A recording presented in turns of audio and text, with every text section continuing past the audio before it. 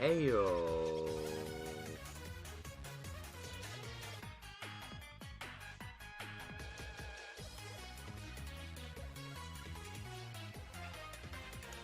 Sorry about that weird intro there. I was on console and they just completely ditched me right as I said I'm unmuting. So, yeah, I had to say my goodbye to them. But yeah, we are live. Hopefully, nope. There we go. Second time's the charm. I'm just gonna put the encounter thing right there. That's fine. I don't know how well you guys can see the thing, but I don't want it to cover anything on the overlay. But I am more than willing to read it or try to summarize what the charity's for. But yeah, I'm just gonna let everyone know I'm live. And yes, we're gonna start this stream off with hunting Vulpix. And yeah, I've got a list of 5 Pokemon to hunt, so I'm gonna be doing this for a while, so don't anyone worry. It's like a sleeplocke shiny hunt for several Pokemon. I'm probably gonna regret this. And it finishes off with a Masuda method, and if you know anything about my Masuda method, you know I must be freaking insane to be doing Masuda method again.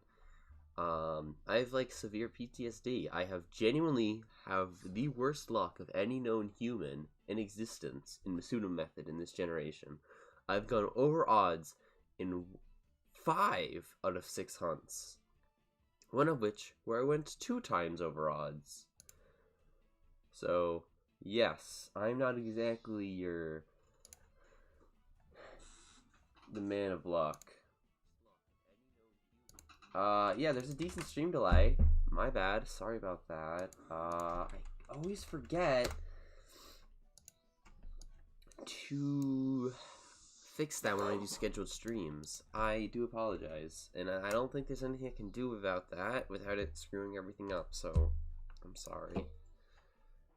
I wish there was just an easier way. Can I, no, it's too late to switch to ultra low latency. I'm really sorry about that. I really am, but there's nothing I can do about it now.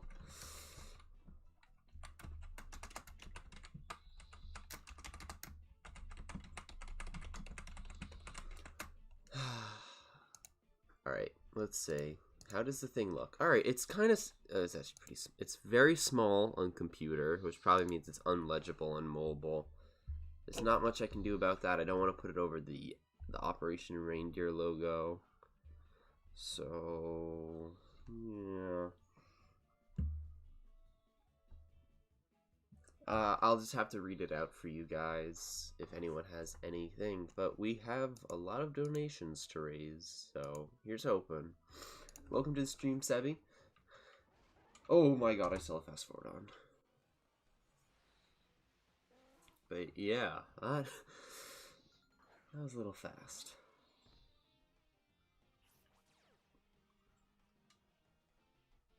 Actually, I gotta make sure my Pokemon are all set. I don't know if they are or not.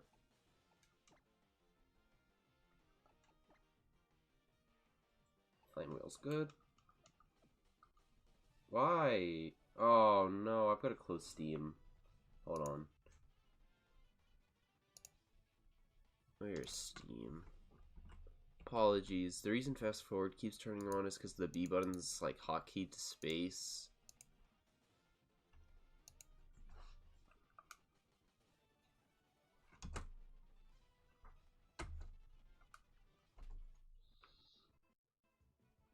Oh god, what is happening?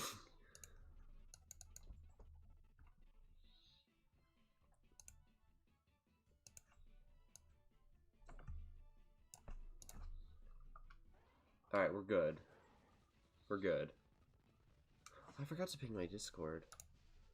I don't know how I forgot to do that.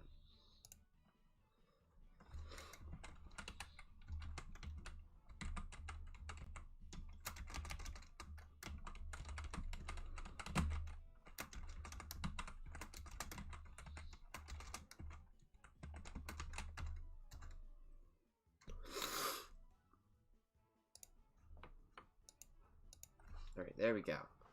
So, yeah, as we wait for people to come trickle in, we'll go and try to find a Vulpix. So it doesn't have an amazingly high encounter rate, so it could be here for a couple minutes, just looking for it. But yeah, even though I have fast forward available, I'm not going to use it just because. I kind of feel like that's too much. Part of the hunt is the wait, you know? If you don't even set up the wait, then you might as well just be flipping a coin however many times, you know?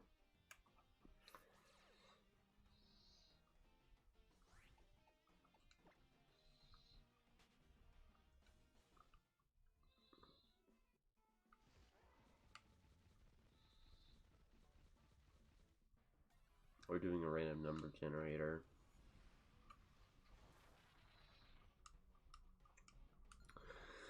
So yeah, we are going strong, I think. I don't know how long. Oh, no. I don't know how long I'll be going for, but definitely going to give it my all.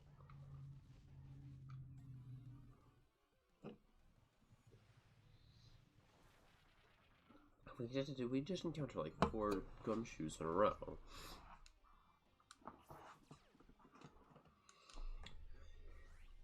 Oh man, I haven't SOS hunted in so long, it feels so weird.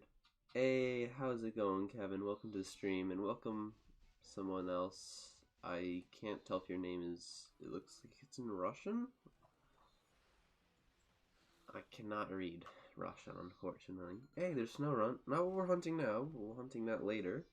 Never thought I'd see you shiny hunting again. Neither did I, but when charity calls, we'll be going for Vulpix at first, a lone Vulpix, and then I don't remember which one's next on my list. I think it's Vanillite, and then it's Snowrun. And then there's another one, and then Ampharos, which is Masuda, which is the big boss main character of this. Well, it's not the main character, it would be the boss of it.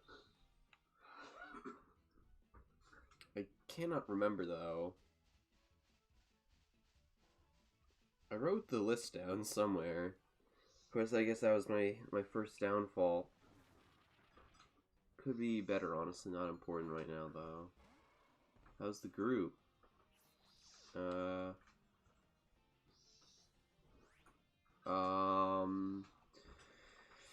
They're doing fine, I think.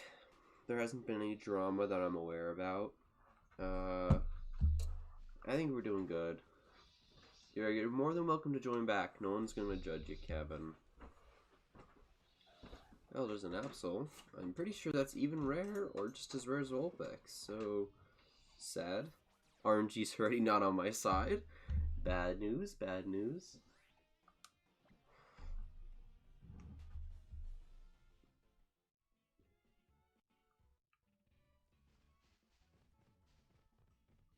I'm sorry, I'm like looking for the group of Pokemon. I swear I damped this to Goodnight. That's back-to-back Absols. Okay, yeah. It was Sneasel before Snowrun. That makes sense. No disrespect to Snowrun, but it's not as an exciting shiny as Vanillite or Sneasel. And then Amora. That's surprising. Feels like there was always something dumb going on, lol. Oh, hey, there's a Vulpix. Let the hunt begin. No, what? Is it enter? What button do I press? Oh my god, that's so annoying. I've gotta, like, click off and then back on. Alright, we set up Intimidate. Set up Skill Swap and Trick. Damn, really gonna hit me with Feint Attack this early on? I am looking for a Alolan Vulpix. And again, sorry for the delay.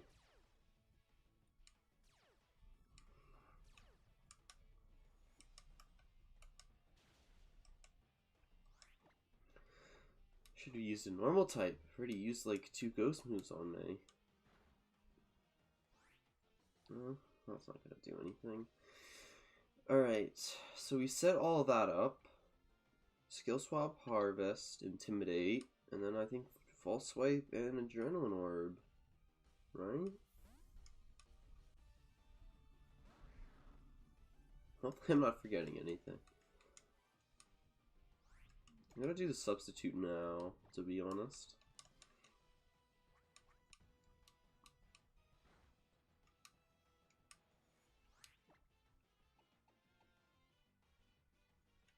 Use false swipe.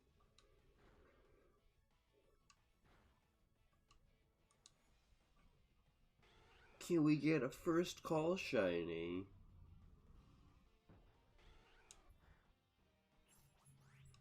Totally did not forget if that was shiny or not. But yeah. Also, I always forget I'm a mod here. Yeah.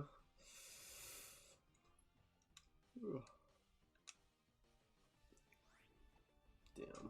Didn't call for help. That was pretty quick. Adrenaline orb. Also, before anyone says this is a copy that Callum gave me, so everything's got 995. So before anyone's like, you cheated. Technically, that was Callum. So we're gonna blame Callum. So yeah, we're back at full health. That's amazing. Adrenaline, intimidate, false swipe, adrenaline orb, skill swap, harvest. I don't think I forgot anything. I think it's just being a little below call rate. But yeah, feel free to make predictions on when you think I'm gonna get it. This is just weird. It really is weird going back to shiny hunting after all this time. Like, nothing's happened.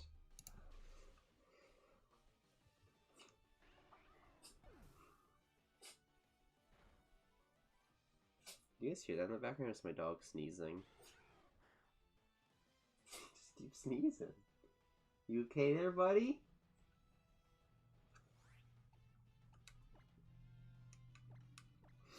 Sneezing again. Why are you sneezing so much? Did you ever buy Diamond Pearl? No, I didn't end up getting it myself. I'm gonna get so like ingrained with what normal Vulpix looks like, I'm gonna know when I see. Because like a Alolan Vulpix shiny, a little underwhelming, I'll keep it honest. But yeah, I think it should have been more pink. Well, that's just me. Did you ever get Brilliant Diamond Shining Pearl? I didn't end up buying it. No, neither did I. I wasn't overly impressed what was within it. So I just thought I'd wait until it went on sale, I guess. It was too much of a one-to-one remake for me. I was really hoping it'd be more like Omega Ruby. It was similar, don't get me wrong. But there was megas, and then there was the slight plot changes, and then there was the post-game, which just was non-existent, really, from what I'm able to tell. And yeah, I will say it's beautiful. It's really awesome seeing the gym leaders in 3D. As well as all cool battle backgrounds. That's nice to see again. But no national decks, from what I understand, is a little disappointing. But hey, how's it going, old boy Chris? Welcome to the stream. I apologize for the stream delay in me reading the message. I read that as soon as it popped up for me. Unfortunately, stream delay. But yeah, haven't seen you in a while either. How you doing?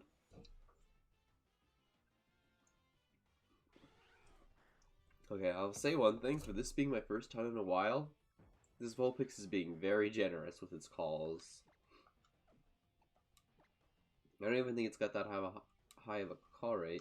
I think I miscounted. There's 5 plus the 2 on screen. Okay, no, I just didn't miscount. I'm on 7.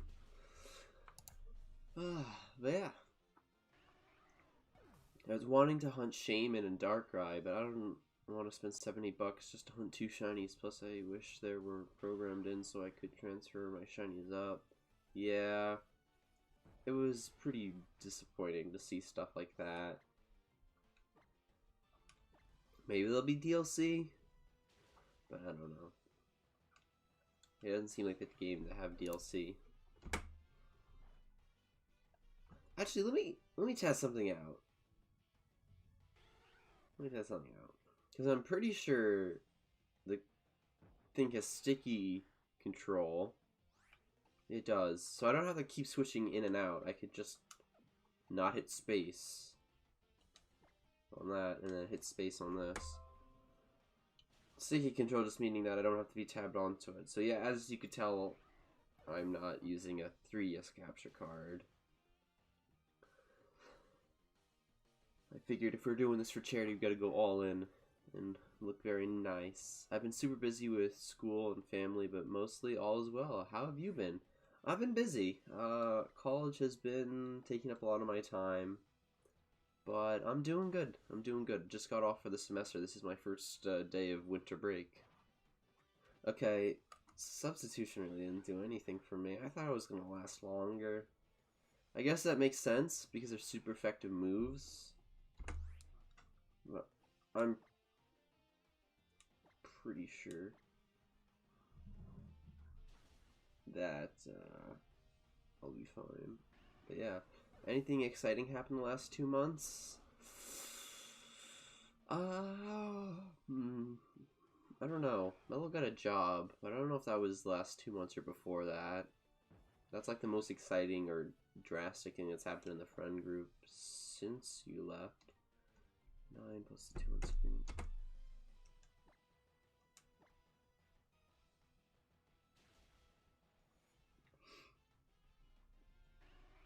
But yeah, the sticky controls doesn't work for the hotkey of space for fast forward, so that's good.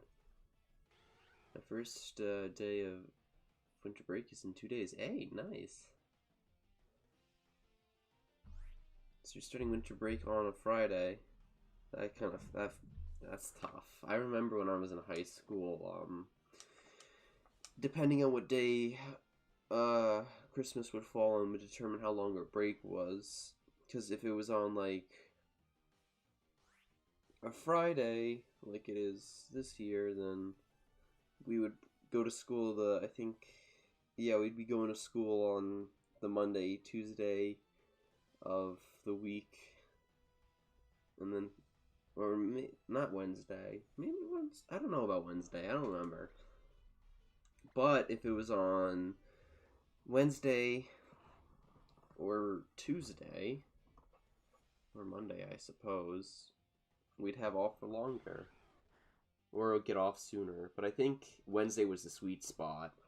Because when it was on Wednesday, we didn't have Monday or Tuesday. And then plus, we didn't come back to school immediately after New Year's either. So we got 2 weeks off instead of like a week and a half or just a week and like 4 days. So that was nice. That was the good days. Happened twice.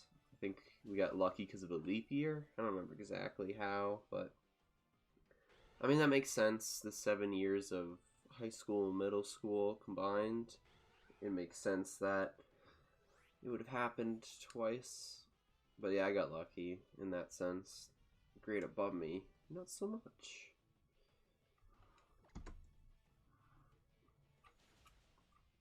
So yeah.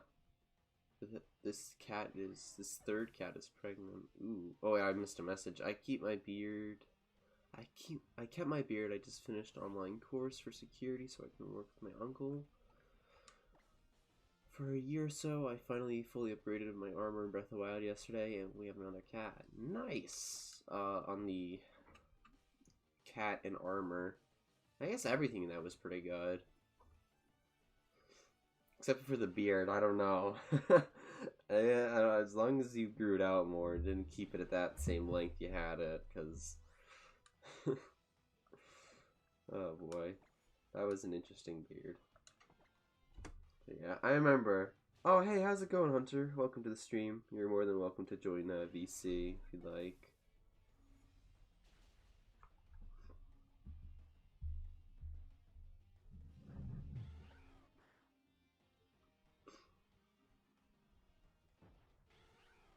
Yeah, if someone makes a sizable donation, I am willing to name the next shiny after you. I don't want to promise that as much because I don't want like 4 people bidding on a on a Pokemon. Because then that's going to be really awkward. Because I don't have, you know, multiple ones to do. But yeah, the beard looks fine now. I'll send a picture. Alright. I'm just going to have like a luxurious beard. Like, I don't know. Like what you'd expect from like a blacksmith.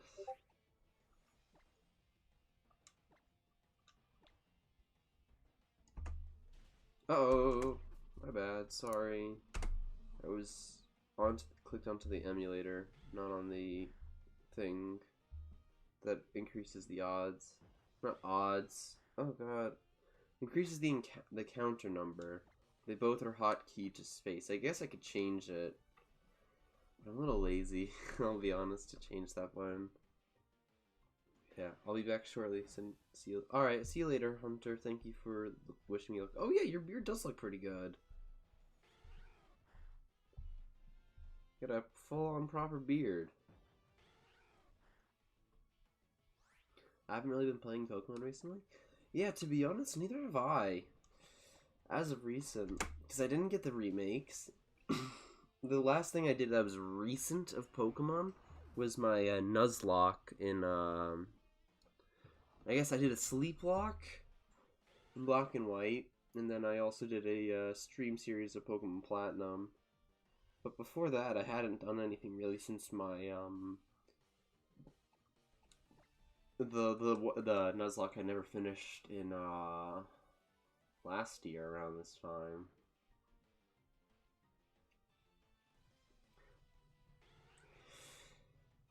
Yeah, I don't know, I've kind of fallen a little bit out with the modern Pokemon company, I guess.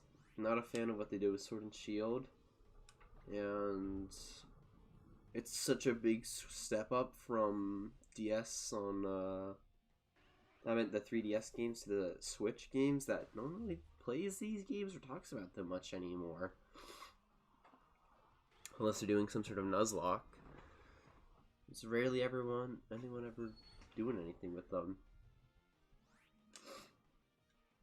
Which is pretty upsetting, because I think these games are actually underrated. I think a lot of people say they're not that good, but I think they are pretty good. I will admit, the lack of gyms definitely, excuse me, the lack of gyms certainly hurts the generation. Totems are cool and all, but, you know, it'd be cooler if it was like more of like a gym battle, I guess. Maybe you nerf the totem Pokemon, or maybe you have to beat the gym leader and then the totem Pokemon. That could have been cool. Would have added something more, maybe more frustrating, but I don't know, just at least a little bit. But yeah, Sword and Shield was a huge miss for me because I like playing competitive and Dynamax ruined that. Yeah, I really enjoyed Gen 7, played them a lot. Yeah, I played Sun, Ultra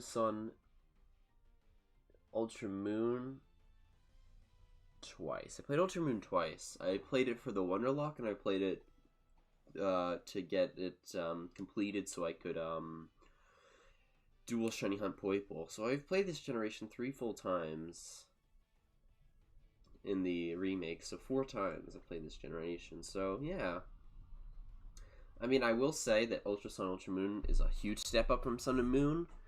Like, I don't think Platinum is a huge step up to Sun and Moon, for example. I'm not Platinum. I meant not Sun and Moon. Diamond and Pearl. I think the big thing was the Distortion World. But Ultra Sun is just way better in my opinion. I really wish they just changed more of Ultra Sun, Ultra Moon. What do you mean by that? I'm curious to see other people's takes. Because for me, they added a lot more in Ultra Sun. Because, at least for what made me, my personal opinion is that, hey, thanks, me and Goodnight were just laughing at NFTs and we just said, screw it, let's record. But, yeah, I think changing Lusamine's arc was a bit more interesting. I feel Ultra Necrozma is a way more satisfying boss battle than crazy Lucamine. And well, I wasn't the hugest fan of the art trial because it does feel the fairy trial seems very tedious. I thought it was a nice little way to really pay homage to the game and do everything again before the Elite Four. Elite Four for me was the most underwhelming part in this game. We don't like the Tapus being the Tapus. What are they called? I don't know. I don't remember. Like the island people, the Kahunas. Being the Elite Four was interesting, and then there was like this random person that we never saw before, which I think is fair. I mean, there's always that random person we've never heard of. We just assume they're strong, but it just didn't fit right because normally we meet one of the Elite Four members and we don't meet the others. So knowing like all of them but one was really just strange. It's like, who are you? But yeah, I feel like there was a lack of new gameplay. Sure, there was some new mechanics, but the core of the game played out was so similar that it wasn't what I wanted from a remake. I'd say that is true. Yeah. From what I said, up until like the points that I mentioned, it was pretty much the same game. They switched out some of the totems, but other than that, it was pretty much the same. Basically, DS Pokemon is better than Switch Pokemon by far. Yeah. I just think that they've gotten, I don't want to say lazy. Maybe the games have gotten more complicated to make, and they just haven't had the staff for it. But it's not like the one-to-one scale of quality, you know? Like, Sword and Shield still feels like it could be on the 3DS, you know? It doesn't feel like it's taking that step up, you know? And I feel maybe we were a little bit over-expecting, because, I mean, we had Breath of the Wild and Mario Odyssey, two of the greatest, in my opinion, games of last decade come out. I mean, hell, Breath of the Wild won Game of the Year. So obviously you'd expect Pokemon, which I believe is currently the second biggest franchise for Nintendo, when it came to Switch to make its big awakening, and it never did. It still hasn't, in my opinion. I think Legend Arceus just feels like an extension of the Wild area, and the Diamond Pearl remakes are just remakes, you know? We need to have that, like, Odyssey level thing, you know? Well, yeah, Let's Go Pikachu. That was, it was a nice refresher of Gen 1 and an interesting new mechanic, but ultimately it was just more disappointing, I'd say. But yeah. I don't know about y'all, but Let's Go Pikachu was the worst game they made. I don't know. I kind of... Fundamentally, it was a very bad Pokemon game. The complete lack of, like, money in the game. Not the complete lack, but the fact that you got Pokeballs from battling didn't seem right. But there's a lot of issues. I like the overworld. I really like the way they approached overworld Pokemon. It would love if they just continued to do it like that. But, I mean, that's just me. I mean, Ultra Sun and Moon are very fun still, but I love the ways to Shiny Hunt as much as Fun Ultra Herm. It's just more gameplay would have been made. Yeah, that is true.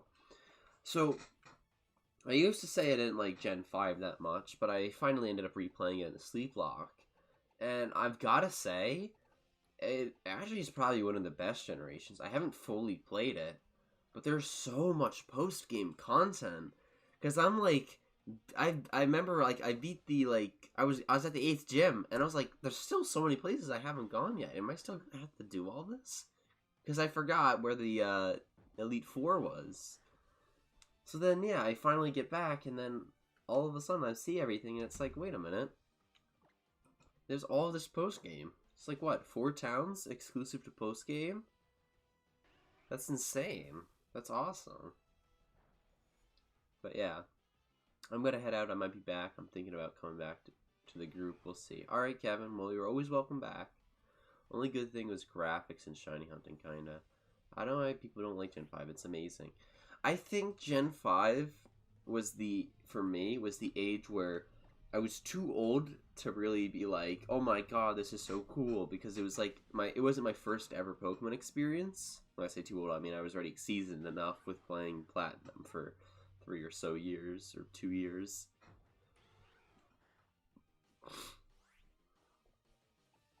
But I wasn't old enough to actually pay attention to the story, opposed to just mash A and run around. So I didn't get the story, I just, you know? So that's kind of, I think, the reason I didn't like it as much. Because then, you know, by the time X and Y came out, I was in middle school, and I had more of an appreciation for games.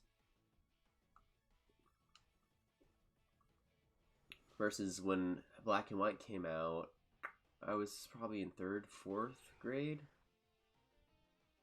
Probably 4th grade.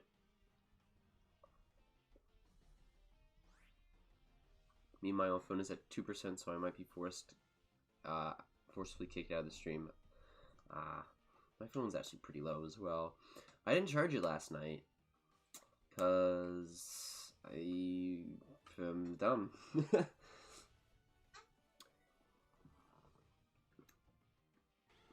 I don't really have a way to charge it either, so hopefully it doesn't die on me. Just gonna turn it off, so I'll maintain as much charge as it can. I think I overcounted? No, because 6 and 1 is always the amount.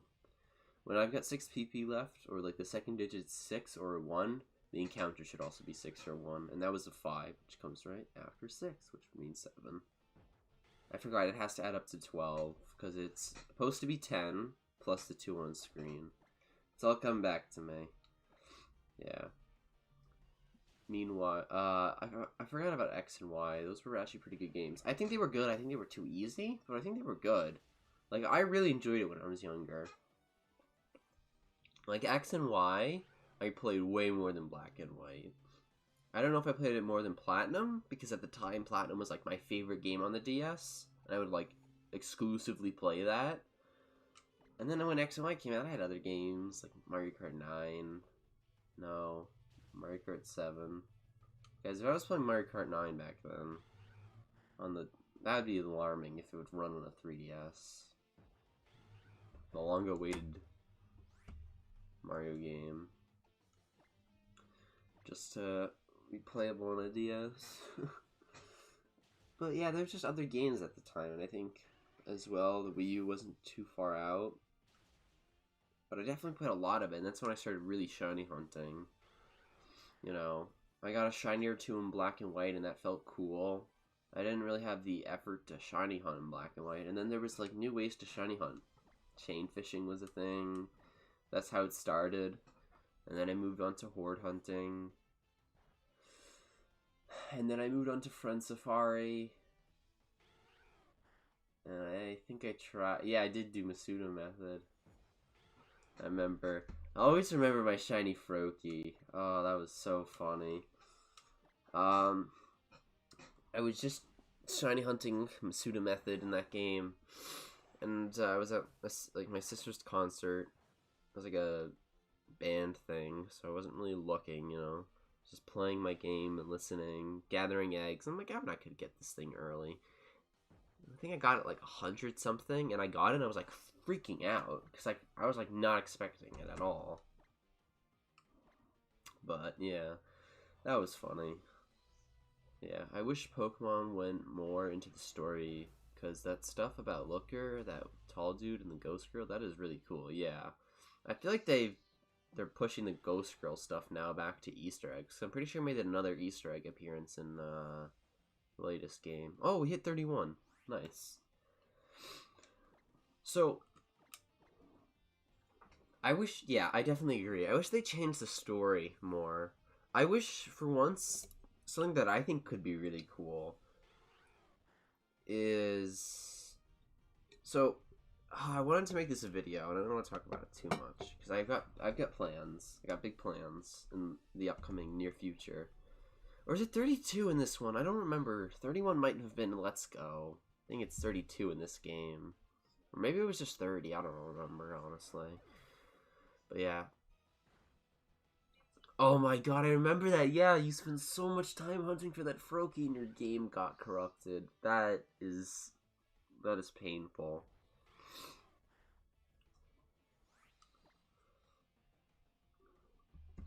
That's a tough one. But yeah, I had some ideas for Pokemon games. I was thinking that, you know, thinking of potential regions, interesting stories that could have been done. I think there's 2 regions in Europe I'd really love to see. In Italy, an Italian region or a German region could be really cool. But I was also thinking it could be cool to kind of break the you know, break the standard so far. We've had like 4 games based in Japan, 2 in New York, not 2 in New York, 2 in the United States, kind of like Hawaii and New York, and then 2 in Europe. I think it'd be really cool to break that and go for an African or Australian game. I always forget the term for the area where Australia is. It's like something like, I don't know, Pacific? I don't know exactly what it is, but that area could be cool. I think I'm kind of leaning now to an Australian one. That could be cool. Since I don't know too much about the African countries and culture. The only one I know a decent bit about is South Africa, and that's just because of the 2010 World Cup. And I don't know if that's exactly the best way for me to base a region, but I think it could be cool just because I think it could be the way that like Aloha really changed things. The Alolan region really changed things for, you know? It was so different. Just the way you talk to the characters, the way they greet you, and the way everything is. You know, the structure of the region, everything. It gave such a different vibe, which I think really makes the game shine. I mean, there really isn't much vibe-wise different from Gen 1, 2, 3, 4. Oh, there we go. We got our first snow warning. You know what I mean? Like, they're all just kind of like random place. Like, Gen 2, you get that little bit of, both the regions are connected. It's like kind of, You know what I mean? That doesn't really give off a different vibe. I felt a little bit of that when I played through, like, you see it a little bit more in Kalos. You know? Like, maybe I just am so adjusted, but I really feel like I didn't see anything in Gen 5. It could be because I am a New Yorker. I've grown up here, so, like, everything I've seen is just seems normal to me. Like, there could be things that are, like, really weird and not normal for others that I just presume are. But, you know. Yes, music. They've always made good music. I've said this several times. My favorite part about Gen 8 is I think it has the best music of all the Pokemon games.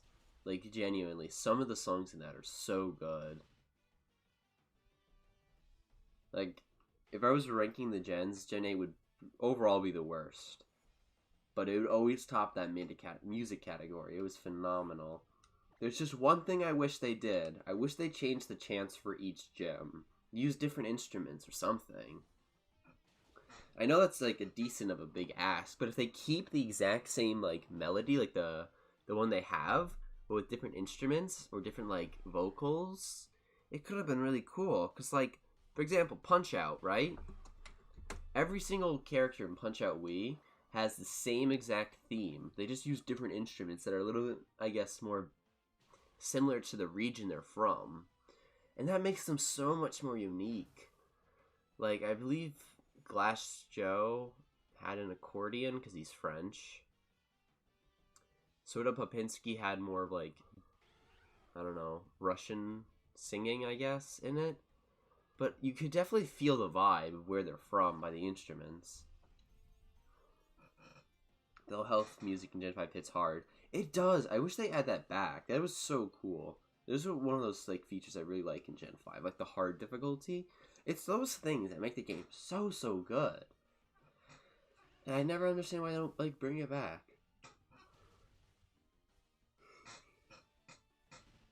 Alright, see you in a moment.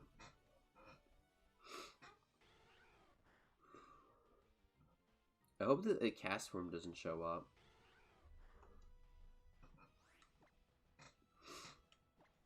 But, yeah. I hear, like, squeaking now. Alright.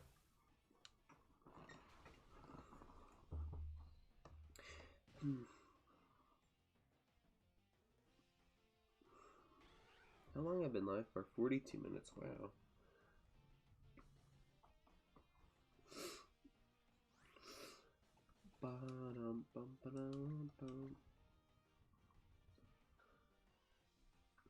Now that we're at like 40, we can start like doing like prediction guesses.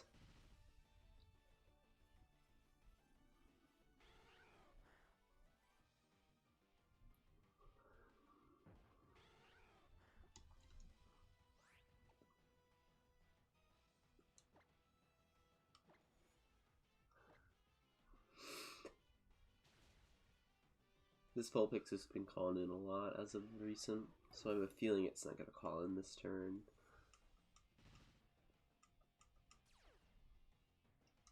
It's nice to see it's using Harvest.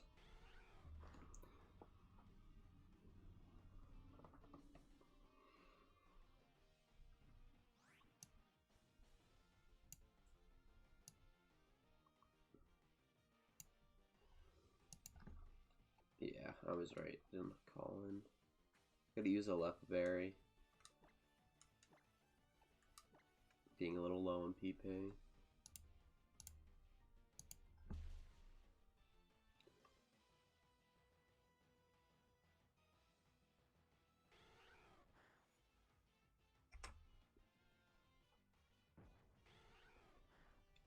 Hey, the snowstorm. Oh my god. I was like, hey, the snowstorm finally ended. And look who comes in. When the world needed them least. The snow warning Vulpix showed up.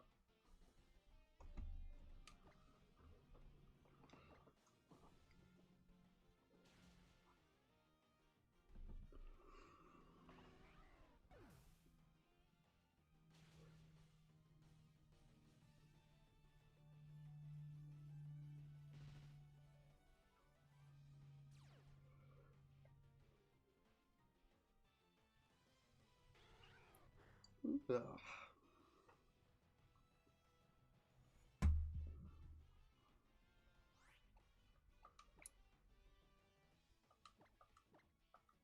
Let's get back up to 30.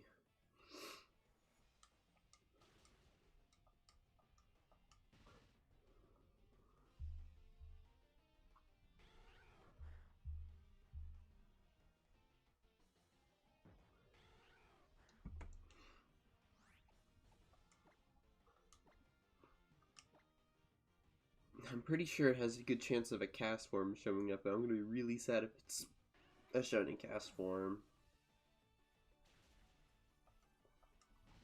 Although, I figured it would have shown up by now. I don't know what the chances are, but I feel like they'd be decently high since cast form's the elemental. It usually has a high chance during stuff like these. But could be different because it's snow and ice type. Or hail and ice type.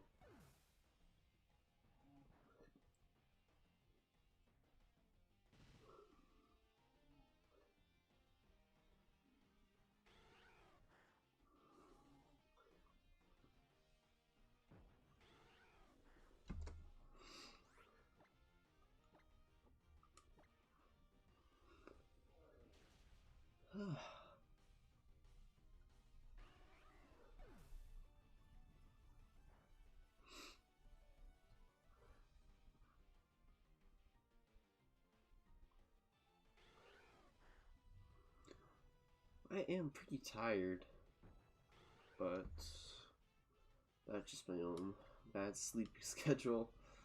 I'm like trying to fix it, but it's so hard. And I go to bed earlier, which is not easy. And then you gotta wake up earlier, which is not easy either. It's so easy to screw up your sleep schedule. It's so easy to stay up an extra hour or 2 hours than it is to go to bed those 2 hours earlier. We'll just use one more Lepo Berry, get me up pretty close, 36. That's enough. That'll get me pretty far. Be around 90 at that point. I guess it'd be 80, not 90. Be at 81, so technically it'd be past 80, which would make me close to 90. But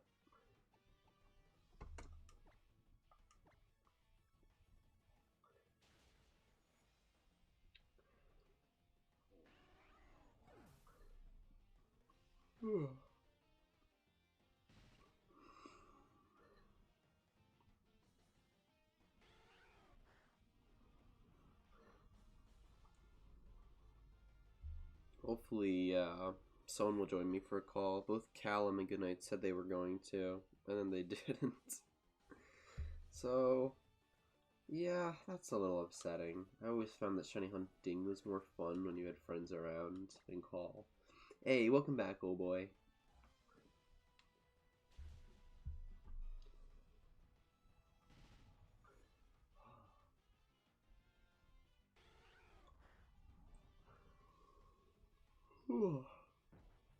Yep, there's a cast form. I knew it had a chance of showing up sometime soon. That's what concerns me. That is the last thing I want. A shiny cast form. Is shiny cast form shiny even good? I'm pretty sure it's pretty lame. Unless it's golden. But I'm pretty sure it's pretty lame. Yeah, it's lame. It's like kind of pink with like the golden eyes. That's lame. Although,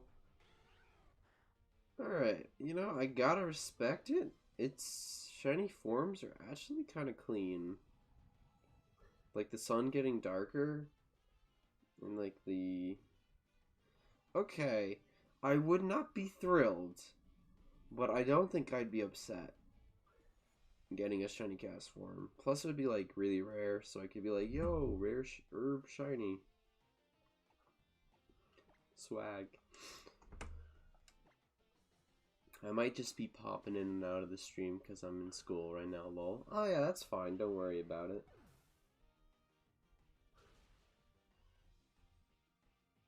I like how I'm like inching back my health. Like I was at 209 a couple turns ago. And slowly but surely, I'm inching it back to get full health.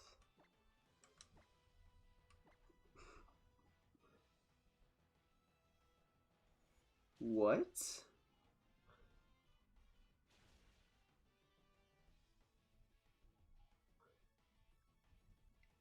I plan on streaming for a while. At least... maybe 3 hours, which would be another 2 hours. But how did it dodge a move?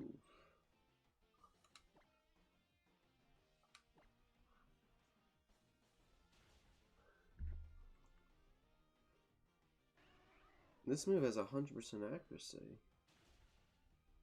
My accuracy hasn't been lowered. Hold on.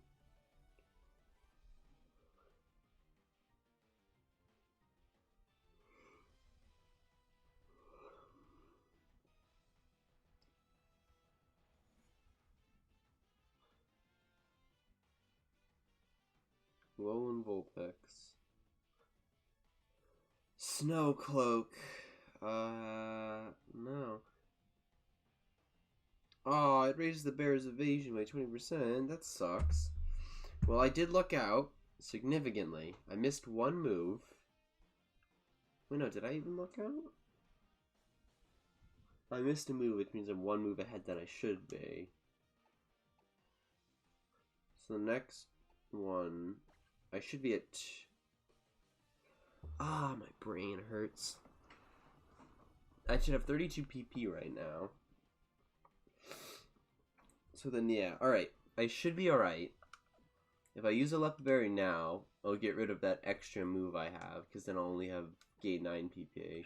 So it should technically all work out. Any advice to a junior in high school? Junior year is usually the most important year, so I would say that's the year you gotta give it your all. Ultimately, I'll be right back, sorry. I gotta close the door.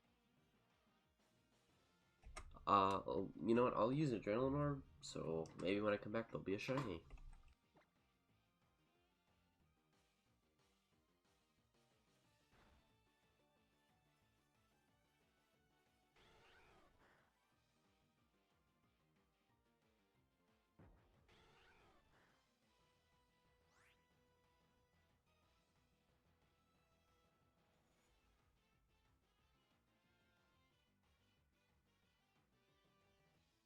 Doesn't look shiny, but I'm not 100% sure. But back to what I was saying. Junior year is the most important year of high school, so there's a lot of pressure. That's usually the year that colleges will look at the most, since they can't see your full senior year transcript by the time they accept you. So, yeah. Ultimately, the thing that most colleges look for the most is improvement. So, if you were a student that was getting 80s, then if you can get a 85 or a 90 or something in a class, they'll see that as improvement. And I guess that's the important part.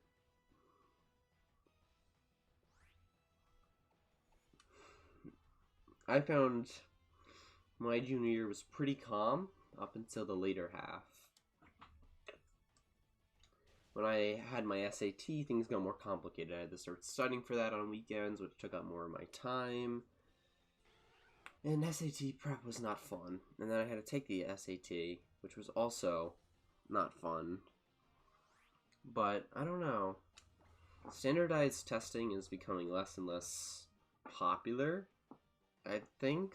That's what I was reading about when I was applying for college. Just because it's not amazing. That worries me. Well, I'm failing 2 classes. Ooh. Well, look. I don't know if that might be too personal, but I don't know.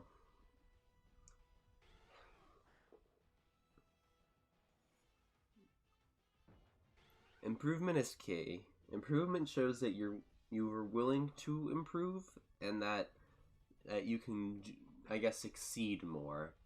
Regressing is ultimately the worst. If you're continuing to do worse and worse, that's very bad. But if you're able to get things done, that's ultimately the most important thing. Because it shows that you care, and you're willing to put in the effort.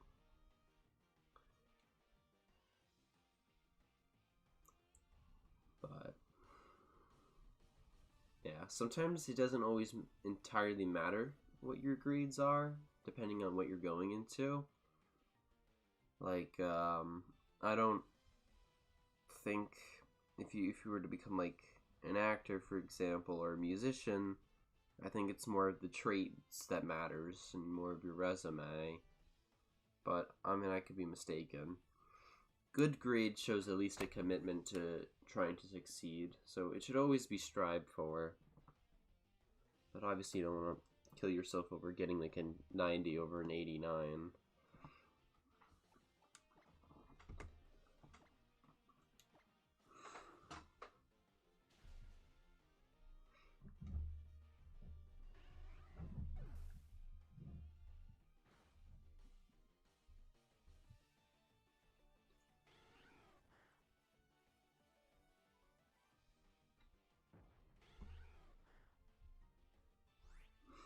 But, yeah.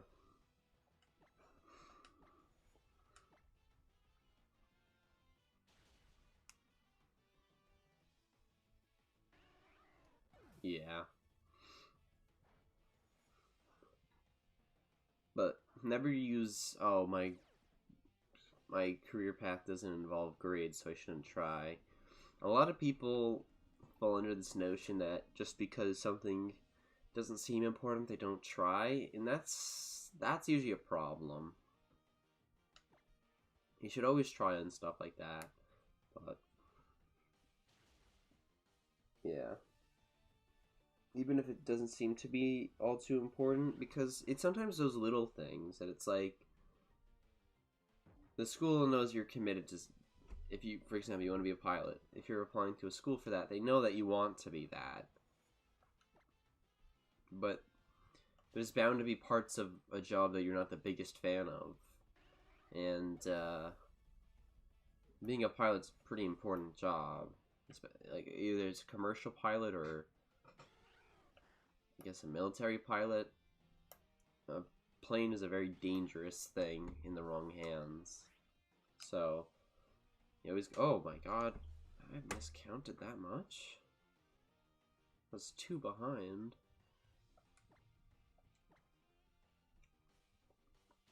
But yeah. I don't want to lecture because I don't really know much about anything about planes. I know they fly. I hardly remember how they fly other than creating air resistance and drag, I think. That's it. Yeah. I wish I was better at giving advice. I'm not super smart in this department.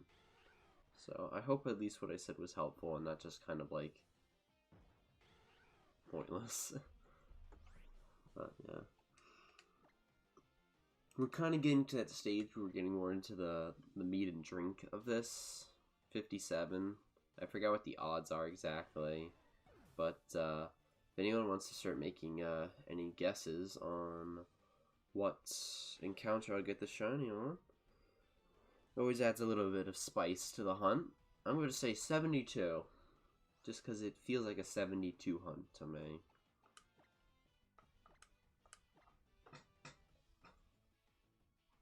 I don't know why, but it just does.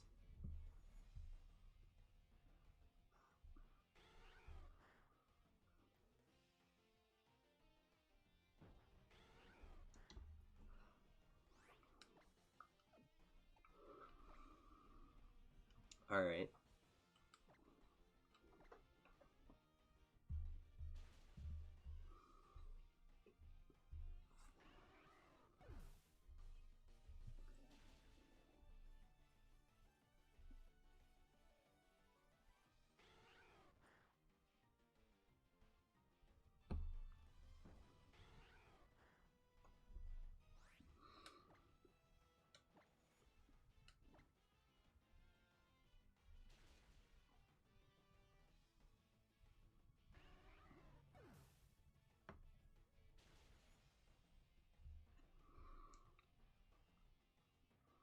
And for the shiny guess, 127. Alright. That's a decent ways away.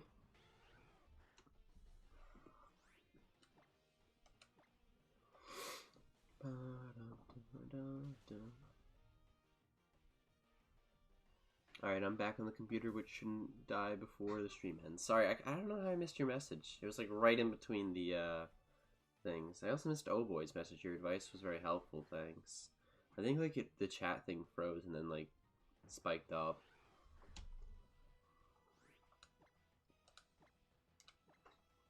But yeah, 127 is not even halfway there yet. Jeez, we're gonna be in here for the long haul. The king is back. I'd hardly call myself the king. More like the jester. Yeah, the jester of shiny hunting, because I'm so unlucky to joke. But how is it going, Joshua? Long time no see. How have you been?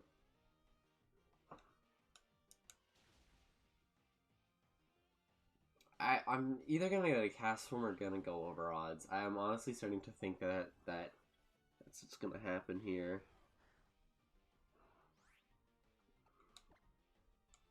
See, cast form wouldn't be a horrible fate, because, you know, at least it's a shiny, and it's kind of rare, but, yeah. I should have hunted using Smeargle. I thought, oh, it can't lower my accuracy, So I'll just use Marowak, because he's got drip. No, they have Snowcloak paired with Snow Warning, creates this synergy which allows them to dodge some of my moves. But yeah. What are the odds of a shiny charm again? I honestly don't know. I think it's like 244, I think. I unfortunately don't remember.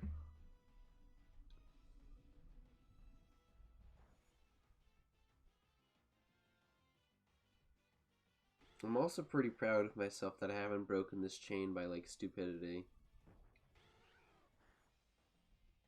Because, I used to do that, like, this is such a mind-numbing thing after a while that it's so easy to accidentally just kill a Pokemon. But here we go.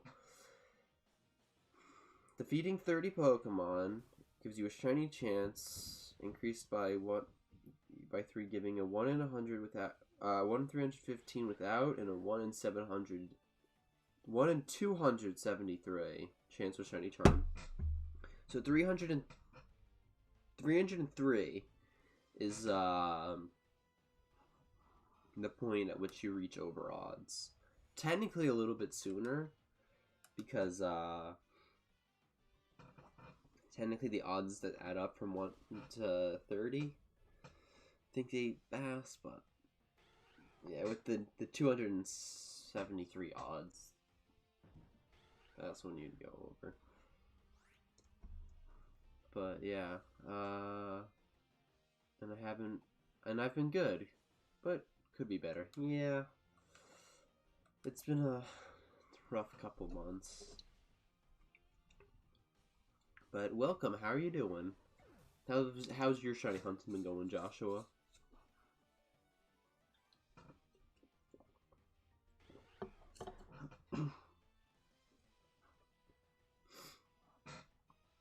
Yeah, my comments might be on and off because I'm on the train right now. Ah, no worries.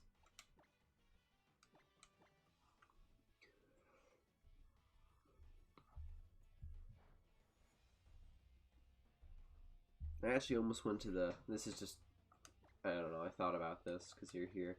I almost went to the city yesterday. So, I could, I don't know. Every time I think about the city, I think about, or every time I go to the city, I sometimes think, like, hey, I wonder if I'll meet Joshua. I mean, it's unlikely, the city's pretty big, but you never know. People run into celebrities all the time, can I? I've been doing the Chimchar hunt on BDSP for a while. Yeah, how's that going? Like, soft reset time-wise? Like, are the soft resets good? Bad? The last few generations have had pretty horrible soft reset stuff. Gen 6 was extremely long, Gen 7 was extremely long, Gen 8 you couldn't even soft reset the starters. Did BDSP put an end to that horrible streak, or is it still pretty bad?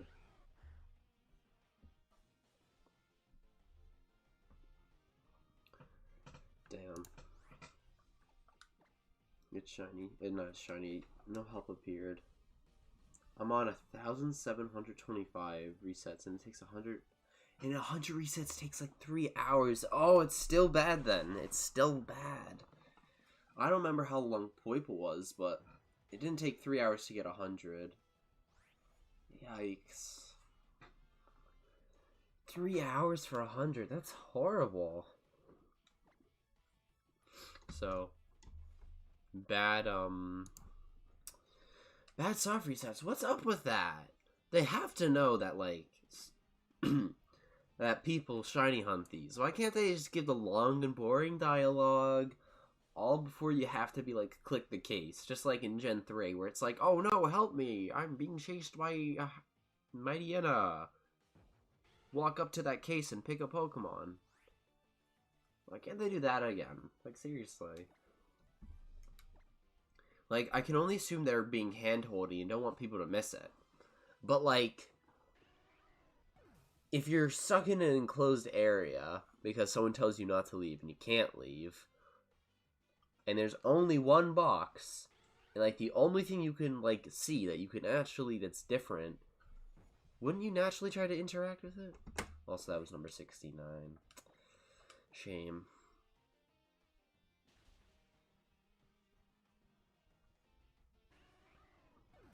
I went to type and hid Josh. I think you, I don't know, maybe like blocked him? I don't. Oh, did you time him out? Oh, okay. Ooh. Alright, that's good. You just hit him, that's alright. Okay, we're good, we're good.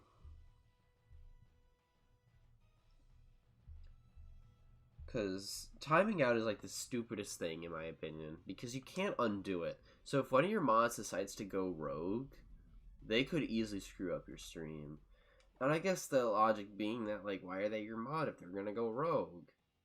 But, like, especially for the bigger streamers that have got, like, 20 or 30 mods, they can't possibly know them all too well. And some of the people can be really petty. Maybe I'm just more naturally suspicious, but I feel like there should be a way to cancel timeouts, you know?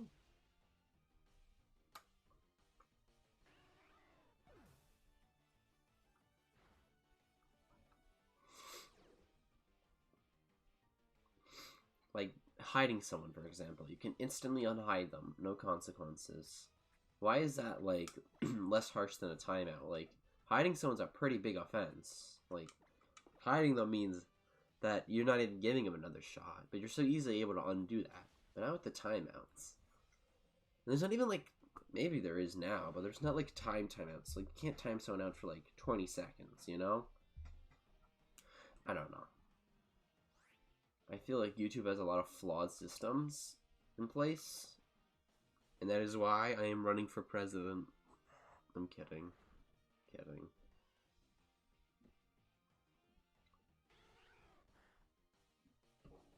Yeah, I was trying to say about how long it was, but then I hid him, and it's roughly 1 minute and 45 seconds. I thought it was 500 seconds, which is a lot longer.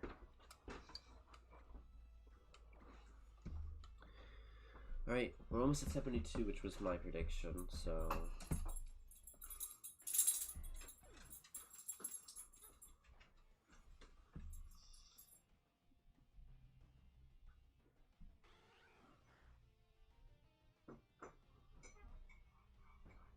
My prediction is coming past. Oh my god, why did it have the snow warning? Everything was fine until you showed up and started the snow warning. Come on. Why did my prediction have to be the one with snow warning? Now Castworm can show up, and so could dodging. I guess if I raise my accuracy, my free turns, that could help counteract the snow cloak.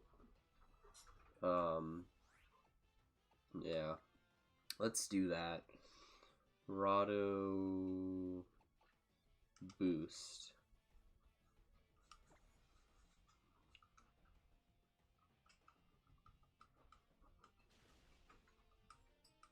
I should just use X accuracies.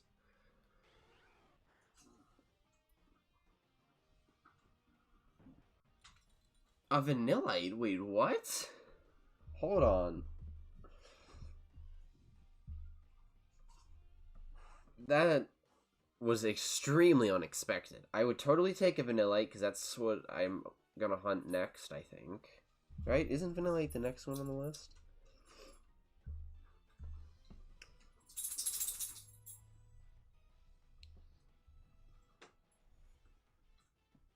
Yeah, Vanillite's the next one on the list, so I wouldn't be upset if I got that. But I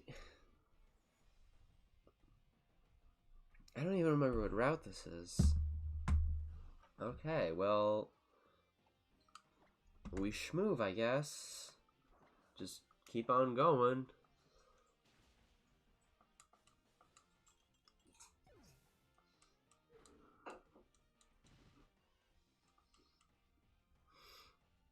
That was unexpected. It really was. I did not think anything else could show from elemental stuff than cast form. I guess vanilla kind of makes sense. But sure. I'll take that, I guess. This is like one of like Tapu Village or something.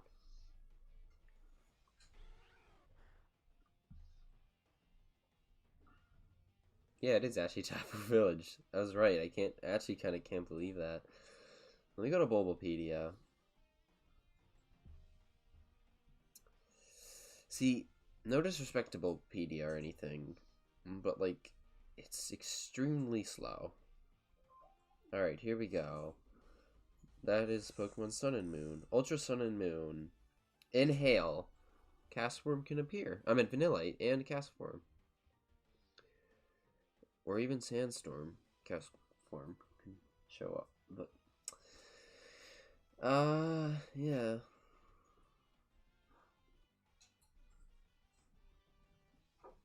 Well, that's cool. I didn't know that. Is there like there's a 1% chance for... That can't be right.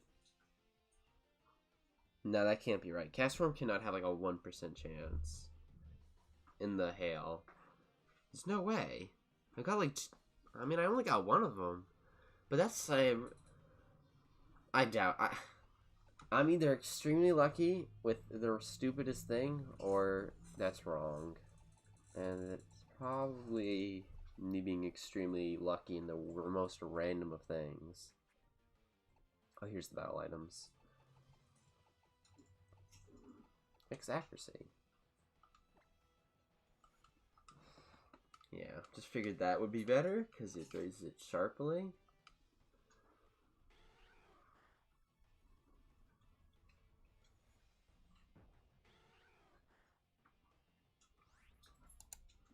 Alright, but just curious, what is... Oh my god, alright.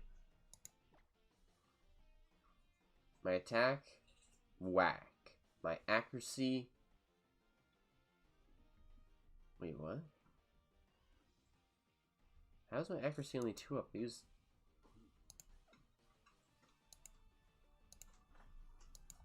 I don't know. I honestly don't know.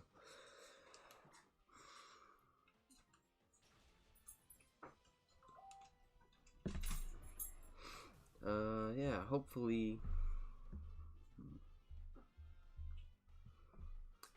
I don't even know anymore. I don't know what to think. So the thing is, its evasiveness rise by 20, which means that the X accuracy can't guarantee that I won't miss. But it can significantly decrease the chance, so it's like less than a 1%.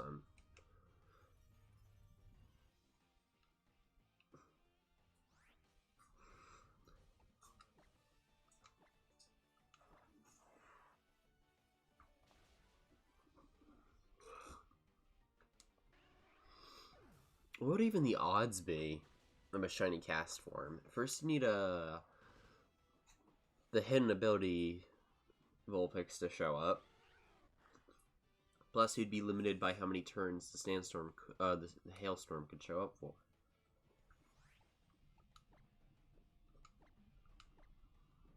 Yeah, if I raise my accuracy by 6 stages, then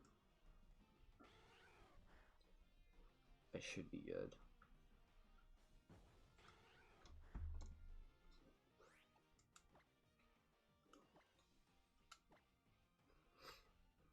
Because even if it has a 20% boost to evasiveness, my accuracy is going to be multiplied by 6 times. So then it creates like this weird ratio.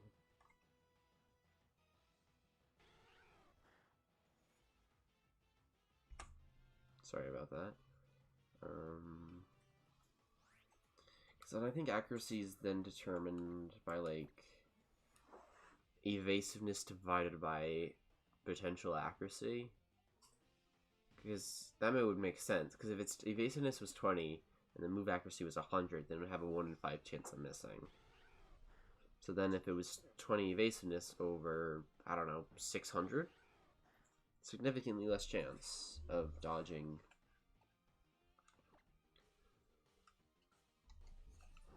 But I could be wrong. I don't remember exactly how evasiveness is calculated. Because evasiveness and accuracy are like surprisingly complicated.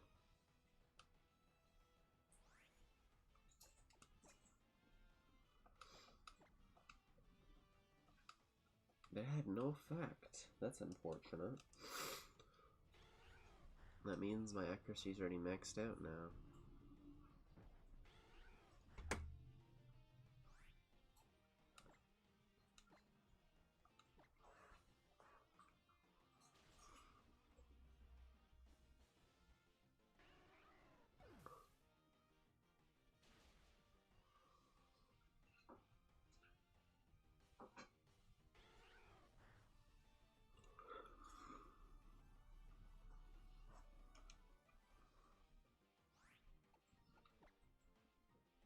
Let me just go back to Adrenaline Orbs.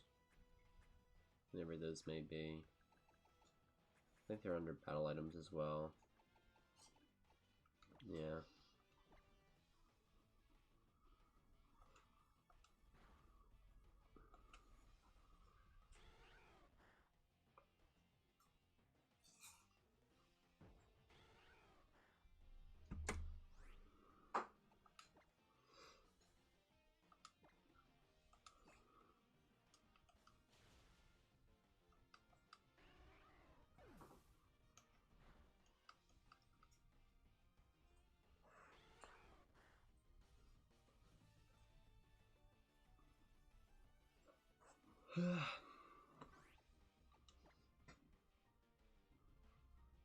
I just realized that you guys can't hear this. I just realized now, this entire time, there has been no desktop audio.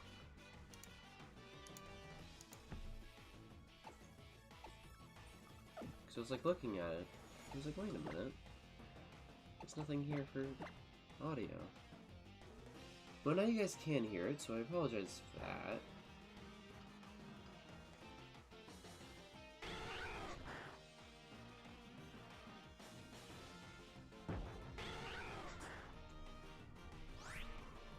Ugh.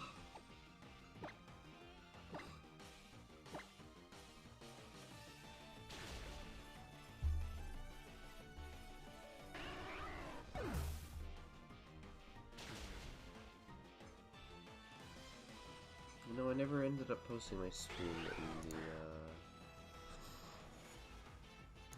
the thing.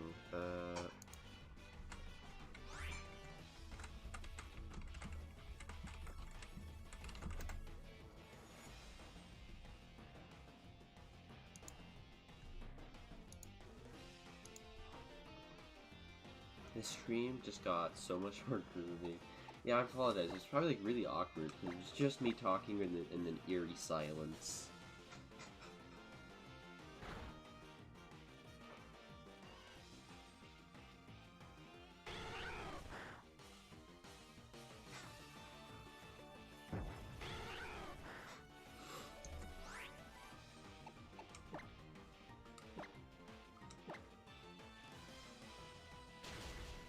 I am so tired.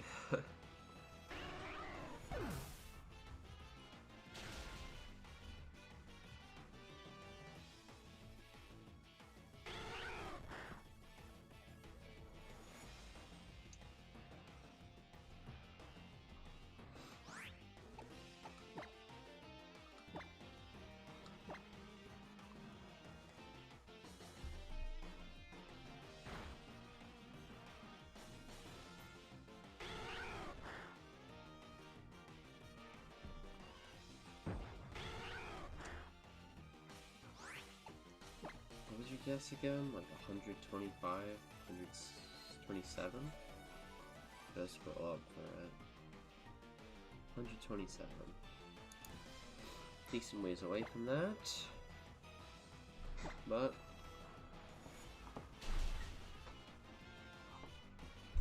closer than we were before.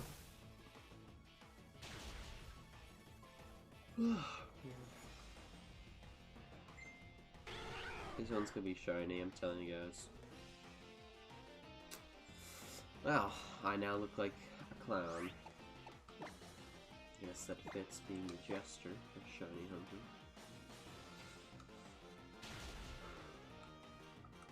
The correction, this one's going to be the shiny. Not figured. Figured as much. Sorry about that. Keep forgetting to switch back to the actual overlay. Or the actual counter thing, otherwise it just fast forward. But welcome back, Josh. Oh man, I didn't even eat lunch.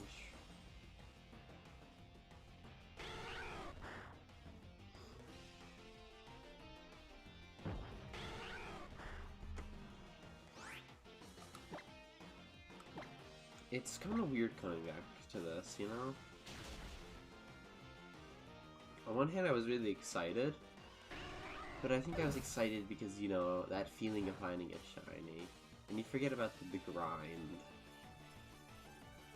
And this is one of the more tedious grinds. I suppose they're all tedious, aren't they?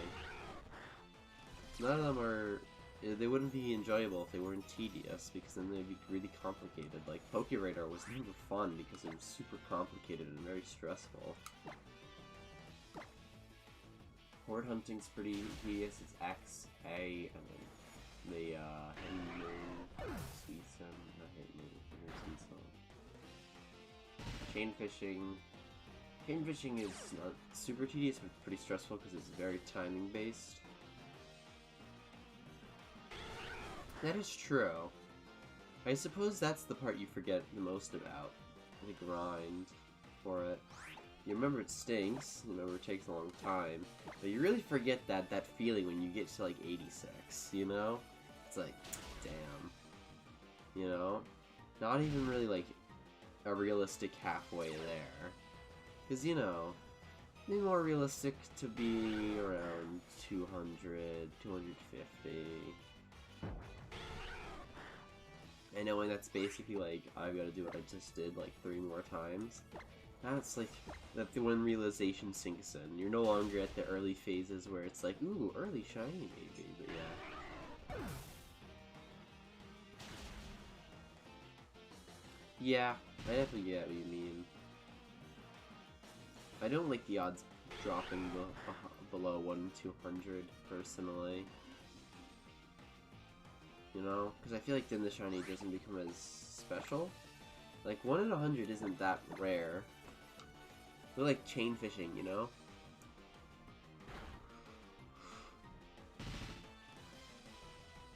They don't even feel that hard. The pseudo method it's definitely something. I don't know why, but the pseudo method almost feels like faster than this. But it's not, is it? I mean, you get 5 encounters at a time, and there's those huge gaps between you have to get those 5 encounters, you know?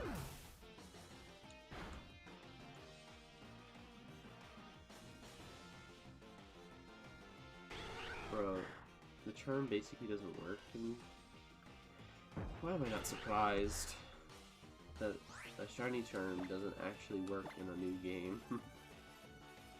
Only from a pseudo method? That's dumb. And isn't Masuda method basically like on the decline because of like there's that other method which has like the exact same odds, has just about the exact same amount of Pokemon, and is faster than Masuda method? It's just like low rate random encounters like Friend Safari, except for it's not limited to just the 3 Pokemon in the Safari.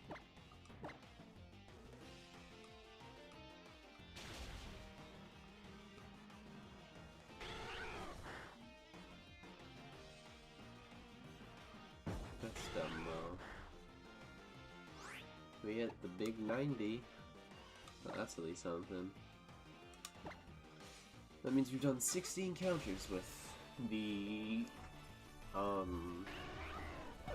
what 1 in 273 odds. Only 60.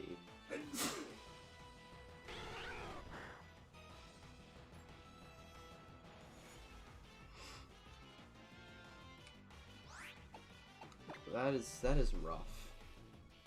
See, like, they do the strangest things. It's like they do stuff to like hurt the hardcore shiny hunting fans. They'll like make shinies super easy to get in some aspects, to the point where the shinies become bloated and less special. Like the raid dens, which gave you like a 1 in 5 chance to get a shiny Magikarp. And then they'll do stuff like this, where like actual shiny hunting is just like, oh great, there's no point in getting a charm. Like the hardcore ones don't look a charm, and that's fine. The decently hardcore ones want it to be like a 1 in 500 or something. And then you got those people that are like, yes, I want every shiny, and I want to encounter them with a 50% guaranteed. And it's just like, there's no fun in that. The point of them is they're supposed to be special and hard to get. If they're special and not hard to get, then what's the point of them?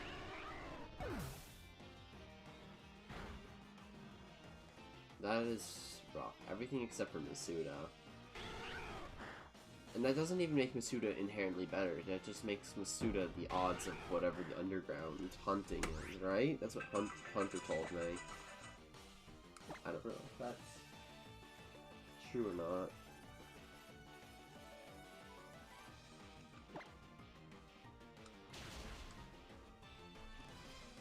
But yeah, that's just dumb. There's really no point of completing the decks. Because, as far as I remember, there's no real good place to shiny hunt Masuda method in that game anyway. Like, I'm really trying to think. I mean, I guess you can go that long ways up and down, but, you know, that's about it.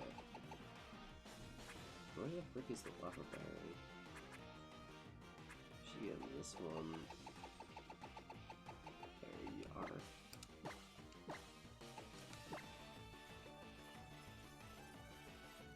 Double battle encounters like the 21st are 1 in 2048, but after you leave, the forest changes to single battles. Like the first time you leave it to get it. Next city, yeah. That's rough, though. I think it would be cool if you could, like, I don't know, keep that. That's like the thing that I never get. It's actually pretty interesting, in my opinion, going around in double battles. Like, I think that'd be a really cool feature if there was, like, a double battles only mode. Where, like, everything you encounter is always a double battle, and all the trainers you got are always double battles. Except for, like, very early game, when you only have the one Pokemon. Or hell, maybe they give you, like, 2 Pokemon at the beginning. They give you your starter, and they give you, like, some random, like, Bidoof.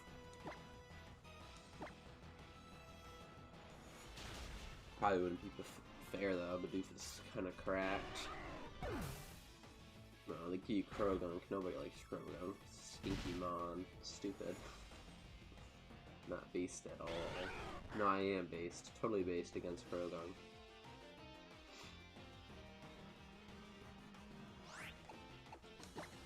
I'm actually pretty sure that's like a thing in the randomizers. You can make trainer battles double battles, and that just makes them more interesting. Because it really changes the dynamic of the game. Because in my experience with Nuzlocke, double battles is what killed me. Most of the time I lost Pokemon in double battles. It's because it's no longer, oh, I'll just swap this Pokemon out. You got the complicated aspect. Maybe next time I do a Nuzlocke, I'll be like one of those, where all the type team trainers are double battles.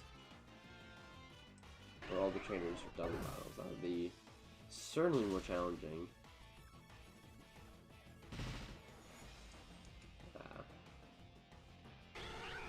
From what I understand, they revamped the Underground, which is like the only real thing they did that's different. Oh hey, it's another Vanillite. Hey Vanillite.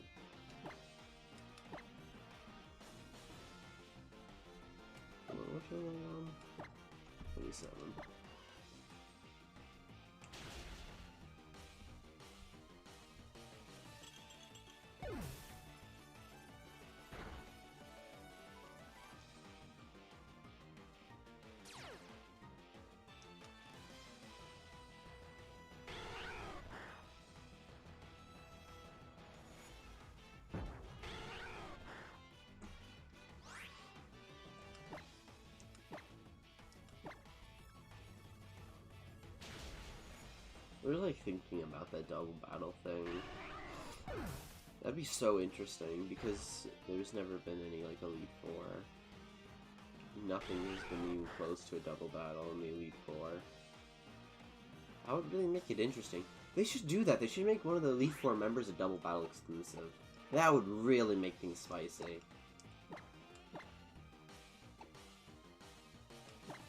Give them like really deadly pairings together, make them like a really tough one. The odds in the underground are 2 out of 46, but after you do the Diglett challenge thingy. No, just she's really tired. I relate, I am also really tired.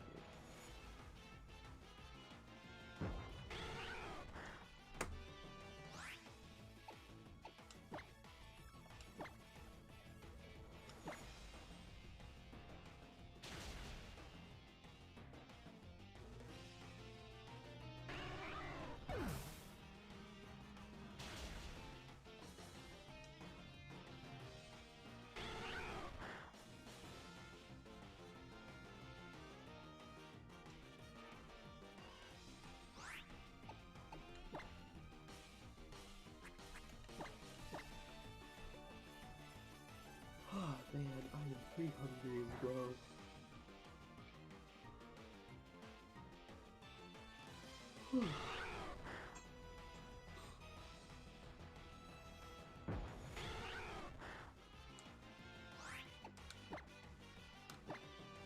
But there it is. The big triple digits. Number 100. And the last time will be a digit change until 1,000. Oh, what? And those ads only last for 5 minutes and you gotta redo the Diglett thing? What is the Diglett thing? Can you like soft reset? Well, that would be annoying though. To have to soft reset for like 1 in 2,048 odds, 5 minutes. Alright, I gotta go. Good luck. Let me know if you get it on 127. Alright, we'll let you know.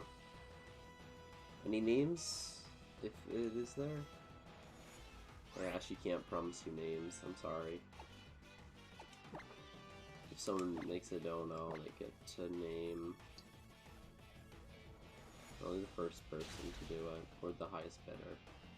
I don't know. I feel bad. I don't want someone to bid like a lot and then like not be the highest bidder.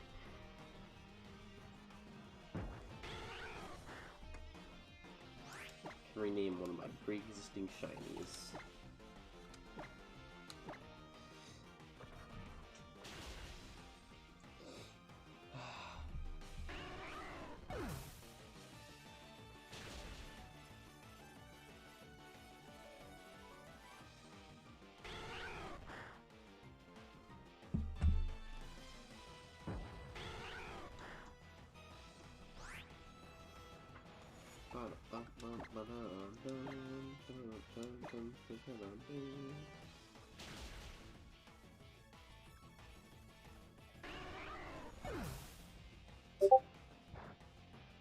Or what? NTRCFW? Oh, I'm sorry. I was really confused. Anyways, yeah. The messages froze again. I named mine Blurry, if that's anything. Alright. Are you using 3DS? I'm using emulator. I don't have a 3DS capture card. And I didn't have anything to set up for a camera, so this was the only option.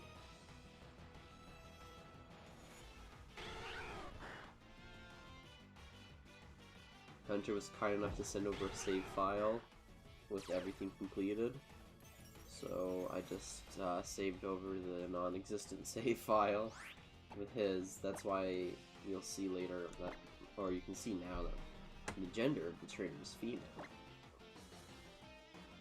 That was Hunter's doing, not mine. I didn't choose that. That was all him.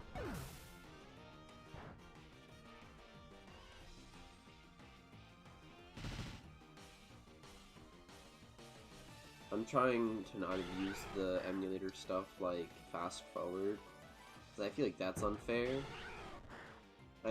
in my opinion, so long as I don't abuse the emulator, it's still fair. Like, if I started using fast forward, that would not be fair, because then you take away one of the timing aspects of it, which is one of the hard and annoying, tedious parts of the hunt. Especially with, like, Masuda method. Imagine gathering eggs at fast forward pace as well as hatching them at fast forward age. That'd just be moments, really.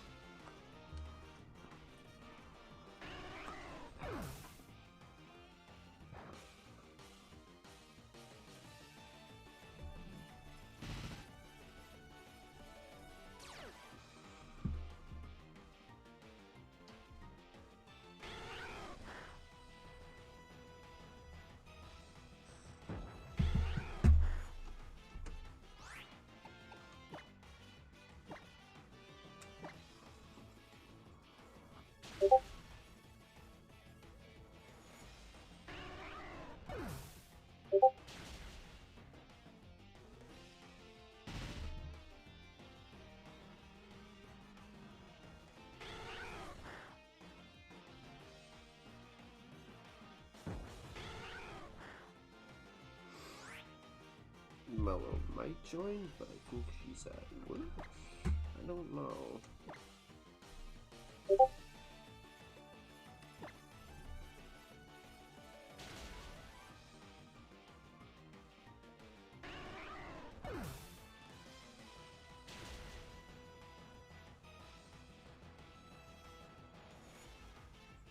I've accidentally wrote PG-14 instead of 13. Imagine that. You finally turn 13, your parents all you see something that's PG-13, and then they change the law to PG-14.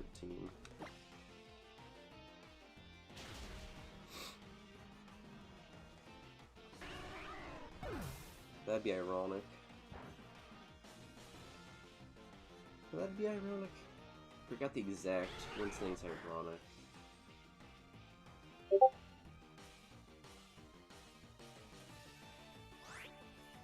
No, he's not joining. I'm not, at least right now.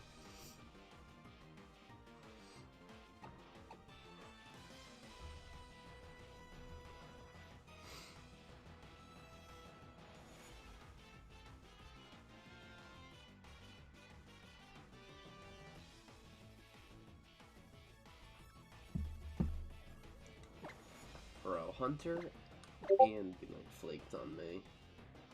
You'll never forget this. I'm gonna send... Oh no. And I already set up... Okay. I have this image that he doesn't like me sending, which is really funny. I find it funny, but I don't want to annoy him with it. I'll only do it if he does something really annoying. Chaotic evil moment.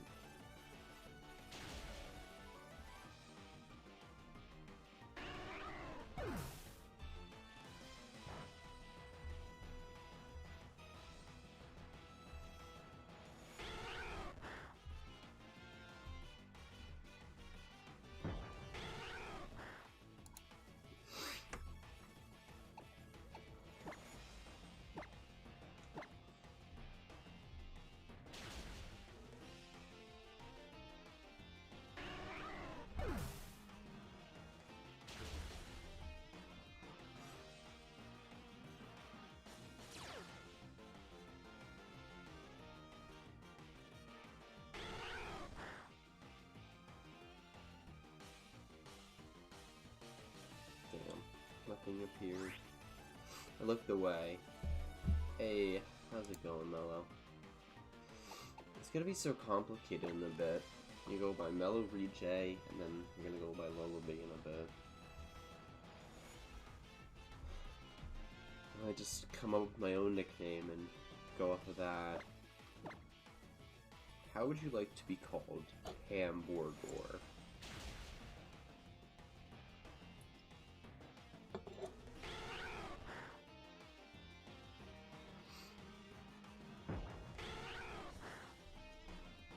Oh, wrong button. Wasn't wrong button, just wrong tab to hit space on.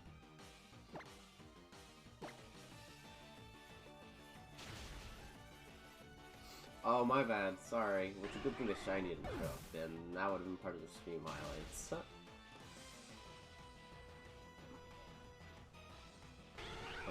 My bad. Forgot we were keeping that one down low.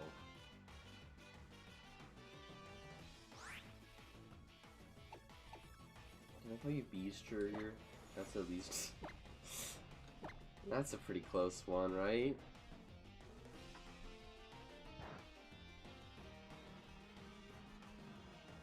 Well, I think we knew one here, so that's fine.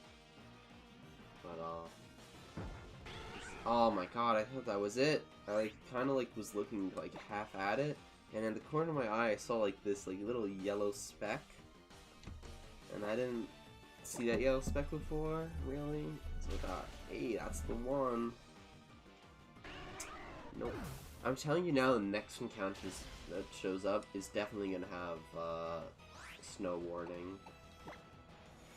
It's been too long since I've had it, and I know that that one's just waiting its time to ruin my vibes. Snow warning, calling it. I gotta just stop with making predictions because they are always wrong.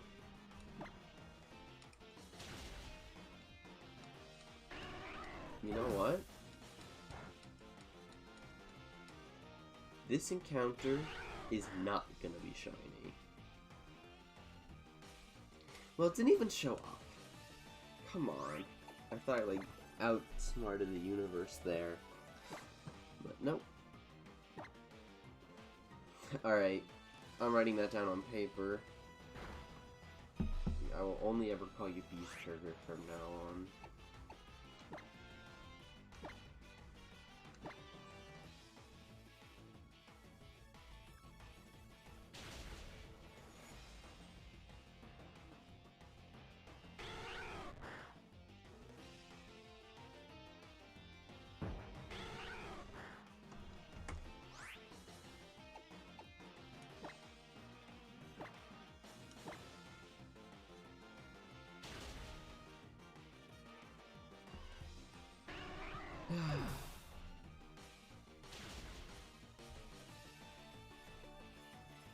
That's tough. It is tough. To be flaked on by two people. Hunter and Goodman.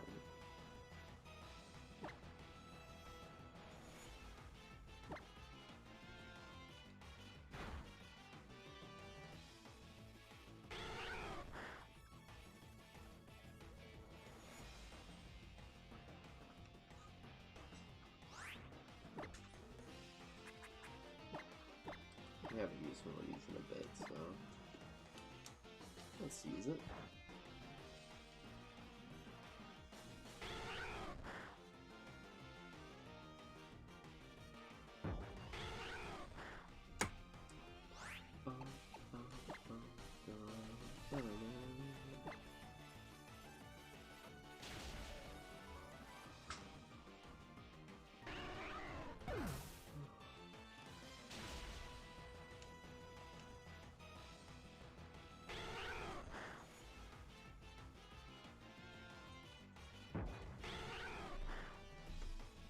I think the easiest way to tell would be like looking at its feet. So I'm pretty sure it's been more of like a purple pattern instead of like that light blue.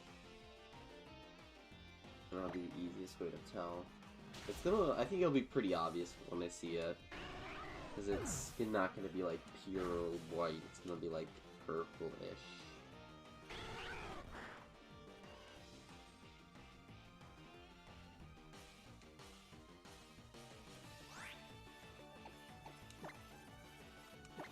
Another one. Let's look at 34. This will be good for a while.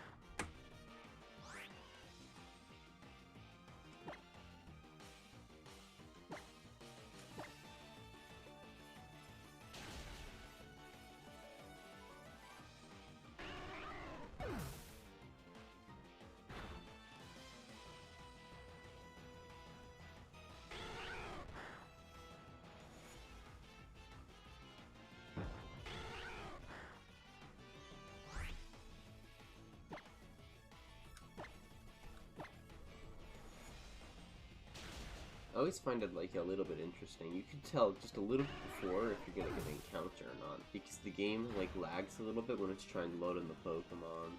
Like you'll say, like it goes, oh, 1, 2, 3, long pause, Pokemon. It doesn't have a long pause after that third dot. And by long, it's really only like a second difference. But that second difference is like all I need to tell if it's going to be an encounter or not.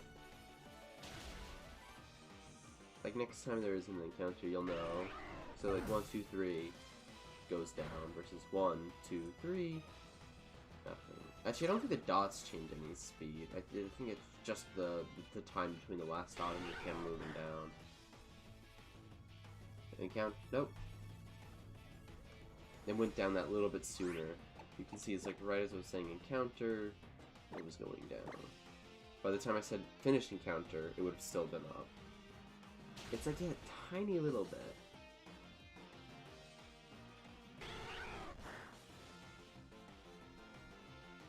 Encounter? Yeah. Here, I'll do like an official timing on it. I'll go from the split second I see the first 3 dots appear to the second the camera goes down or starts to move down.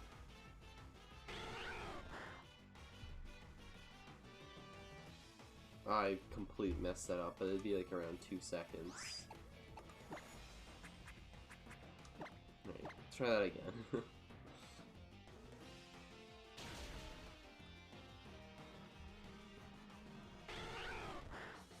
Dot, dot. So it's about 2.64 seconds, give or take. I'd say that the human error kind of gets knocked out because both human error kind of feel like would equal each other. Like maybe I was a tiny bit slower to hit it for when the first dot appeared, but I would also be a tiny bit slower for when the camera moved down. So human error should kind of neutralize. So 2.64. Okay, you actually got a call for help for this experiment to work. So 2.5 roughly, probably the more realistic number. Takes 2.5 seconds versus 2.4. So there's like a 0.2 second difference. It's not a lot, actually, but so it's kind of like 2.4 and 2.7. It's like a third of a second, give or take. So, not a third, 0.3 of a second. 0.3 of a second is the word I'm looking for. It's not a lot, but there's that subtle moment where it's a little bit longer and you'll know you'll get an encounter. 1, 2, 3. Nope.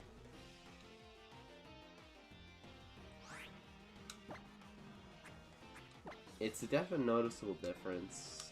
If it was like in milliseconds, it would be unnoticeable. Well, technically is, but if it's like 1/100th of a second, it wouldn't be, but because it's a third. The second's still pretty fast, so. But I guess you get a little bit more accustomed to it after staring at this for so long. Ooh, I missed my last encounter because I was so focused on the science of this.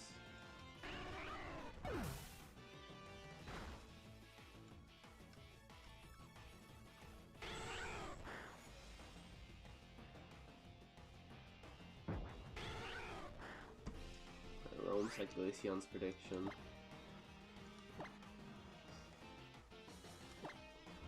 If Mello, you're still in the chat, you can take a guess on when I'll find the shiny, encounter-wise.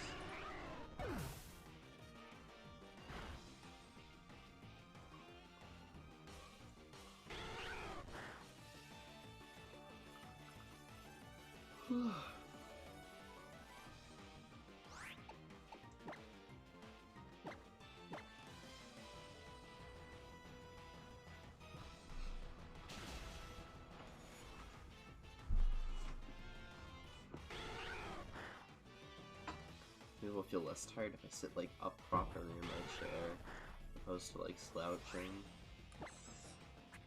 Be like a pretty good candidate. Alright, next encounter is Glaceon's prediction. You're gonna find it the shiny 6 encounters. We'll say 6 from now, so 132.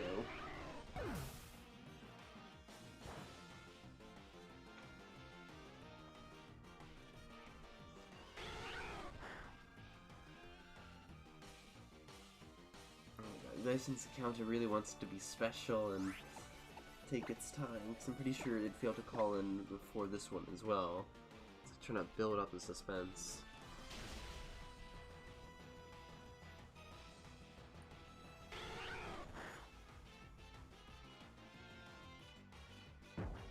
Ah, there's Glaceon's encounter.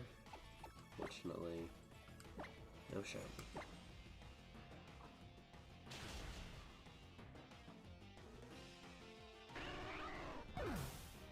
I suppose since my guess was 72 and it's far past 72, I guess I can make my own guess. 143. That just seems like I don't know why. Picking out random numbers.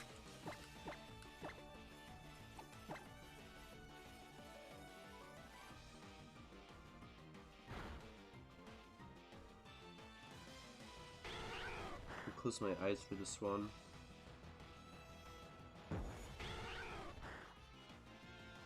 Nope. Alright.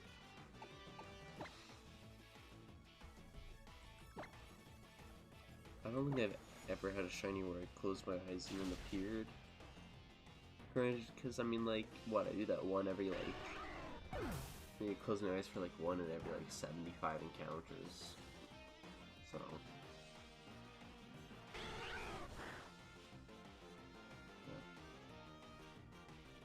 Jeez, it's just not having any luck.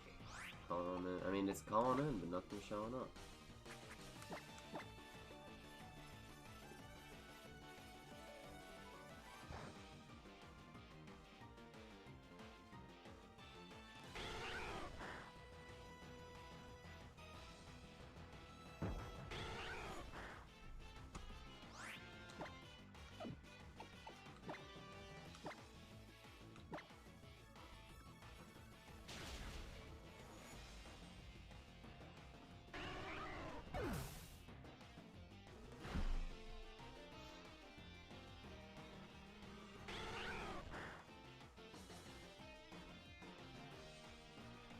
I feel like every other turn now, it's just nothing showing up.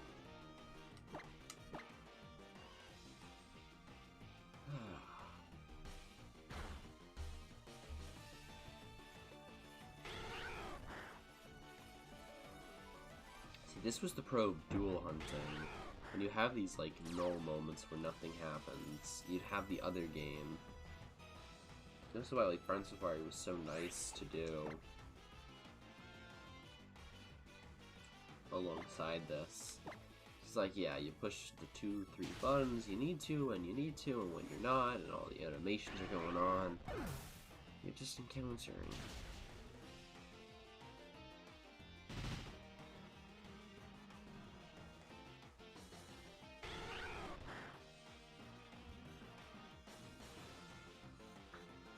Yeah, it's like every other, it's not calling. Or, I mean, it's calling in, but it's nothing showing up.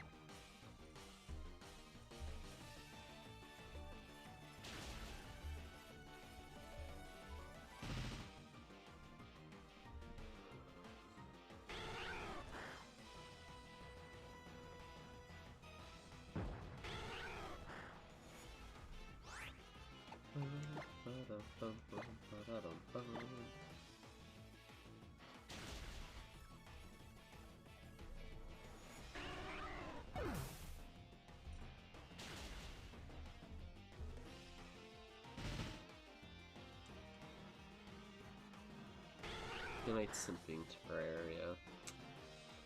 It's been like playing it non-stop. And you guys think I'm obsessed with FIFA. I haven't seen Goodnight obsessed with Terraria.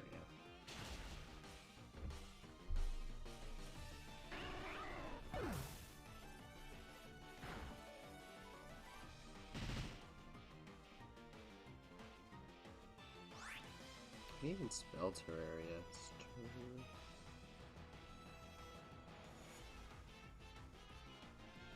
something like that. I'm gonna give Goodnight that hot take that he's more obsessed with that than I am with FIFA. And that is a real... we're probably just about equal, to be honest. But he's been, like, doing it non-stop this week. A week and a half. It's been, like, pretty much ever since I got home from college.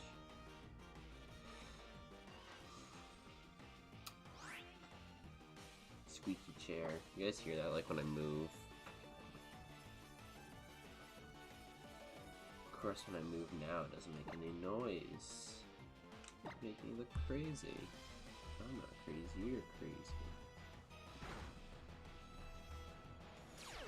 Oh, I got 2 messages on...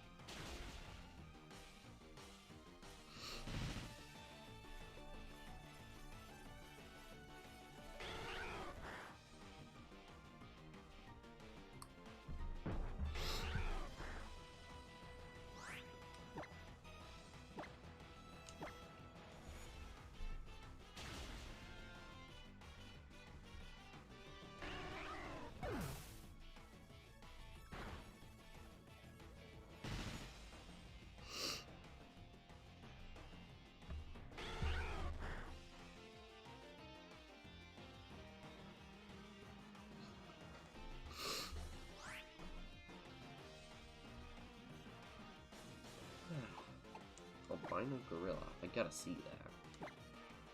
I don't know. Just looks very majestic. So wise.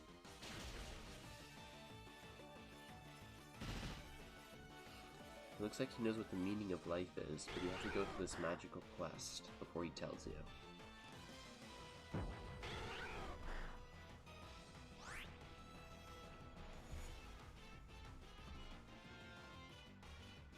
This is probably what, like, Abominable Snowman was based off of. But then again, I don't know if they're really... gorillas live near icy places.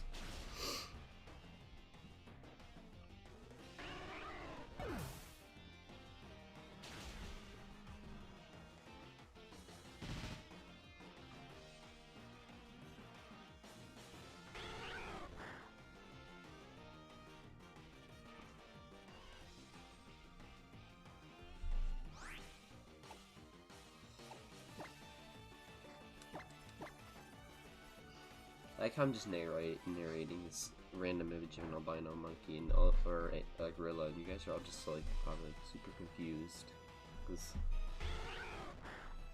you just don't see it.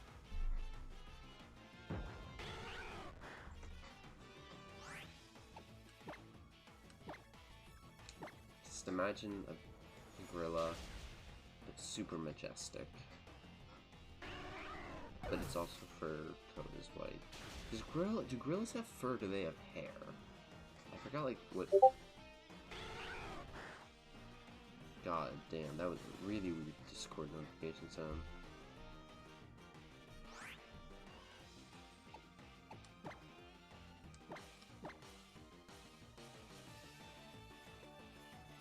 Why did it sound that bad?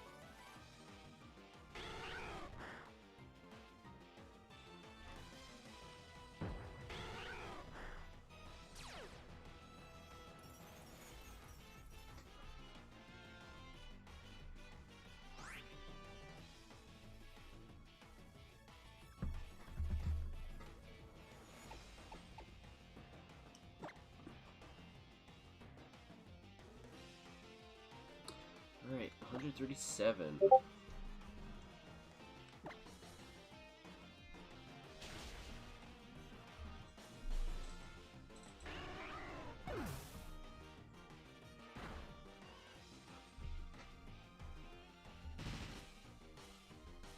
Habits Die Hard, name a more iconic duo. Me getting bored when I'm shiny hunting and me go scrolling through Twitter.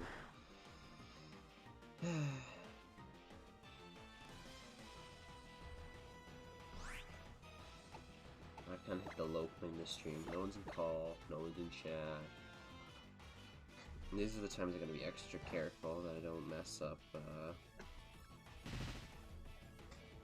chain.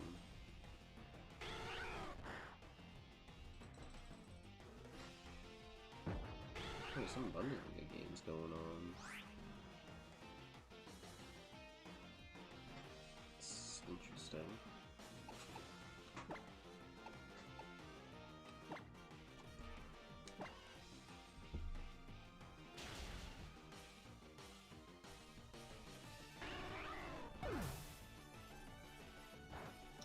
Yikes, Hoffenheim's losing 2-0. Well, they're losing to Leverkusen, I think? Yeah, okay, that's fair. Understandable.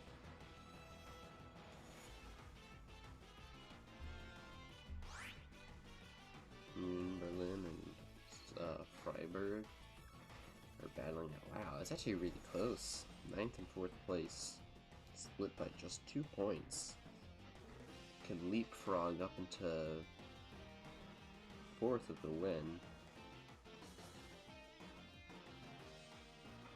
Salzburg. Not Salzburg. Hey, Rocket, how's it going? Welcome to the stream. You're more than welcome to join VC with me if you're in the Discord. Also, hey, you're running it back, saying apples. I remember that. You used to say that all the time, every time you join stream. Apples.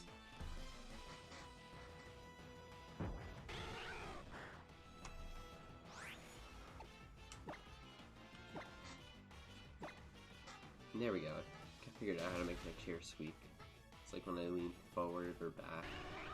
Okay, now that I'm doing it, it stopped. Okay. There you go. Hear that?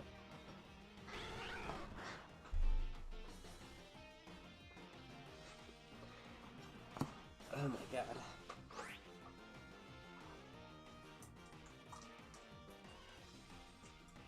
I'm trying to fix that. There we go. Something I don't forget. Hey, respect the ground. Respect. Want to take a guess on when I'll find this? So far, Glaceon, Mello, and I have all been wrong. And we're approaching my second guess of 143.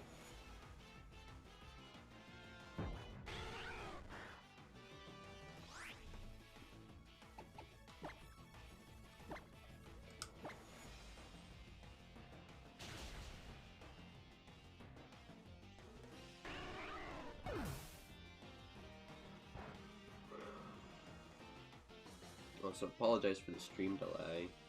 I forgot to set it to ultra low latency, so it's got like a 20 to 30 second delay. 150? Alright.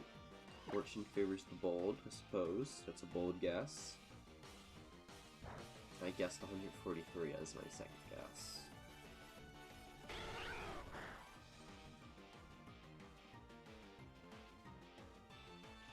I feel like it's just completely given up. Not that it's given up, that everything else around this Vulpix has, because it has called for help so many times recently and nothing showed up. Like, I don't think I've gone like back-to-back calls. Oh, Mello's back. I'll pull her in right after. Alright, I moved her into Obbies. I totally didn't miss and put you in Obbies. You mean to say I was wrong with my guess of 6? Yes, you were wrong. I really thought I had it in the bag there. Yeah. Rocket's in chat. Yeah, not in the call, but he's in chat if you want to say hi. Hi, Rocket! I miss Rocket. I think he's just work at the moment. No. Why? Yo, can I be mod? If I can do it from mobile, sure. I don't know if you can. I've never tried.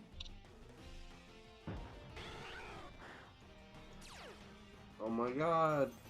Freaking snow warning. I almost put you in timeout. Bellow. Nice. Aye. Your mod. Yay. Why am I being given weird nicknames? I don't know. Just give 1 hour and then I'm out of work. Alright, I'll still be around then, probably.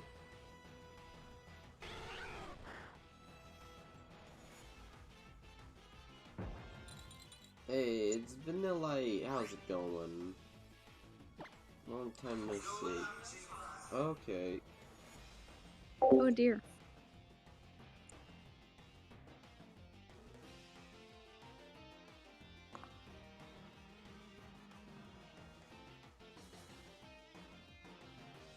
So why is there a Vanillite now?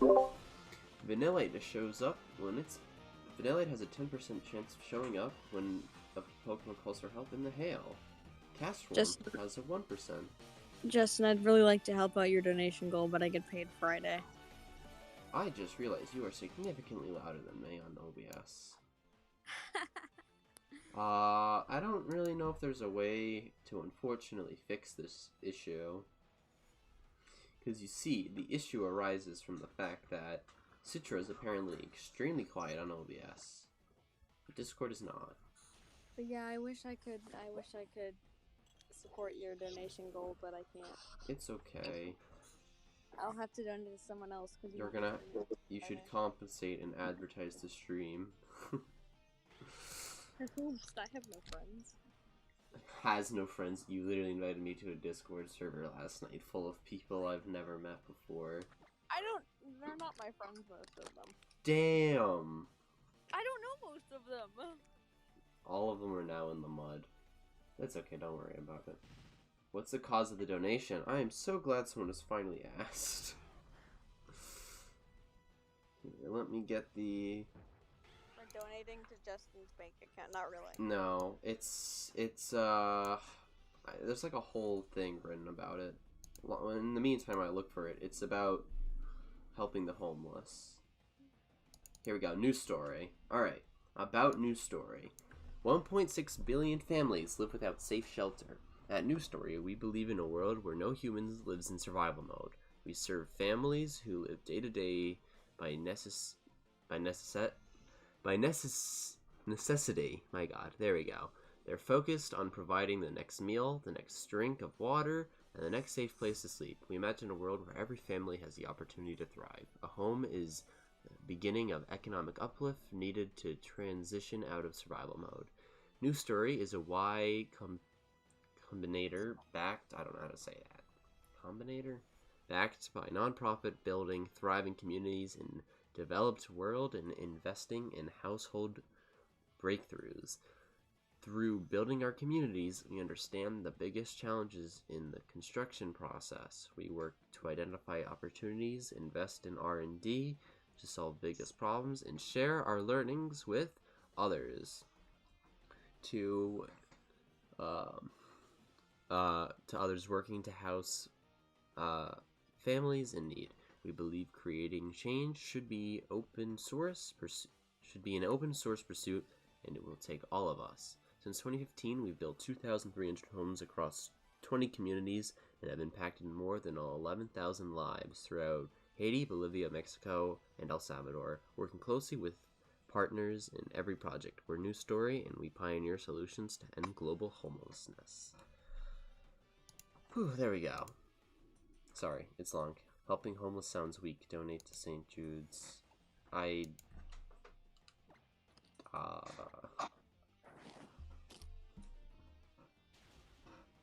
don't know. Rocket?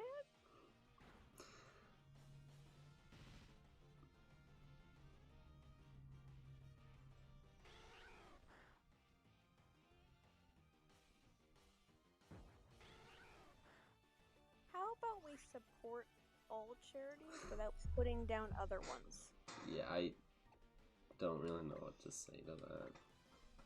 The ultimate goal is to provide help, and I miscounted.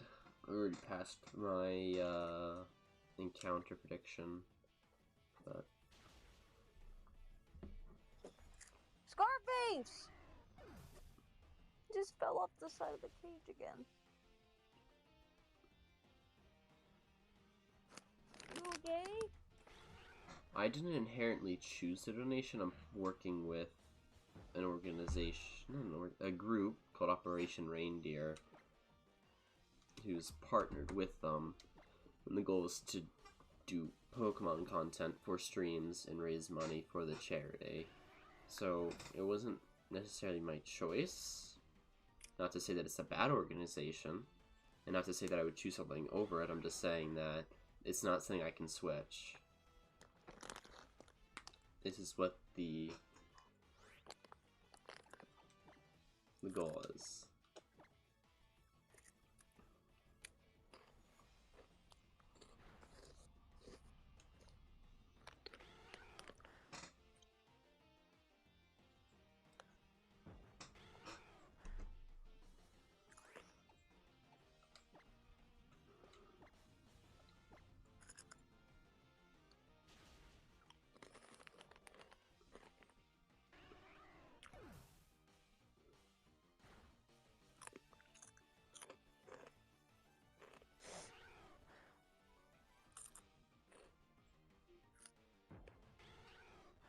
Hey, now we're moving. It's like back-to-back encounters for like the first time in like 40 minutes.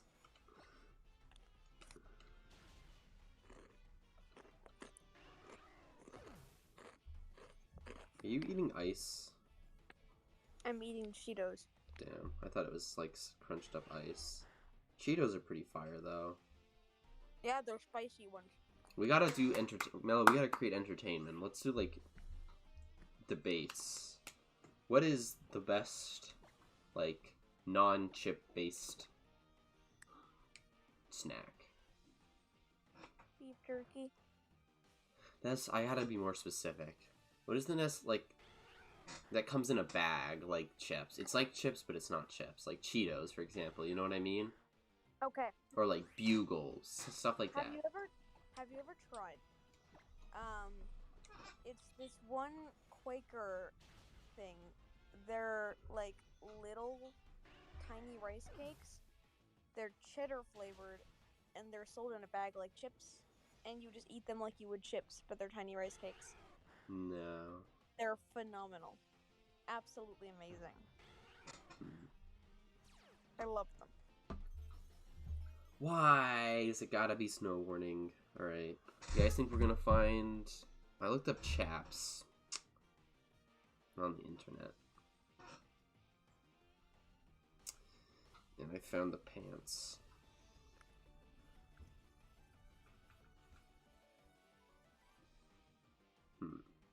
This wasn't a good idea.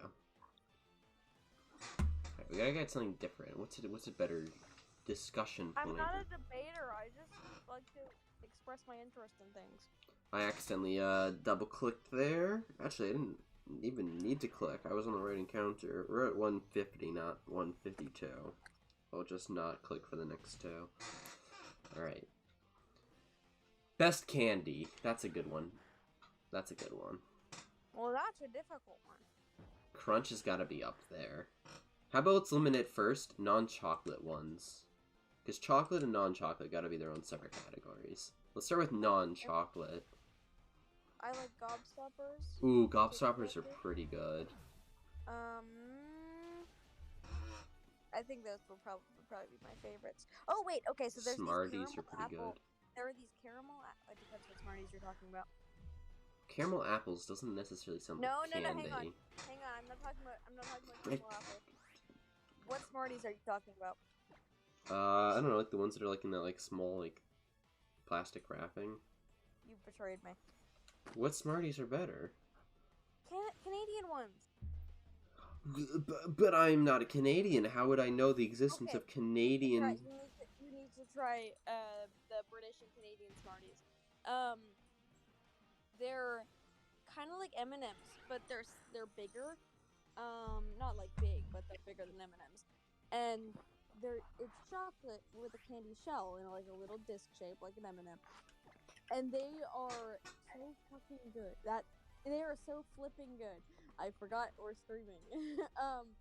And it's like the best chocolate ever, and they're just incredible. Like, I love them. But anyway, what I was saying before that, candy apple lollipops. They're these sour apple lollipops that are then coated with caramel. So it's not like caramel apple flavored, it's literally an apple flavored lollipop covered in caramel. And they are so good. I had one that I was given after violin practice by my teacher once, and then I started finding them and buying them for myself. They're so hard to find, but whenever I can find them, I buy them because they're so good. You see, you make a good argument, but Krabby Patties, easily. They're so good. Oh my god, I don't think I've had one since I was like 10. They are so good. I need to have them again. This is not a debate. We're just like sharing our interest with each other. No, this is a debate. I will die on this hill. I haven't tried them in so long, I wouldn't know. I need to try them. I will convince you, even though you don't remember. I don't know what they taste like. I do like gummies, though. I eat a lot of gummy stuff. Although, my teeth are fairly sensitive, so I struggle to eat gummy stuff, because if I eat too much gummy stuff, it'll really hurt. And, like, I mean really hurt. Like, I can't chew down on gummies. Yeah. So you do not like gum? I don't chew a lot of gum. I do like it, but it's the same problem. I can chew with, like, my front teeth and certain other teeth, but, like, if I try to chew with, like, my back molars, I think it's partially because my wisdom teeth are growing in right now, but it just really hurts if I try to chew gummies with my molars. And obviously chewing with your front teeth is not that easy. It's more like slicing. Yeah. It's more for breaking off the piece, and then the back teeth are the ones meant for the grind of chewing. Yeah, it's tough. But I still eat a lot of gummy candy because I don't respect myself. Best sucking candy. Let's go to that one. I thought I already said gobstoppers. Well, although I bite those. I'm a terrible okay. person. Besides gobstoppers, because you technically cheated on that. I really like Jolly Ranchers. Oh, Jolly Ranchers are hype. I'm still a terrible person. I bite those too. Jawbreakers are pretty good. Oh, you know what? Lemonheads. Lemonheads. I gotta go with Lemonheads. Lemonheads are great. They are such an experience.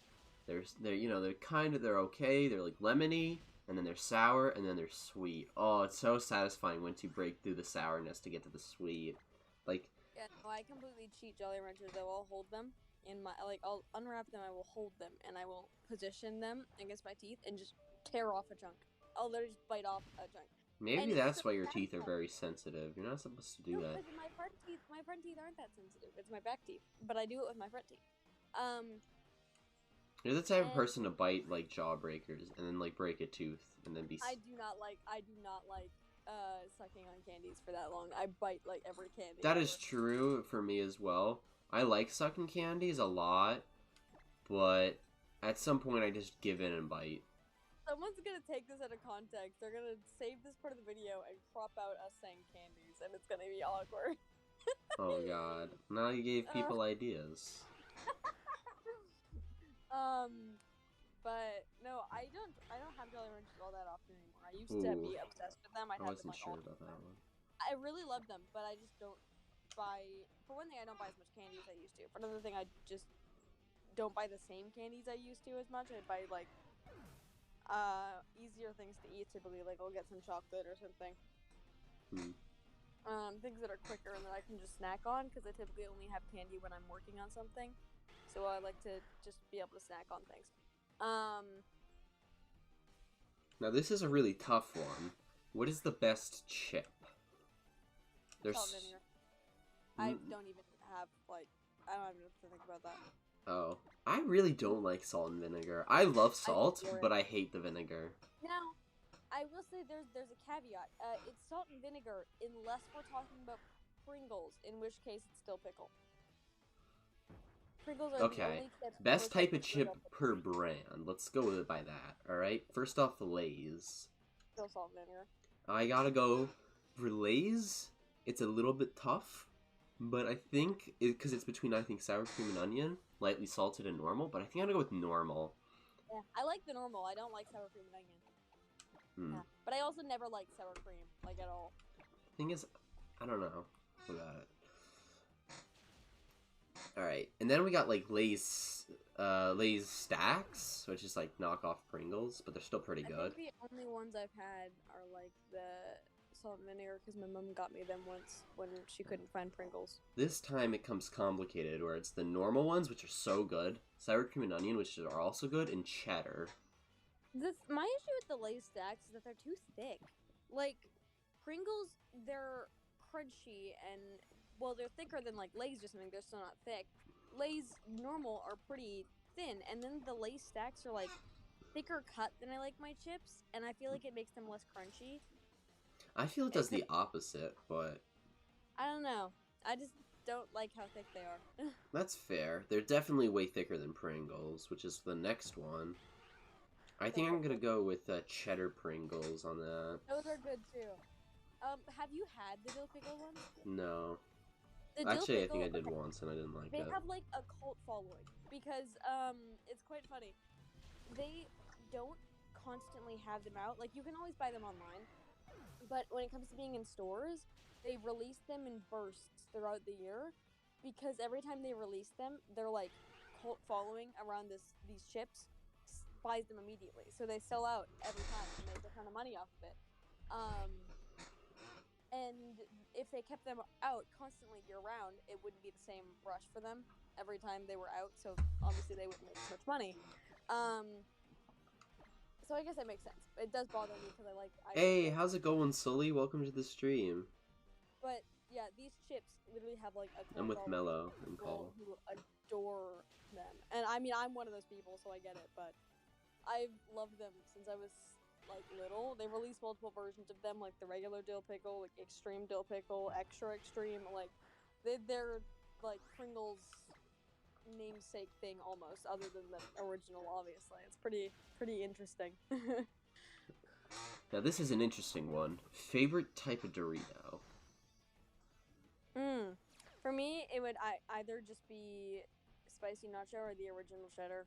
See, for me, it's either original or Cool not Cool Ranch. What is it? Actually, I think it is called Cool Ranch. Like the blue bag. I like the Cool Ranch.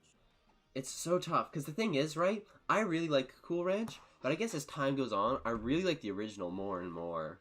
I like the original. It's going alright. How are you? I'm doing pretty good. I like Dorito nacho cheese because they're not spicy, but they have like a little hint of spice to them, which makes them like less than just regular cheese flavored chips. It's pretty cool. Ooh, this is a controversial one. Favorite goldfish? Extra cheddar, easy. They're my favorite food. You literally just asked me what my favorite food is. Because for me, this is extremely tough. Because goldfish, I'm most flavored with.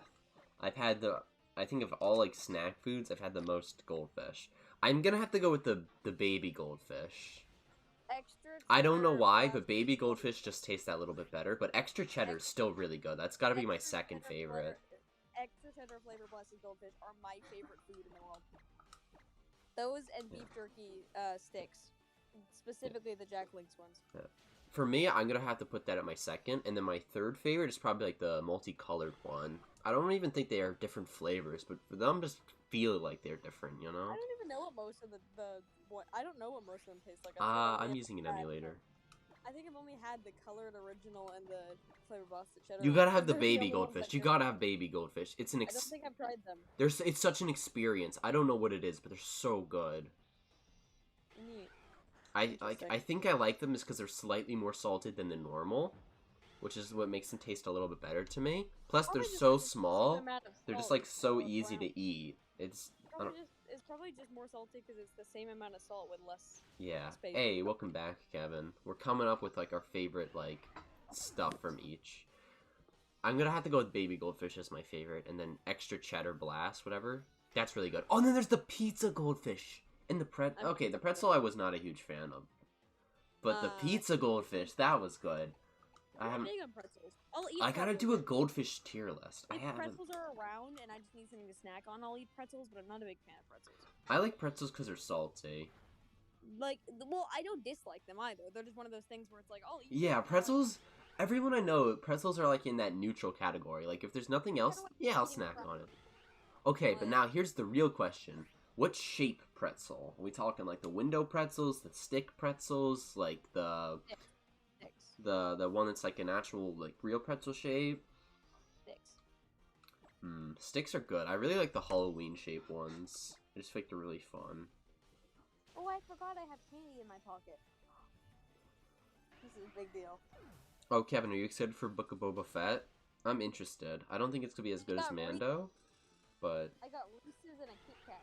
oh, Reese's, those are so good. I love Reese's. Reese's are like, I believe, America's favorite candy or something. It's supposed to be like the most favorite candy in the country. Peanut butter is awesome.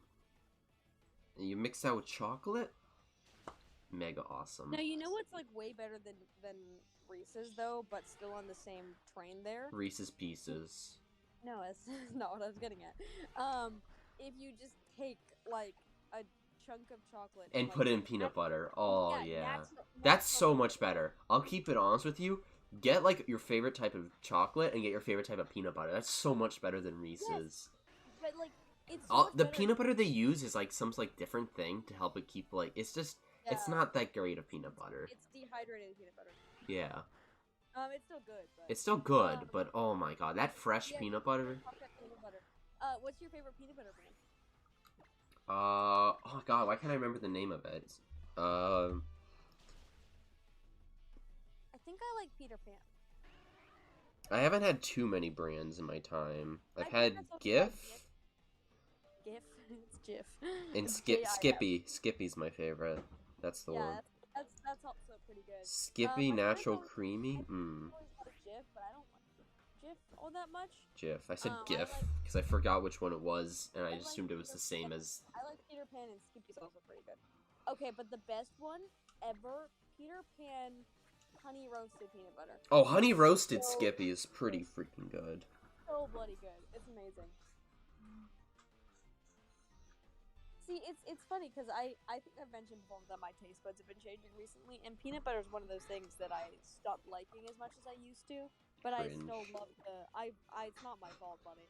I still love the Peter Pan honey roasted one so much. The thing is, I don't have peanut butter that often, which I think it's just because of like the worst part about peanut butter is like if you have too much, then I feel like it gets like hard to swallow, and then you gotta like really drink a lot. But peanut butter is like one of my favorite things. Both my gerbils are trying to drink from the water tube at the same time. It's not really working. Guys, that's not how this works. You don't both fit. I don't think my gerbils are very smart. They look so goofy when they try to drink. Okay, we're kind of getting on a roll right now. I hope I don't jinx myself, but we're moving. We're making moves. Moving on. What's next? You want to go make a call? Look, I'm not good at thinking of stuff. Alright, what about Kevin? It's gonna be like 30-second stream delay, so... You're right. Let's see. Wait, I was gonna look something up. I was gonna look up what America's most popular candy is.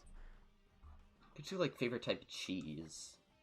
For me, it's gotta be. It's between Munster and provolone. I like. Mozzarella is pretty good as well, but. Colby Jack. You know, the thing is, I like cheddar flavored things, but I don't really like cheddar anymore. Okay, so apparently the most popular candies in America in 2020 were peanut M&Ms and M&Ms.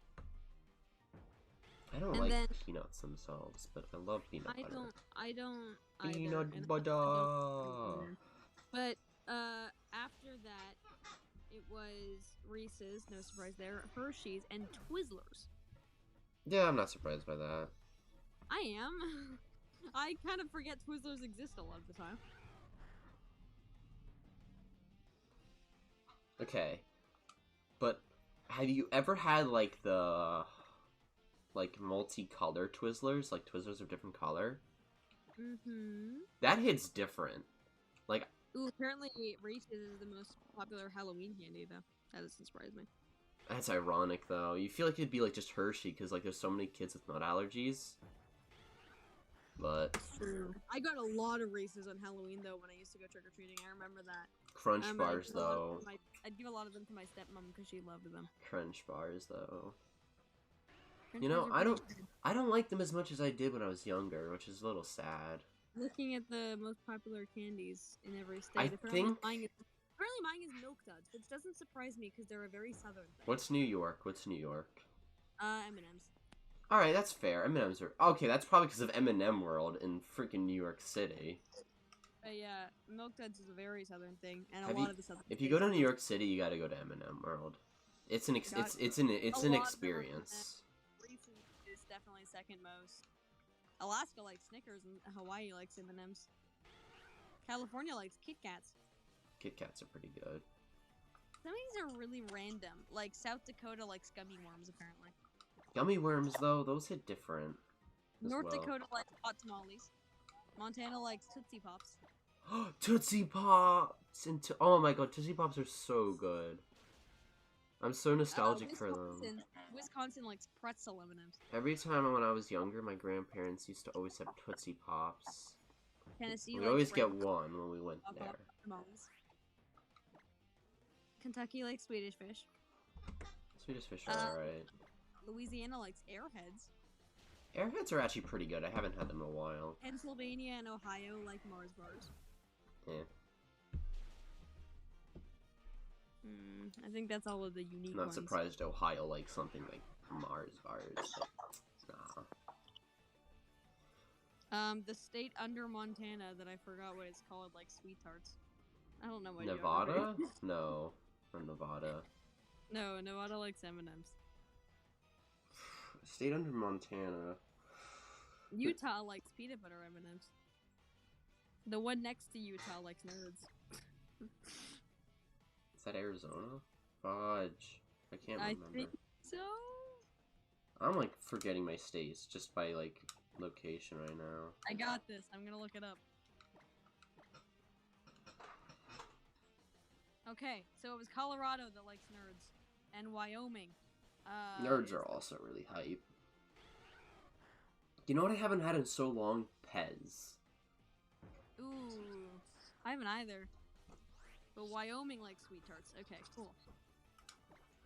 Imagine knowing all the states. Us literally forgetting the states. I know. But I mean, like, it's like a required thing. You grow up in the United States, you gotta know the states.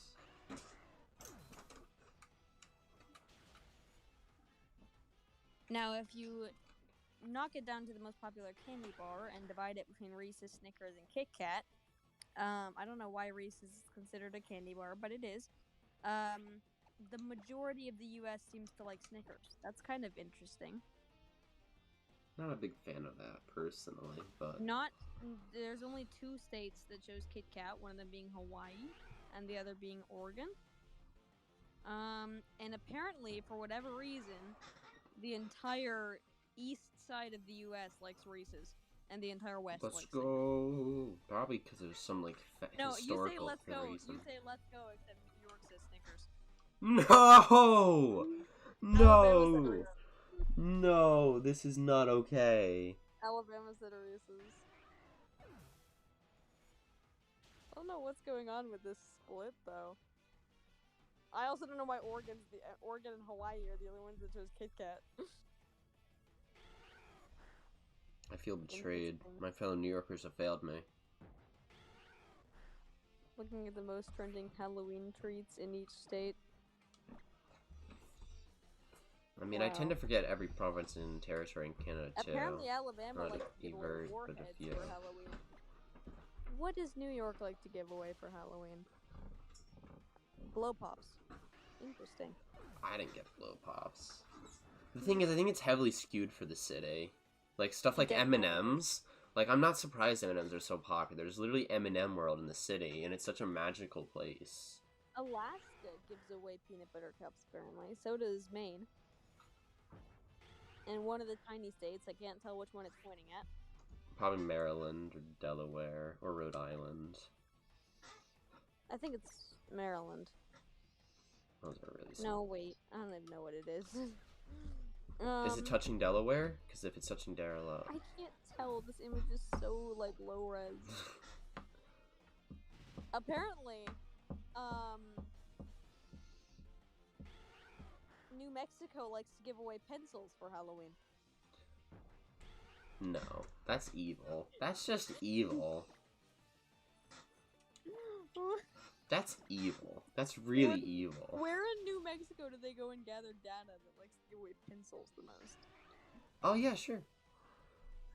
Kevin wants to join call. Okay. You gotta re-invite Kevin. Just join waiting room, Kevin, when you get into the server. All of these lists say different things. I don't know who to believe. Like, their survey concludes that one person they I forgot asked. that Kevin left the server. I bet these surveys are like they know one person from the state and they ask them. What's your favorite Halloween candy? Okay, so here's something controversial. Do you like candy corn? Not really. I do. I'll have to re-add when Kevin joins call. I'll re-add him. I am a big candy corn fan. Kevin, join any of the VCs. I'll move you in.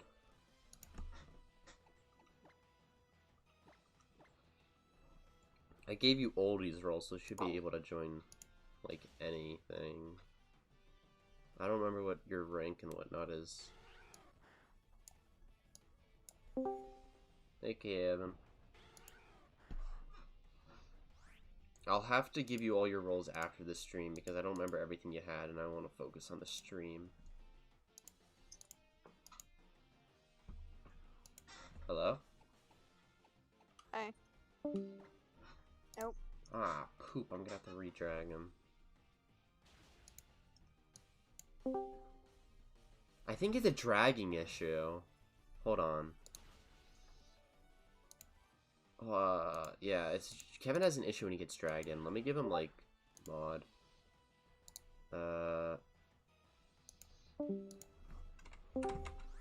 There we go. Kevin, don't abuse mod. You know I wouldn't abuse it. I don't even know how to do half things with it. I want Yeah. more. Fries. Yeah, Sweet. I don't think they're...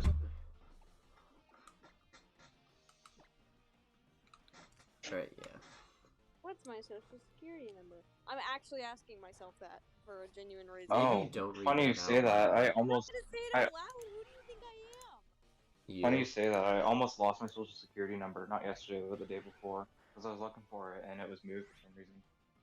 I spent 2 hours looking for it. I have a picture of mine whenever. And just Well, I got a picture now, but I didn't want to have a picture on my phone because if someone finds it, then I'm kind of fucked. But You gotta do like a code. You gotta get like a code that only you could convert, which would give you your social security, you know? Like, do your social Well, security, but it's like Well, multiplied guys, by 87. What else does this see me and have it memorized? I can't fucking memorize The only mine. reason the only I don't even have my own fucking. Sorry. The Oh, only reason I Kevin. had- Yeah, careful with the language. I had to check because I have the whole thing memorized and like all the numbers in it. I just forgot what order the last 4 numbers were in.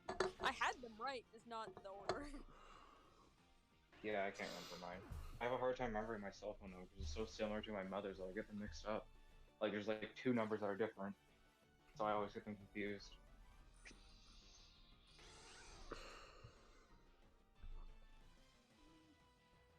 Oh yeah, the match day's over. What ended up happening? Freiburg draws with Union Berlin. Dortmund gets 3. Hoffenheim making a kind of a comeback there to equalize there. After and before the red card. Oh, it's Stiller. Let's go. My man's still. Oh wait, Ben Stiller? no. I don't think Stiller's still a Bayern player. I think he actually was bought by Hoffenheim. Oh. Is he on loan? I don't think he is. Chris Richards is, but I'm actually pretty sure Ben Stiller has been bought by Hoffenheim. And Augsburg also equalized. It's just the day for equalizing. Seriously. Hoffenheim, Augsburg. And of course, dread it, run from it. Vulpix with snow warning arrives, all the same. I'm telling you now, we're gonna get a cast form. We haven't seen one in a hot minute. Oh. I'll cast form. I gotta Weird activate being back. that card. Gonna read that information out loud. Ah, please tell me all of it. So it'd be the shiny odds times the cast form odds of showing up times how the well I chance know of No. I didn't hear what anyone just said there. Sorry. That's alright. I'm doing so good over here. I got 3 debit cards. Hey, Oh, welcome no. back, old boy. I'm rich. I kept growing out my beard. I look. Kevin's beard actually looks pretty clean. That's my I got my beard now. gotta respect it. Definitely not what it was in late October. Yeah, in October it was really cursed, which is why I was scared when you said you kept it. Because I wasn't No. sure. Yeah, I cleaned up my neck, and then I was like, I'm just gonna keep this, and I'm just gonna see what happens. And then my uncle did my hair. He can't tell anymore because my hair grows really fast, but he did a fade, and it was pretty epic. Turns out he's really good at cutting people's hair, even though he's never done that before, but... Alright, there's 4 of us who all want to make predictions again. I'm gonna say 222. Wait, who's the 4th? Oh boy's in chat. Oh. I haven't been looking at the stream, sorry. I'm gonna say 6. 6 from now, so 192. Yeah. 315. Oh my god, Kevin, you're mean. That's just how Masuda is. This isn't Masuda. Or not Masuda, sorry, SOS. Yeah, 315 is a pretty realistic guess. Ignore that. Just ignore it. I'm back in Breath of the Wild. I'm currently looking for that Yeager clan member with the giant sword, but I spent 2 hours and not one spawn, and I'm running around everywhere. And there's no, like, definite spot where they show up, and it's very annoying. You and oh boy do not believe I can be lucky and get an early-ish shiny. I mean, I respect it. It's realistic. It's not like me guessing, like, unrealistic. 300 is a pretty realistic, because that's just about the sweet spot, because once you hit 300, you really hit, like, odds. It's like, hitting 300 is like hitting odds of finding a shiny, so you go over odds, but that's a pretty realistic area. Yeah.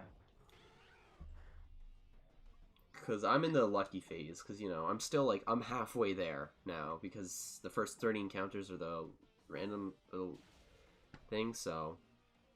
150. Are you living on a prayer? Yeah. The question is, hey, maybe, do you guys believe in miracles? You know, ice type, miracle on ice, believe in miracles? Maybe? Justin, I will give you the speech again. What speech? About how I feel about miracles. No! Don't. No.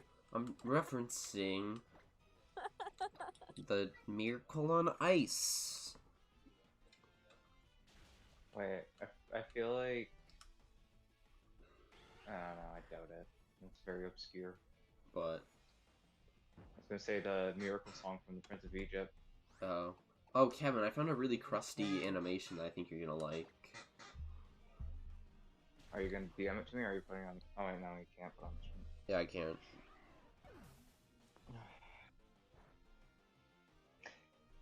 It's such a crusty animation. I hate it so much, but I also love it for that exact reason. Yo, my Is it the Diary of a Wimpy Kid movie? No. That animation's kind of good, but I don't like it because I'm pretty sure it's just an animation over the actual, like, in live movie. When you look closely in the models, there's a lot of issues. Like the model tearing and stuff when they talk. I stole somebody else's Reese Cup wrapper, mine kept too. I believe you. Oh my god, I hate this ad. Oh my god, that ad bugs me so much. Whatever. This is... Oh no. I heard you already say, oh no. You're not even into the meat of it.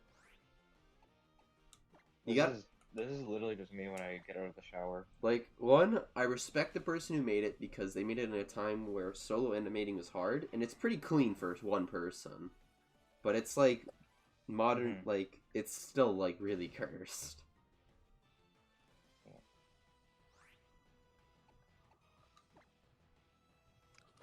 Okay, this is an interesting question.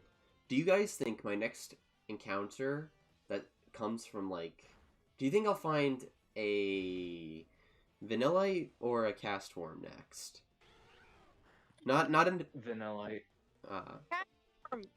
My baby cast.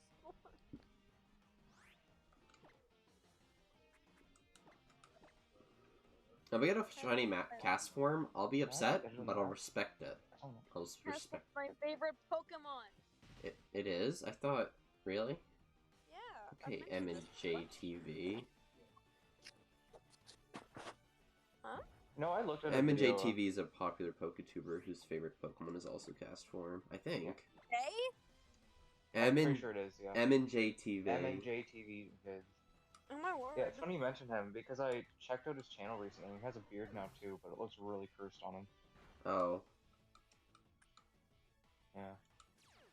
I have not watched him in so long. I don't know. Me neither. He's a douche. Okay, Kevin. Keep it PG. Wasn't it you who told me about him being like... Kevin. jerked you? Kevin. Okay.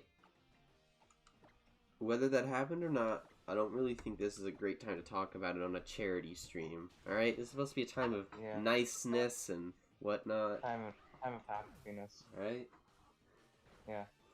Wait, what happened? I wasn't listening. Well, we're not going to What is talk the about charity it. even for? It's Okay, for raising money for building shelter, for building houses and stuff. For Don't need- be like homeless people. Rocket. Don't be like Rocket. Yeah, don't be a rock. Rocket said something that was pretty insensitive. Welcome to the stream, Opal Beasley. Oh, God, I didn't read your even know what message you because I didn't know said. what it meant, but I No, should Rocket still say basically hi. sent a message about another charity being better and to donate to that one instead. Oh. Oof. Yeah, that's not cool.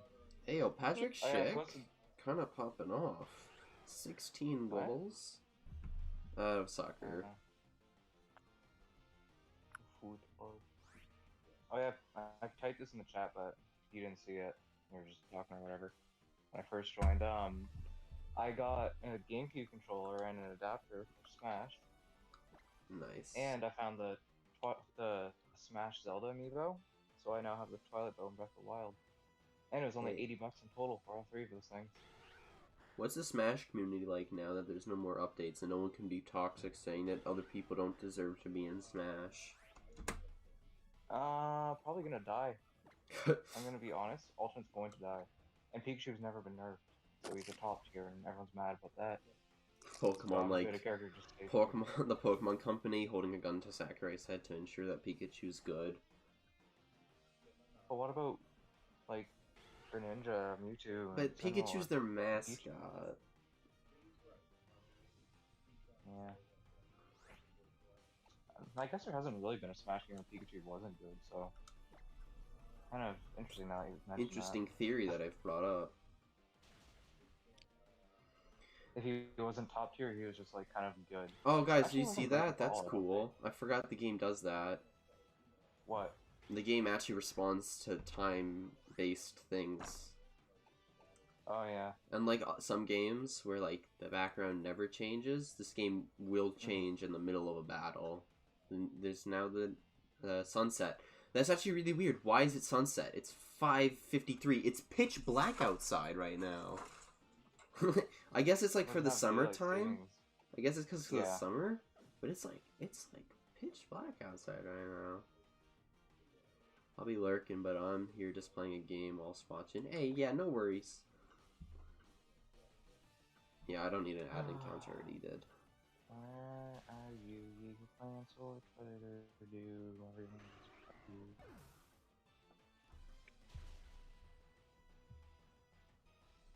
I swear, every time I go on Breath of the Wild, I get nothing but these guys just on me whenever I'm trying to do something, and then when I go out of my way to find them, they're just all hiding. That is literally life.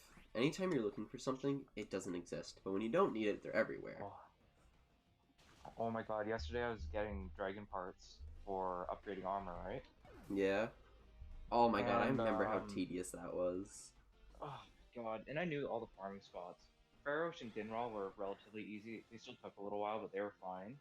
But Nadra literally didn't want to spawn for 3 hours. I am dreading today so much. Why? Nadra just refused to spawn. Cause Justin, I gotta go and make a Discord account and make a Discord server, and go set up my stream bot and everything. Why? Then just start the grind now. Making the Discord account is easy. Setting up the Discord, a little bit tedious. Oh. Discord bot, I've got honestly no freaking clue. Not Discord bot. I meant the Twitch bot, Night bot. Hey, what's going on, doggo? We're joined today by Marshmallow. How are you doing today, Marshmallow? Marshmallow. Oh, It's got- that Marshmallow. I thought you were calling me Marshmallow. I was like. Okay, he's got no comment. Marshmallow, Marcy! blink once if I'm going to get the shiny soon. He blinked once. He blinked once. We take that. We're gonna get the shiny soon.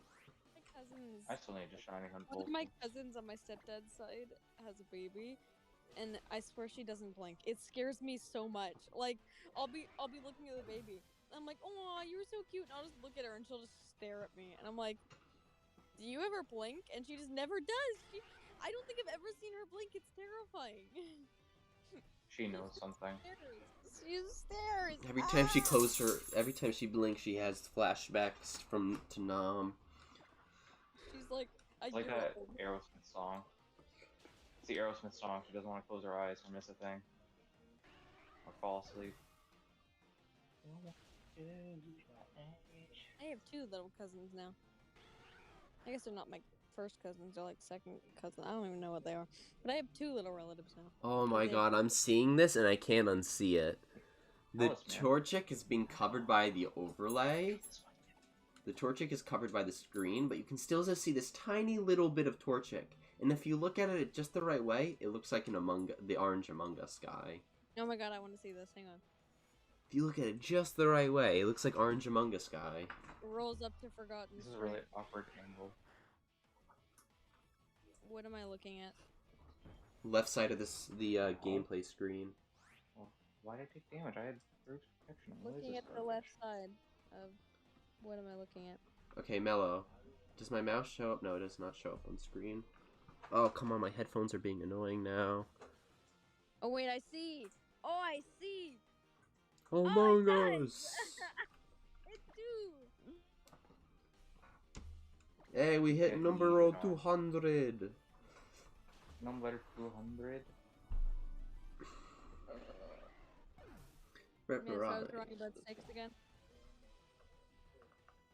I think you're gonna hit it at 206. I was just gonna say like 6 every other encounter now. Ought to be right at some point. I mean, statistically speaking, eventually at one point you're gonna get that.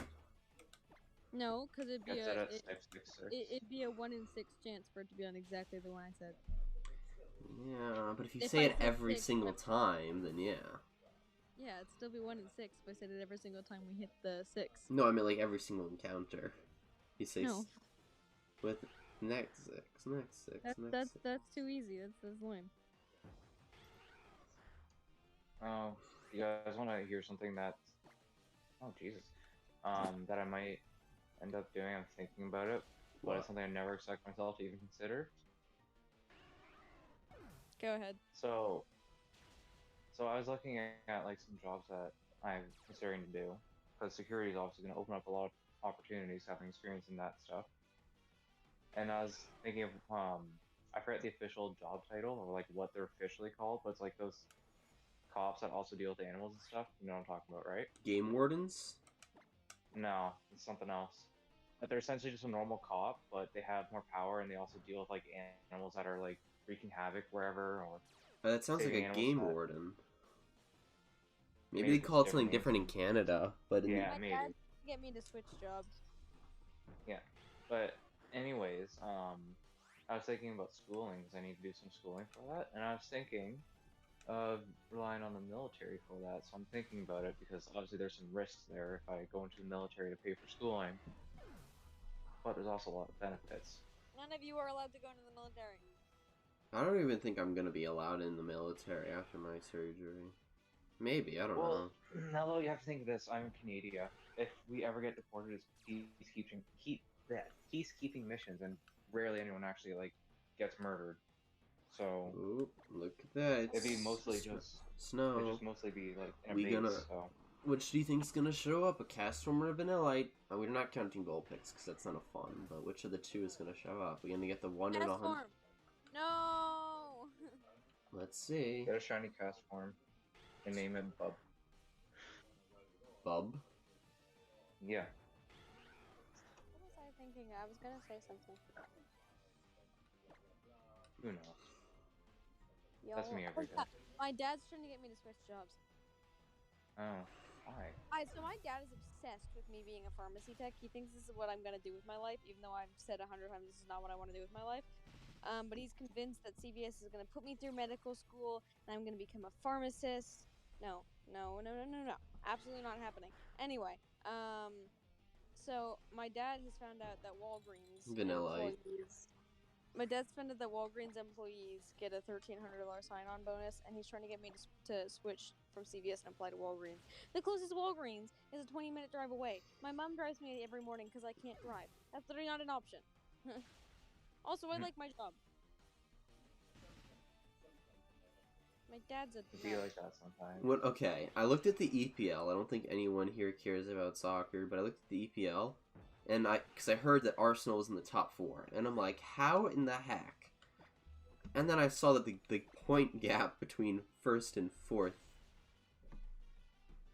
is 30, not 32. It's like 12 points. That makes a lot more sense. There was a video on Reddit with guys doing like stupid stuff, and they had Man U shirts. And It's always Manchester United. I hate Manchester they were doing United. stupid stuff, and people in the comments, like it was on a sub about people being stupid. People in the comments were like, "Oh, of course, they're Manchester United." Exactly. I was like, Justin would love that. Exactly. You're so cute, Fireball. Don't you dare. Again, I judge them as an overall fan base. If someone's nice, they're nice, you know? Obviously, I'm not saying every single person that supports the team is annoying or bad. I'm just saying that, from my experience, the overall tendency is that. But that's with any club. Everyone's always toxic. I'm not a toxic person when it comes to sports. You're such a good boy. You're such a good boy. Your breath smells I mean, I might be a little bit biased to my favorite team, but I'm not going to be going around saying that everyone else What's your sucks. favorite team? Bayern Munich. I don't even know what that is. Can you guess which New York team I support? The New York Red Bulls or NYCFC? The second one. Incorrect, because they are the newer of the two, and I don't live in the city, so I've got no reason to support them. I wouldn't have a clue. Stop licking me, you dork. Mello, that's where you say that was your second guess. You're so cute. Yeah, it was my second guess. Here was your second guess when there's only 2 choices. That's the one I support in the MLS, but my favorite team is Bayern. Justin, I got a furball. Nice. Why can't you use the Master Cycle in the Gerudo Desert? It's so annoying. Oh, I got any emotes too. Ah, kill me. I've already drawn mine. Just gotta. Make your emotes in 8-bit fashion. It'll be much faster. No. I drew mine. Oh, You're so cute. Brr. thank you. Nice. But I know for Twitch I have to compress them like really tiny, so I gotta figure out how I'm gonna make them. No, I don't want to be compressed into a 16 by 16 pixel image. You're not one of my emotes. You're okay. Dies You're of not. compression. He's not one of your emotes. That's mean. Yeah, Mellow, am I not good enough anymore? How do people get emotes on Twitch that look good when they're in that little space? Also, Mellow, you're limited with how many Yes, emotes you can have, so don't worry. No. I think you're like... Time to update my profile. I have a dog. Can you even have emotes before you're, like, part of, Blue? I don't think you can have emotes until you're part of the Twitch affiliate. I want to be an affiliate. There's like Twitch partner and affiliate, whichever one's the lower of the two ranked. I want to be an affiliate.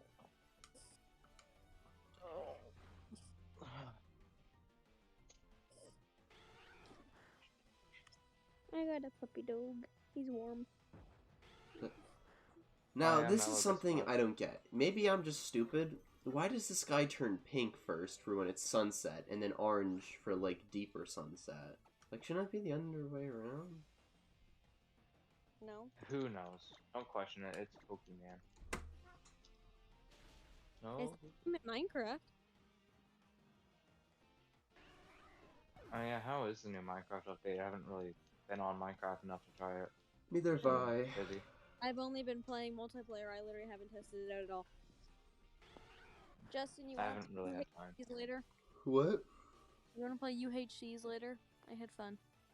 Maybe. I'm probably gonna, like, die after I fail to get the shiny. Justin, Oh, don't die. Justin, stay up with me tonight. I don't work tomorrow.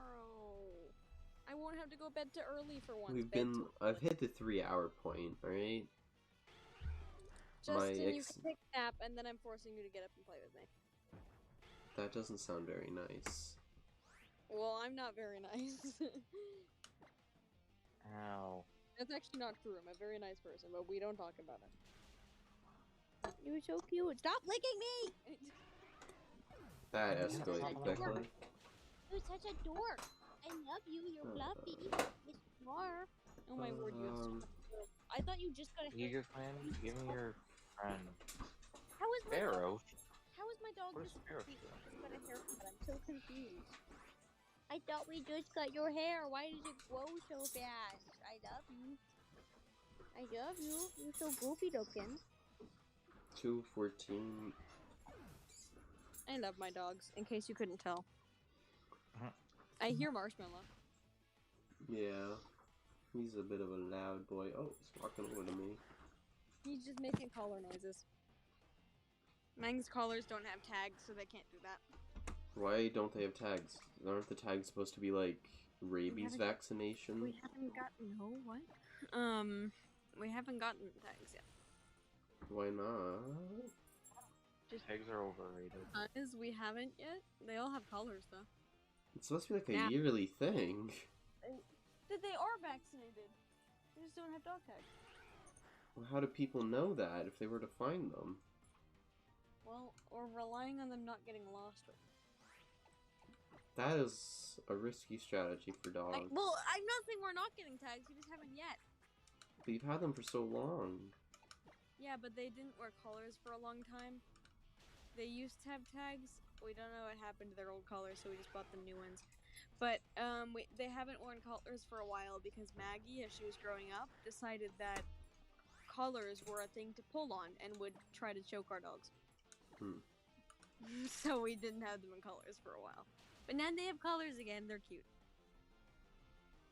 What makes him look Christmassy? Because he's a black dog, and his collar is red with white accents, and I think it looks like a candy cane or Santa's belt. He looks very Christmassy. He used to have a bright yellow one. They used to have these fancy collars with their names monogrammed on them. It's a shame that we lost them. What the heck? Dang it! That's- It's What the gonna heck? put the same card as Bobby. It's really frustrating that you guys, I don't think, can hear the... You can hardly hear the game audio, which is really upsetting. Why? Because for some reason, Citra's loud enough for me, and so is Discord, but not loud enough for not loud enough for OBS to pick it up. Who knows?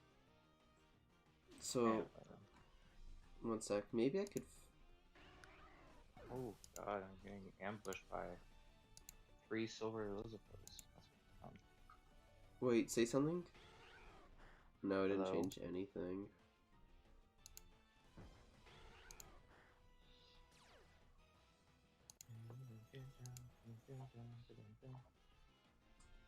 Moves. Let me go to my volume mixer. Ow. See, I just don't get that. Citra's at 70% volume, and Discord's at 100. And I have you guys turned down a little bit as well, so there's not really a valid reason, in my opinion. Because technology hates us. It wants to make us sad instead of doing what it's supposed to do. Maybe that's what its purpose is. That is what its purpose is. Sorry about that. I just accidentally clicked off the emulator because I tried to click the counter thing, which is right next to the emulator thing. I always feel so self-conscious when I do things, because if I do anything that looks like unnormal, people are gonna think I'm like cheating. Committing the cheat. Yeah. I heard a dog bark. Hey, welcome back, Joshua. Yeah, still no luck. I heard an Omega Bork. Oh my god, I'm 2 encounters behind. Dixon, please. Hi, Mom. Mom, I'm live streaming. Actually, I'm on someone else's live stream. Say hi. Bonjour. She speaks French. That's a bad idea, Kevin. Oh, wait, she can hear us? My French is very rusty, so I'm not even gonna bother. She can hear you. Hello. Hello. I haven't done anything French related in solid, like, All I 5 can years say almost is now, oui oui so- baguette. Mom, how many years did you take French? Yeah. Yes. My mom said she took 7 years of French. How long was I doing French for? You graduated in 95. I guess Wait. that makes sense. I was born in 03.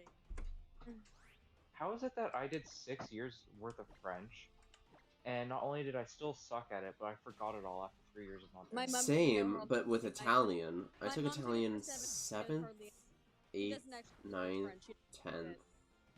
Okay, I only... Wait, what? 6? No, 7th grade, 8th grade, 9th grade, 10th. Meanwhile, I took Spanish for 2 years Oh. and I'm completely fluent in it. Okay, I took Italian for about 3.5 years. That might explain why I'm so bad at it and don't remember anything. Guys, how did I take so much less Spanish and I'm actually... I was bad at it when I was in 7th grade. I Well, was some pretty people far are behind in just 8th. really I good was at really learning far languages, behind in I just don't forget. freshman year, things and I right. was super... I don't know what it was. I just couldn't learn Italian. I can't speak or hear Spanish, but I can read it and write it very well. See, I don't know what my issue was. I had issues remembering what words were, and I had a lot of issues structuring sentences. Because that's hard.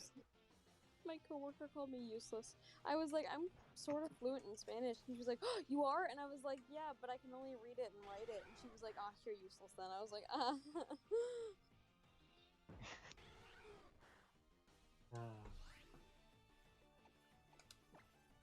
Hi, Maggie. Anyway, Justin, play UHCs with me later.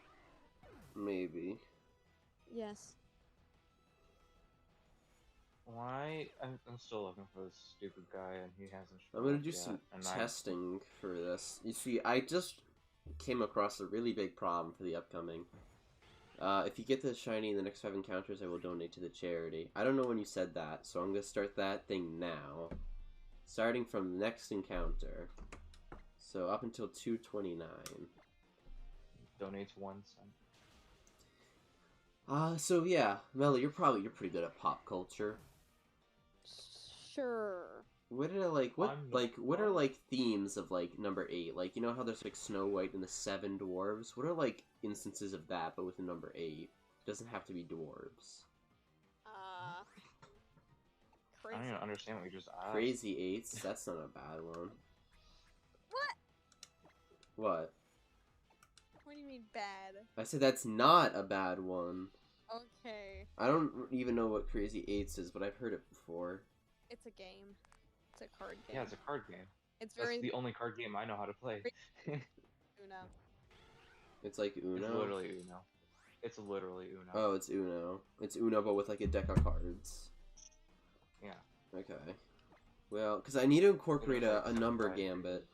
I need to incorporate a number gambit for my UHC. I've also decided after Season 10, I'm no longer going to be doing number gambits if the UHC goes on, because it's getting too complicated to think of gambits that actually fit. Interestingly enough, the number 8 symbolizes power and 'Cause- balance. I mean, season 7, I did lucky sevens, and I think seasons based around like ideas like luck or like something like maybe like like winter or tropics is just way cooler and more interesting than number gambits. You could do something like that with 8 though, because 8 as a number is related to like prosperity and power and No, balance. that's really basic. I don't want to do that. That's too basic. Like lucky sevens is what I based last Too season basic. off of. It's also representative of victory. That's a fun one. That's like so basic. Not very You're good. basic. Alright.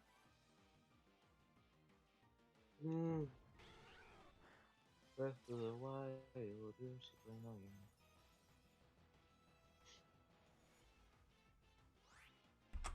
Alright, I'm back. Sorry. How dare you?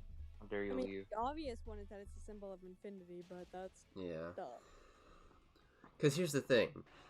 I'll go over what my other gambits were. Season 2, we did 2 teams. Season 3, we did teams of 3.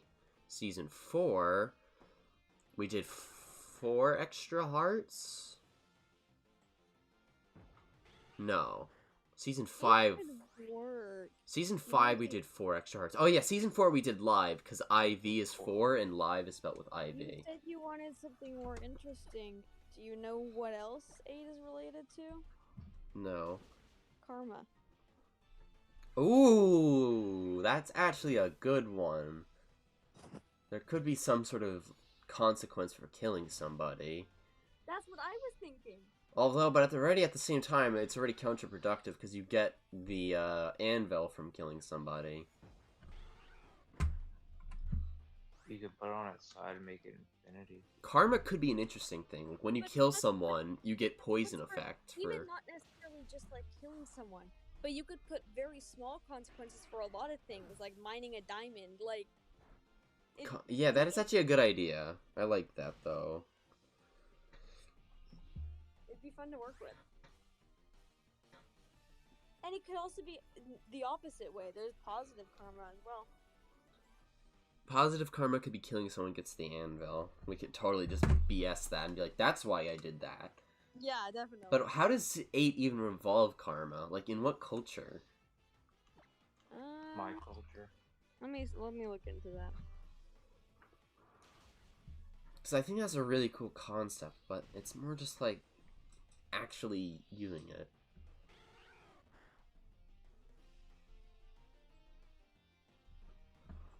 Oh my god. You see, because, alright, yeah, what was I doing for Season 4? Live. Season 5 was 5 extra hearts. Season 6, we involved the rainbow, the 6 colors of the rainbow. They gave you a special item. Season 7, we did Lucky 7, and now Season 8. I have to come up with 9 and 10, but 10 should probably be the easiest, or not the easiest, but 10 is Season X. Hey, this is neat.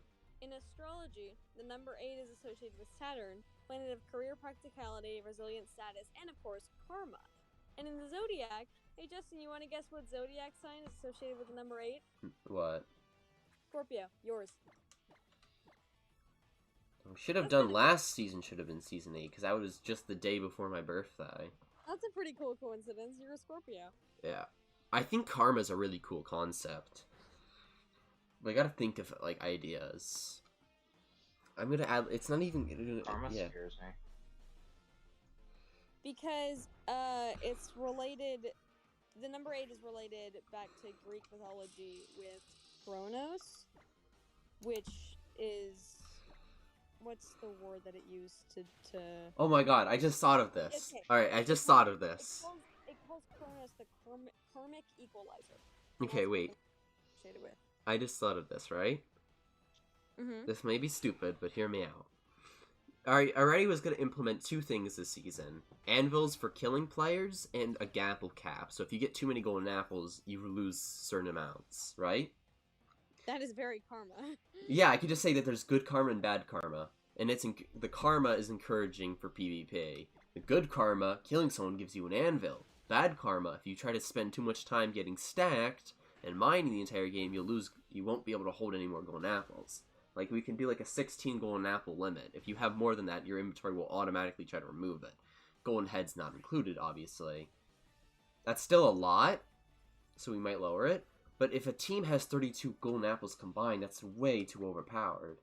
So we might even be like a 10 or 12 or something, but that could be a way to include the number 8 and not have to adjust anything that's already pre-existing. Numerology is such BS, but it's still fun to look into. Yeah, because there's so many, like, good one, like, there's so many good ones for the smaller numbers. Like, when I was doing, like, 6, like, the 6 golden, or, there's, like, 6 golden rings or something. Or 7 golden, I don't know.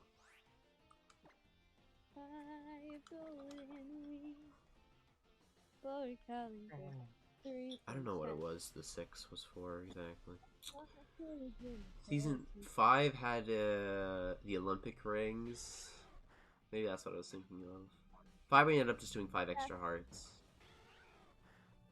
Mario and Sonic at the London 2012 Olympic Games.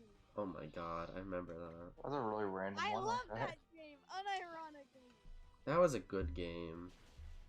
I never played that one. I've only played one of the games in You the run series. away from, my favorite games are you run away from Orbot and Cubot. Season 9, I want to include potential hearts. I think that's a cool one.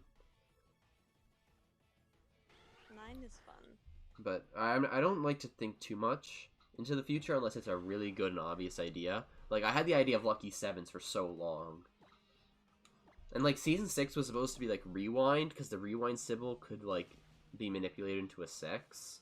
And then I decided that was a bad idea, because at that time I had too many people that were too good at 1.8, so we ended up doing the 6 colors of the rainbow.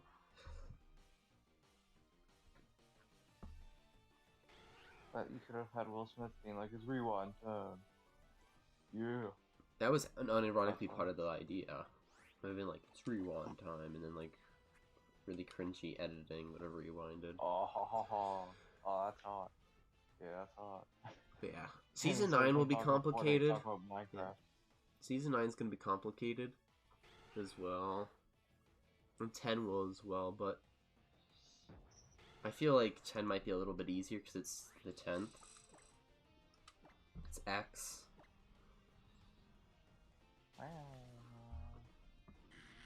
But Karma seems like it already fits the stuff I added.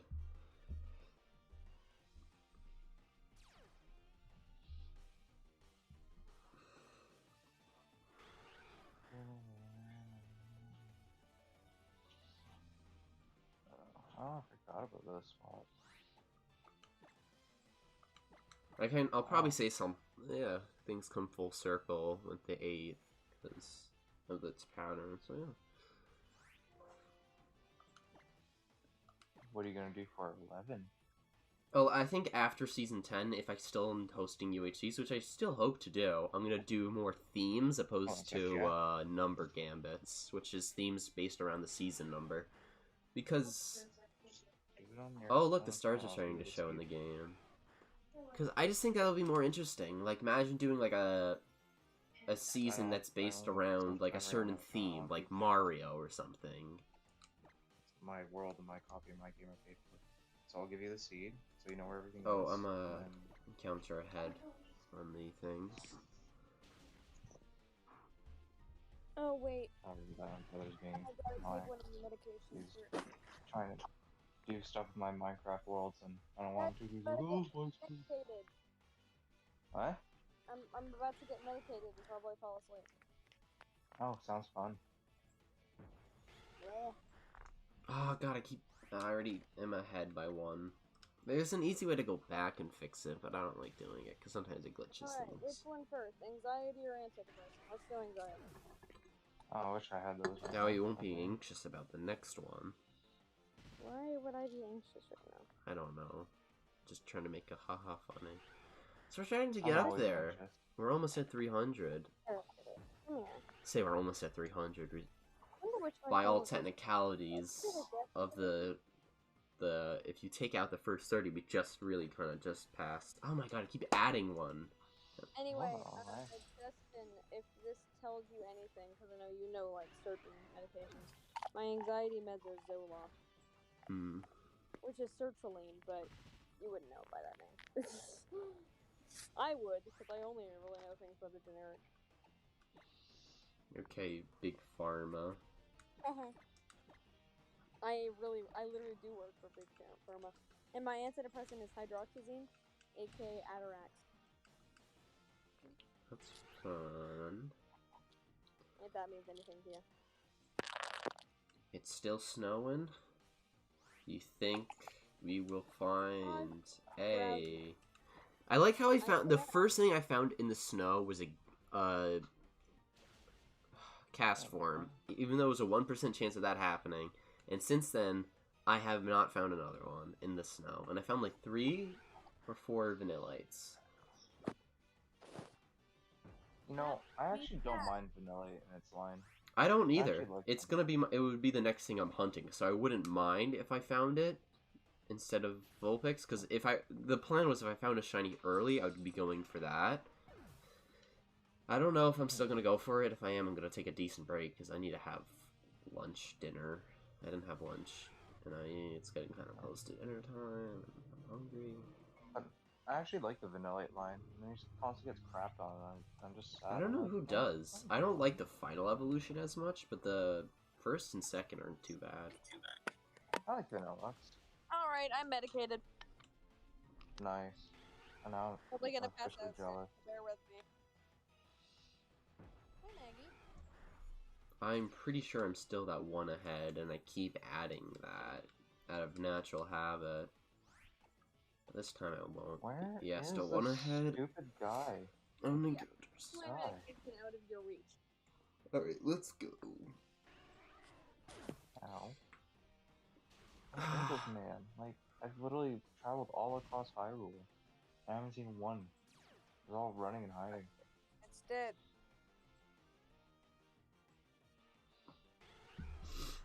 It's okay, I'll only murder you quickly. I need your sword for side quest. Justin, I'm tired. If you're tired, you Oh, should run behind the car. That way you become exhausted. Here. I see what you did there. Those who run in front of the bus get tired. Those who run behind the bus get exhausted. Exactly. Kevin gets it. I love that so much.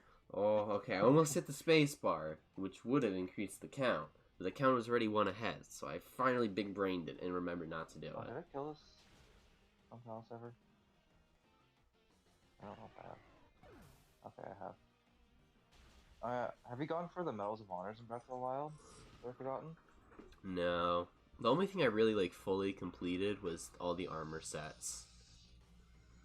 And the shrines. / towers. Oh yeah, because you had to get... Yeah. So, I finished all the shrine quests. I have them all completed, obviously. So I have 14 side quests left. So I'm just picking at those. And then I want to get the rest of the horse armor and then the Medals of Honor.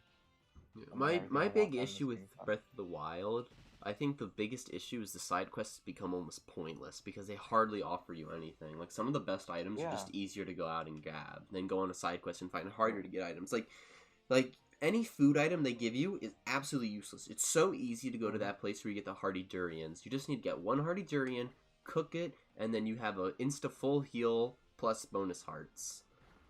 Dude, go on a trip there, get 10 or 15, you'll easily kill any boss fight you approach. Do that enough times, and you just become invincible. You definitely want to have fairies in case you get a lot of damage before you can eat. But then you got Mipha's Grace as well protecting you, protecting the fairies first. So. And Daruk's protection. Again, Daruk. And if you beat the DLC, then the champion abilities recharge even faster than they originally did too, so... Yeah. Then again, I feel like the Champions DLC is kind of different, because at that point you're just going for the quests, really. But still, I think that they could have maybe nerfed the Hardy Durians a lot. Oh, yeah. Yeah. Because there's so many you can get easily, and they just carry Which makes all of the other food recipes virtually useless. I mean, yes, they might provide, good bonuses, but they should have been, really good stuff. It gives you good strength, or, maybe make it so like the hardy durian's only good if it's cooked properly in a certain way, you know? With other hardy get With, like, ingredients, specific things. you know? Yeah. Because hardy durian is actually easier than most foods, debatably. No, not even debatably. You can just go to one of the areas, one of the shrines or towers near that area, and go and pick them up. It's sometimes even harder to hunt down certain animals and get them, you know? Yeah. Oh my god, yesterday, remember how with the Set of the Wild you needed the energetic rhino beetle to Oh, upgrade it yeah. for stage? The beetles are annoying. It took me 2.5 hours to find it. And I went to the Pharaoh region because there's a spot where tons should spawn. In the video, the dude would find like 7 at a time, and then he'd reset the day, and then grab like 10 more and he'd be done. And it only took him like 5 minutes. I'm like, okay. 1 at a time would spawn, and they'd spawn inside the trees. So you'd like barely be able to see them. And I was like, I actually want to die right now. And what I did was yesterday I had the Barbarian set, Fierce Deity set, Ancient set, and Set of the Wild left Oh, it's to vanilla. upgrade. I had that, and then everything would be upgraded. So instead of just doing them like one after another, I decided to gather all the pieces all at once, and then upgrade them all up to max level at once. If that makes any sense, because they're all like level 1 and 2. So I got everything, and then I got them all maxed out in one big wave. But it just took literally all day, and that meant that I had to stay at the dragons and shoot them all like 10 times each. So Yeah, that has to be one of the most annoying things, the dragon ones. I hate the dragons. You have to use the ancient bow to make sure you hit right, and then it's so annoying when you accidentally just barely miss. Well, you know what's great about the Twilight bow? What? It's perfectly straight with how you shoot. Just like the ancient bow. Yeah, well, the ancient bow slightly curves after a while. It's very slight though. Oh, yeah, look, 2 vanillites in a short amount of time. I used the Zelda amiibo, and I just reset until I got quick shot one, and I didn't have to worry about missing. It was just a matter of waiting for them to actually show up. Yeah. The only one issue I got where I missed is I shot Pharaoh right in the mouth, and for some reason it gave me a scale, and I was super annoyed and confused. Yeah. But no, I hate the dragons. I love them, but I don't like farming them. Yeah. That was just a nightmare, and I'm so glad it's over. Or when you need to grab star fragments, I hated that too. Oh, star fragments were annoying, because like, you just gotta sit and wait. Yeah, and even if I have the amiibo, like, it still takes a long time to get a star fragment. And there's only 2 amiibo I have that I give them. So, just miserable. I had to do without amiibos, man. Pardon? Said I had to do without the amiibos. Yeah. Well, I barely use the amiibos. They barely helped me. They only helped me with like very specific things. Like I got 1 giant HM4 from the Guardian amiibo, and then I just reset on Guardian Stalkers to get the rest.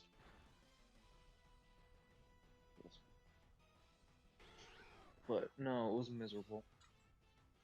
And then I finished, and then there's some things I was looking at, like the DLC outfits and stuff. I'm like, why can't you upgrade those? Like, I'd love to get, like, say, the Phantom set fully upgraded and stuff. So it's actually, like, useful in late game. But, no. If you could fully upgrade the Phantom set, I'm pretty sure it would actually have the highest defense out of everything in the game. You know what I think? I thought this a lot. I think the Hylian set should give you speed boost in the day. It should. It should give you a set bonus of some sort. Yeah, I feel like, even if it was, like, a small, like, there's, like, so many sets that give you speed boosts at night. There should be one that gives you speed boosts in the day. And the Hylian set feels like the perfect one. Yeah. Especially because you're gonna get that at the very beginning of the game and be using it for a good portion of the game. Yeah, it's like one of the best looking ones.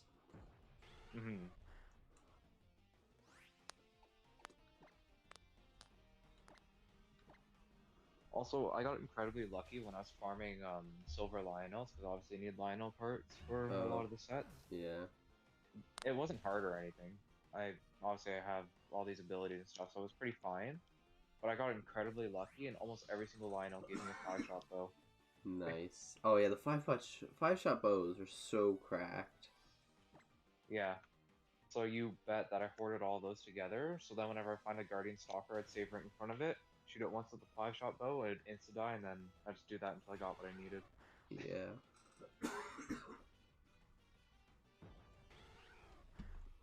Hey, there's 250. 250! I should go back to shiny hunting. I'm currently hunting Larvesta, and I'm at like About 700 50? eggs right now. About 50 away. Kind of scary from over odds. Yeah, that's shiny hunting. It's always overawed, with or without the shiny charm. First shiny hunt in months, and it looks like we're gonna go over odds. That's me for ya.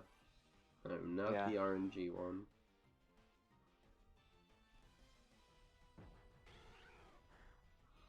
You know what set's very useful having fully upgraded now? When I've always just kind of like slept on it. Barbarian? Or the hiker Not the one? Barbarian.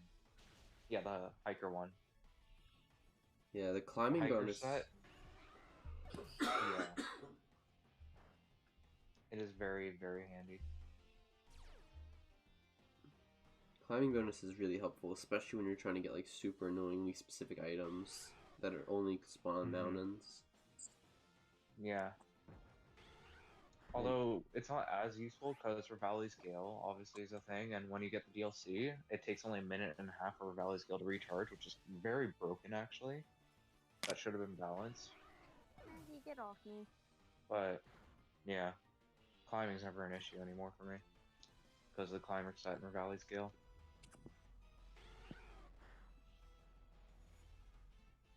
Right, Mello?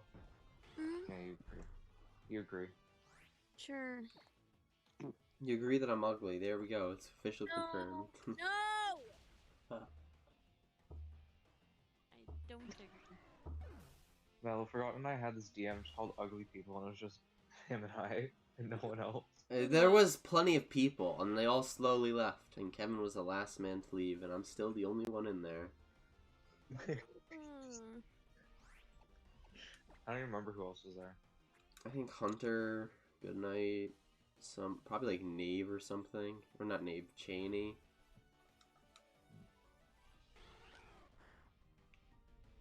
Me. Oh my gosh. I've been here for so long, and I haven't seen one of these people. I literally just need this, and then everything else I need for the side quest is very easy to grab. I've never had an issue finding this dude before, and it's like they all are just extinct now. It's Dinral! Hey Dinral. I don't remember you ever flying over there. Also, the Master Sword is so bad. Yes and no. Obviously, I have the DLC, so... Oh, you've got the upgraded Master Sword. Vanilla Master Sword is like really, really bad compared to the other weapons. Like, if you're fighting like... If you're fighting something that, like, you know, it's good against, it's not that bad. It's like on par. Yeah. The only benefit is that it's a permanent item. It just has to recharge. Which I kind of think it's having stupid. to recharge is kind of lame. Yeah. But then let's also think, if you had the fully powered Master Sword where it does 60 damage with each swing and it never broke, then that would be very overpowered though. Yeah. Or you could just durability transfer and then reset. Or does that only work with the bows? Hey, we hit 256. Maggie! Nice. Ah! Oh, I have a pounding headache. Oh, Satori Mountain is glowing. I'm gonna go say hi to Mr. Satori.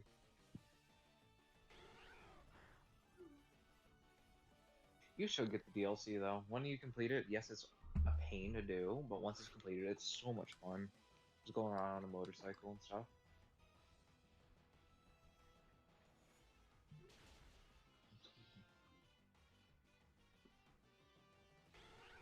And the Twilight bow is ridiculous.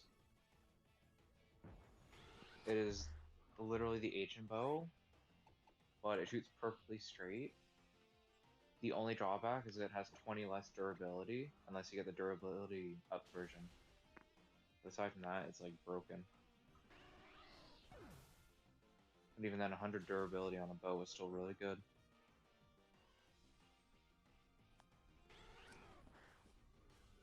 Which is why I've wanted it for such a long time. Oh, and you wanna know something disgusting? When I was at that store where I found the amiibo? What?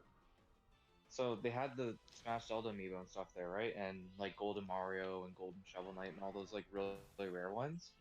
They were all being sold for retail price of like 25, 30 bucks, which is how much they are normally in the stores. And I'm like, wow, things are actually a really good deal here. And you can get like a whole Dreamcast with all the like extra stuff for 300 bucks, which is a really good deal. And then I go look over at their 3DSs and 2DS selection because obviously I'm wanting to get a replacement, and I just assumed they'd be like 100 bucks at best, and they're all like $500 and $600. I'm like, what the heck? Why were they smoking when they priced these?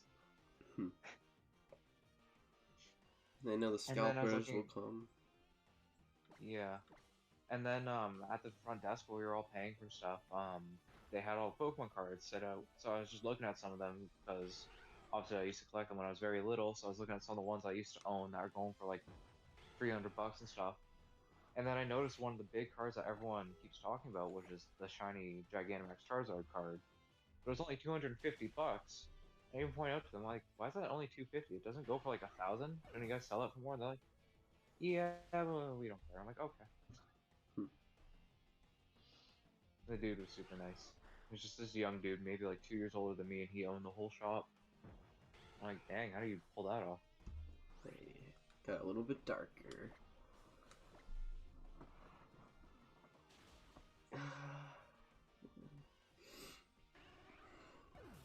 Oh yeah, I also went axe throwing last week That's for the probably first time. fun. And I got to throw tomahawks as well, which I was way better with the tomahawks. And then I threw a machete, and it only stuck a couple of times. I feel like it's harder because like it's like with like an axe, the weight's all at one spot. So if you just throw it right, it's more likely because it's just spinning that for that. But No, with the machete its blade is much longer and takes up more of the weight. And it also wobbles like crazy. Oh yeah, probably. Never thrown one, so I wouldn't know. Yeah. But whenever, you know, you actually got it in, you felt really cool, even if it was like 10 feet away from the target. And then the tomahawks, I'd whip them really hard. So whenever they go in, the handle would stick into the target instead of the actual blade. Or like the back of the tomahawk would stick in, never the front. And the guy's even like, what are you doing to do that? I'm like, I don't know. Throwing it really hard and whipping it like it's a ball.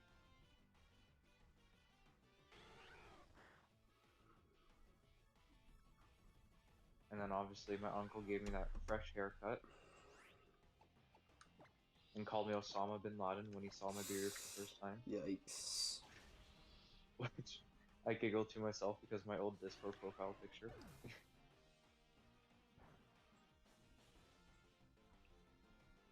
I already got this Korok.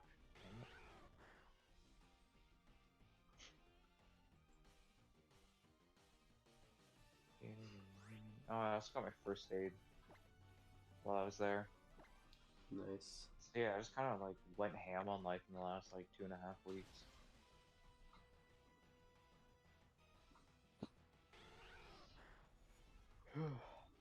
Oh, I love watching videos on Reddit of someone being disrespectful to CVS pharmacy workers and getting their ass handed to them. Wish I could just fight people sometimes. You know It's funny. people that come I'm to gonna be pharmacy dealing with people like I don't know that. why. I do not know why people that come to pharmacy are so rude. Don't you think the last person you want to be rude to is the one working on your medication? Everyone's rude. Doesn't matter. Sundays are the worst Sundays are the worst. It's the after church elderly crowd. For whatever reason, it's like their Sunday routine is to finish church and go harass a pharmacy worker. I don't know why. Well, because they're using science, not religion. No, it's because like the majority of our patients are older. Of course, it's a pharmacy. Yeah. And they'll just come in to pick up their medications and throw fits about stuff. I'm like, please. Well, I will be the one escorting all of them out of the building, so that's gonna be my job for a while. You're ready to do that here. Yeah, I'm just gonna go down to the States and do it at that specific place. Thanks. They'll start yelling, and then I'll just like dislocate their whole arm and hands and fingers all individually. Not the hero we wanted or the hero we needed. In fact, he's not even a hero. He's more of like an anti-hero. Actually, more of a villain. More of a villain. My uncle tells me so many stories of things he does to people. Obviously, he's a security guard. He's high up, and he's like, obviously, you know, you're not supposed to put on excessive force if it's not necessary. But I have my ways of getting back at people, especially like child predators and R-word people that I'm not gonna say because it's a charity stream, but just like real pieces of crap. And he worked in hospital settings, so he's gonna deal with those people a lot. So more often than not, he would like put his thumb right in their ear and just push right in, and like, start squealing. And just keeps doing it. Or he told me about his very first restraint. Let's And, change like, subjects, I think. Yeah. The things he does is funny. Obviously, I'm never gonna do that because why would I? I don't get joy in doing that, but I just find that funny. See, I'm gonna try not to use much force on people. I'm gonna use diplomacy, and then I'll get punched in the face or shanked or something.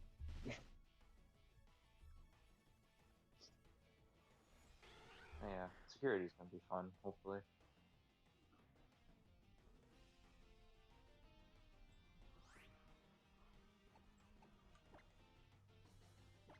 Dog is laying on me.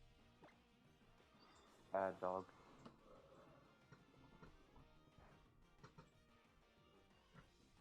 Mello, guess what?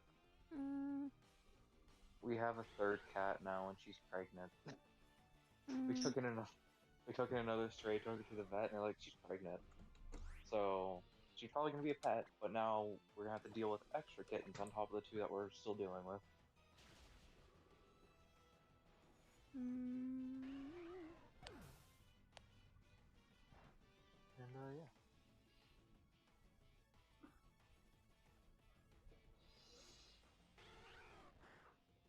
Could you imagine me in the military? No. What do you think would happen? I feel like you'd be the haha funny guy, get drilled sergeant to a real tough guy.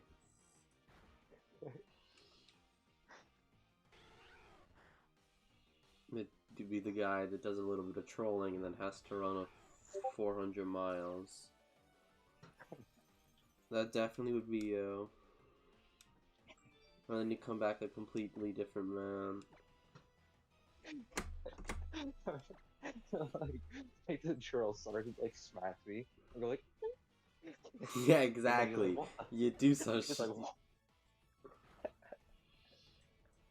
it just makes everyone uncomfortable.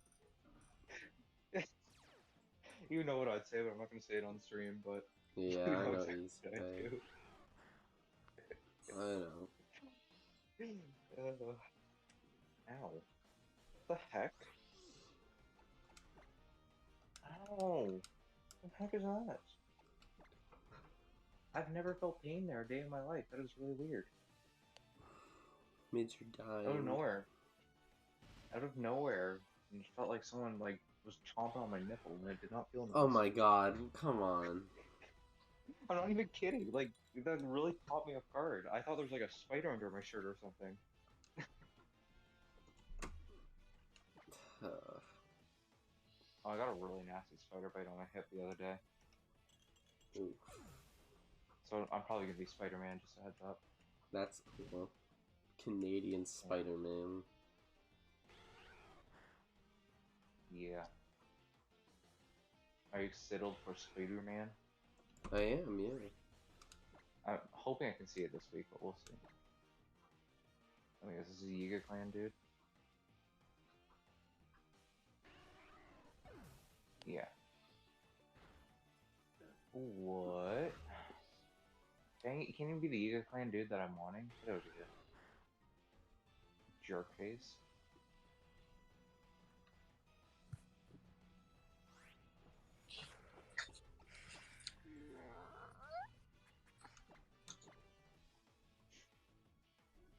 It's a bokoblin. It's a bokoblin. Oh.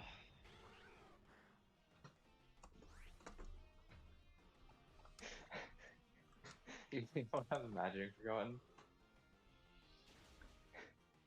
It's like, remember, you seen Saving Private Ryan, right? No. No? Okay, never mind then. I was gonna say, like, one of the scenarios that happens in that movie and just me being myself. In the middle of World War II. There are 3 things certain. I'm not gonna say it yet, because we haven't got there yet.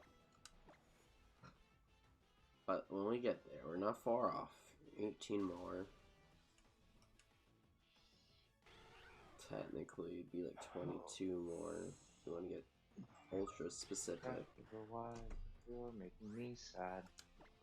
Please, for the love of God, just have the person show up. Me and you are both I'm looking for scared to- something, and we're not finding it. Yeah. I feel like you're gonna find it before me at this point. I'm literally just looking for a basic enemy that I've seen so many of, and now not one of them showing up. I kid you not, I've literally like gone to every single region in Hyrule on foot now. I still haven't seen one show up. And there's no specific area where this dude likes to show up. It's just kind of like wherever. And I even went to the Yiga Clan hideout, forgetting that they don't show up after you kill Koga. So it's just kind of empty, and I was like, oh, okay. Oh, I already got that core.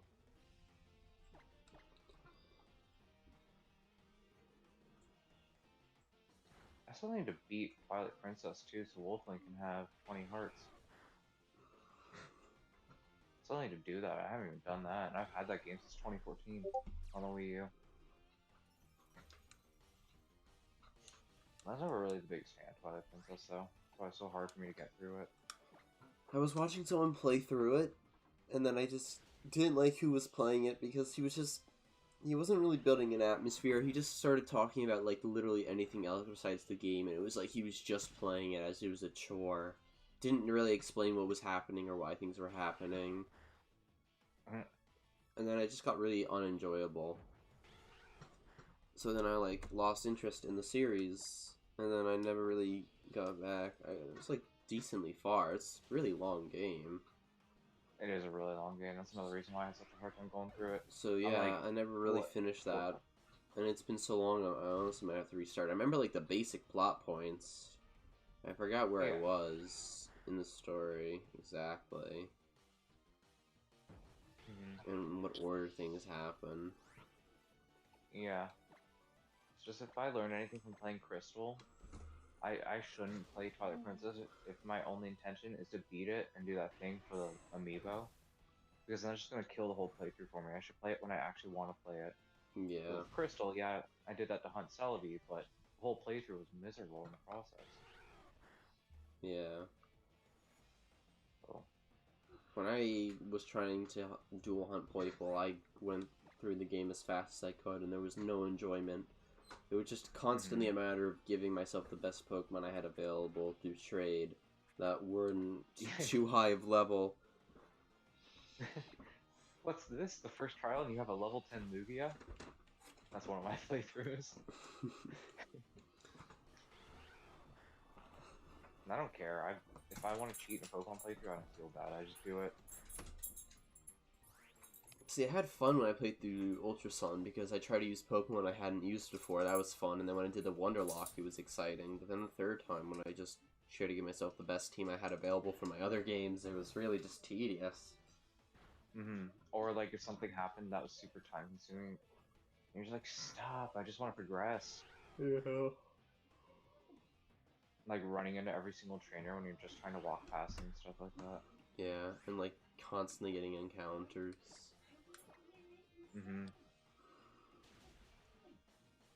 Or someone like tries to spam protect in one battle, and then you're just like, well, this battle's not taking half an hour.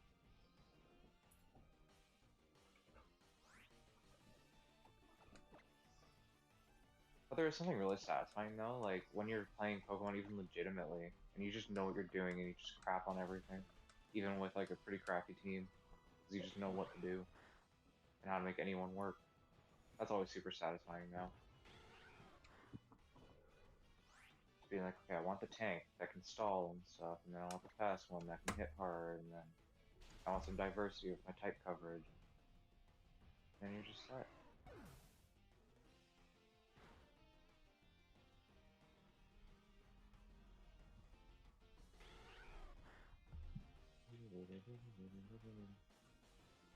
Oh yeah, what are your thoughts on the new Voltorb for Arceus? I think it's alright. I'm not the biggest fan. I discovered it through Callum's reaction, because it's just something I recommended. So I watched it and I'm like, I kind of feel like it should have been got, like blocky eyes. I feel like it should have been Grass Rock. Not Grass Rock, Electric Rock. That just seemed more fitting, but... Yeah, I don't know where the grass is really coming from, because it's like a berry lover or something, like... It's got really sharpened edges on it, on its eyebrows, which make it look like a rock. It's supposed to look like the older Pokeballs, which only fuels the idea of it being rock a little bit more. I'm scared to see it like Oh my god! Yo, hear me out. Hisuian Arceus. That was not my fault. What'd you do? We're not talking about it. Alright. Well, no, my last shiny I got was... Oh my god, I haven't actually seen Breath of the Wild do that before. You know how when you go really fast in Breath of the Wild, the game will like pause for a second? Yeah. And that's never happened to me before, and I was just like kind of going like halfway with the speed on my Master Cycle and it cut there. I've never seen it do that before. It was really weird. But anyways, the last shiny hunt I did was like a couple weeks ago, and it was shiny Haxorus. And I named her Halberd. Oh, I actually didn't give that name. Someone else gave the friend or gave the name because I was like, "What should I name this?" She's like, "Name it Halberd." I'm like, "Okay." We're just gonna pretend that everything is a-okay. Everything is a-okay. What do you mean? Nothing happened. It only happened because my controller occasionally has a glitch where it scrolls down. Happens to me in FIFA all the time. That is out of my control. So we're just Yeah, I hate having controllers. Pretend that nothing happened.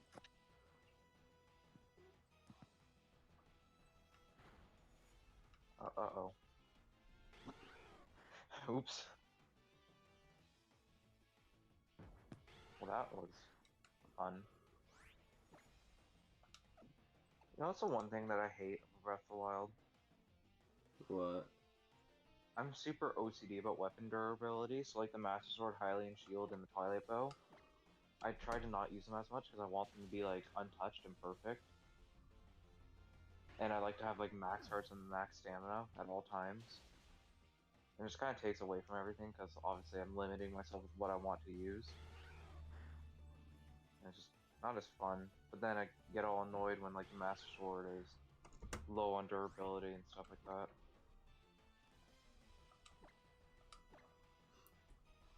Man, actually, what happens if I try to drive through the Lost Woods with Master Cycle? I don't think I've tried that.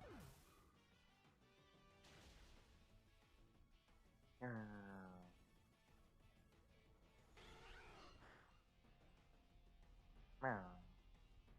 What? No.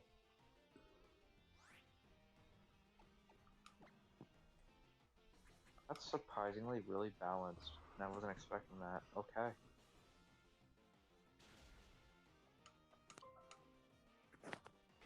I actually patched that, because you were just able to outrun the smoke and the lost with like a horse or a motorcycle. I guess you can't anymore. Huh.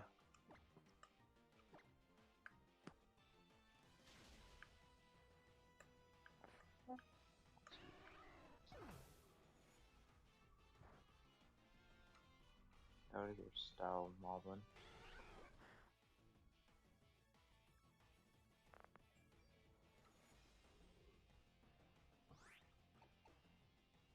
He did it then again. See? That's what happens when you click left and right. Ooh. It wouldn't have happened on a 3DS because I would have just clicked properly. So, we'll just pretend. Oh, I'll be right back. I gotta use the washroom.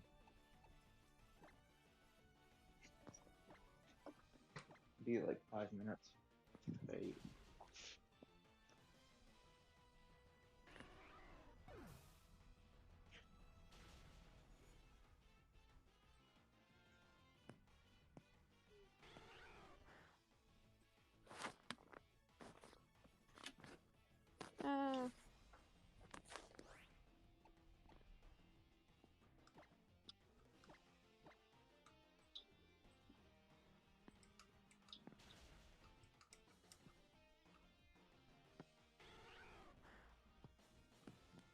I'm tired.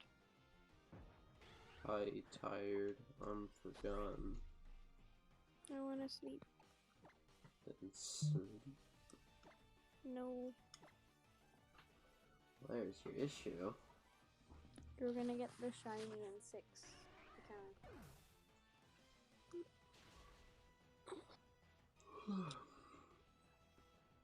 Bet. If you're wrong, you are mean. No way! I'm not mean. So you would have lied to me. Oh, I don't lie!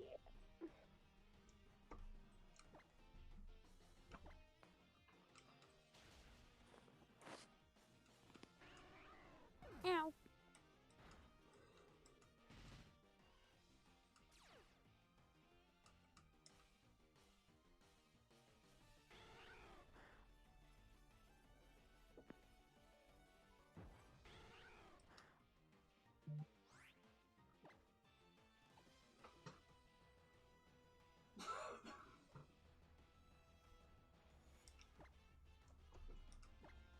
Turn away. Technically 14, but 10.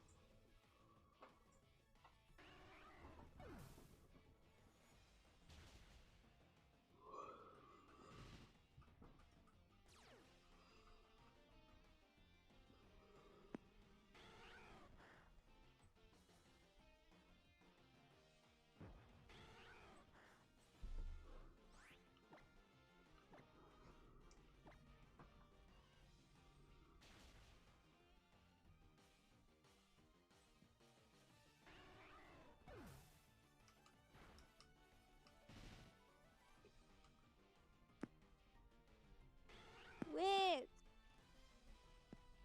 Wait! Down!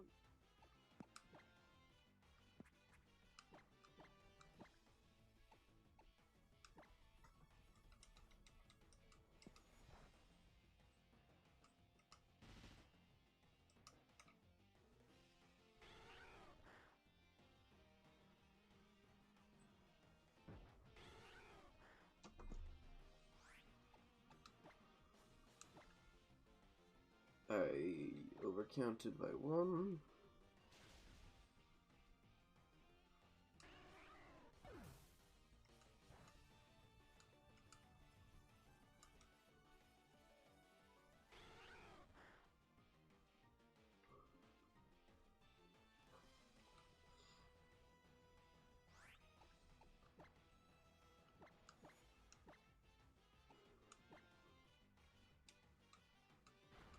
Wait, no, I didn't overcount. But... Oh, wait, no. This encounter would be 292.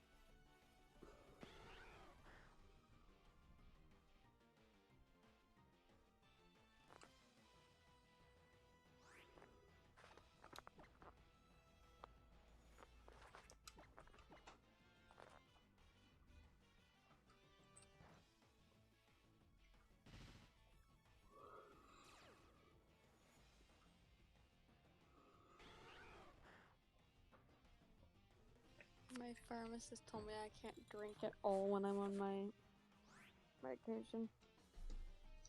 Vanillite.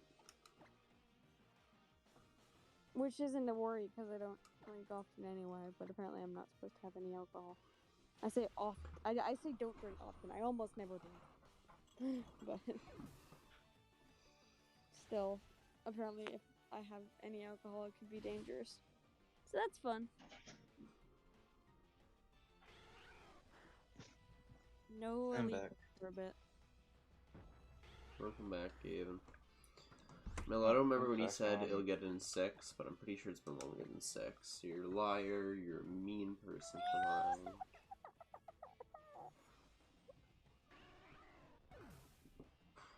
You wanna know something really sad? I can't do my double chin anymore because my beard. Damn. Harder to see. That is actually really sad. I hate facial hair. I think this one here is epic. I'll send you the picture of when I just got my fresh ass haircut. Oh boy, I was really concerned you were going to say something way different. I don't even know what you think I was gonna say. No, I'm not going to say it, because I am still alive. DM it to me. No. My fresh AF haircut, but uncensored. Why am I being stood on by a dog? No, why do you have facial hair? Stop Because I licking do. me. Because I have facial hair. I hate facial hair. Stop licking me! For anyone that Oh, may be Ah. curious, My Mello is plaid shirt, talking gray to her sweater, and dog. then the jeans.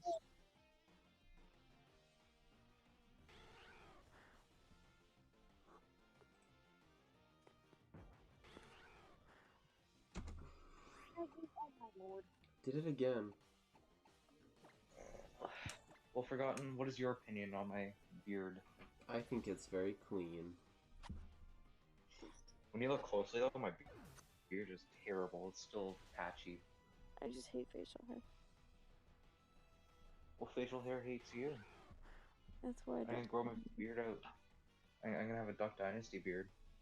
No, he shaped his though.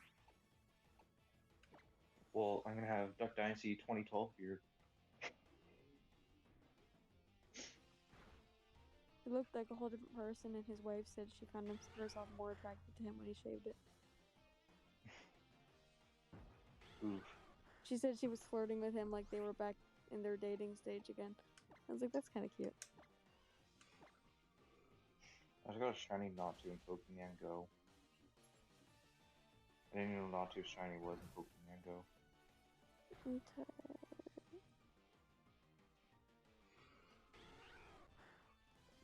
Next encounter is gonna be a shiny.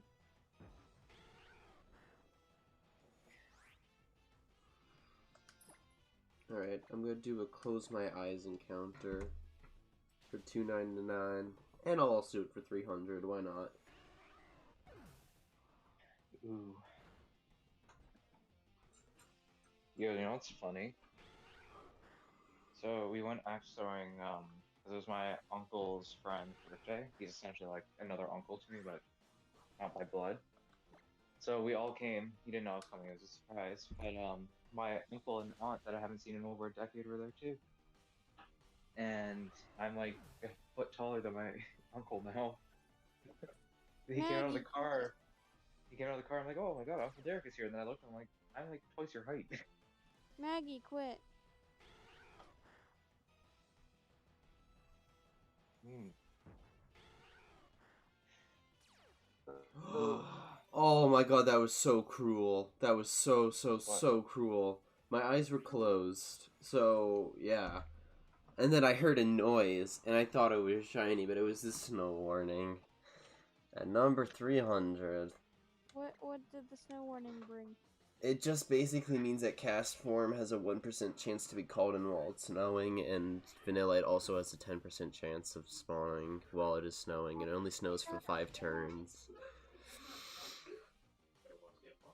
I'm sorry, Justin. I had like a small little like Sorry. adrenaline rush there.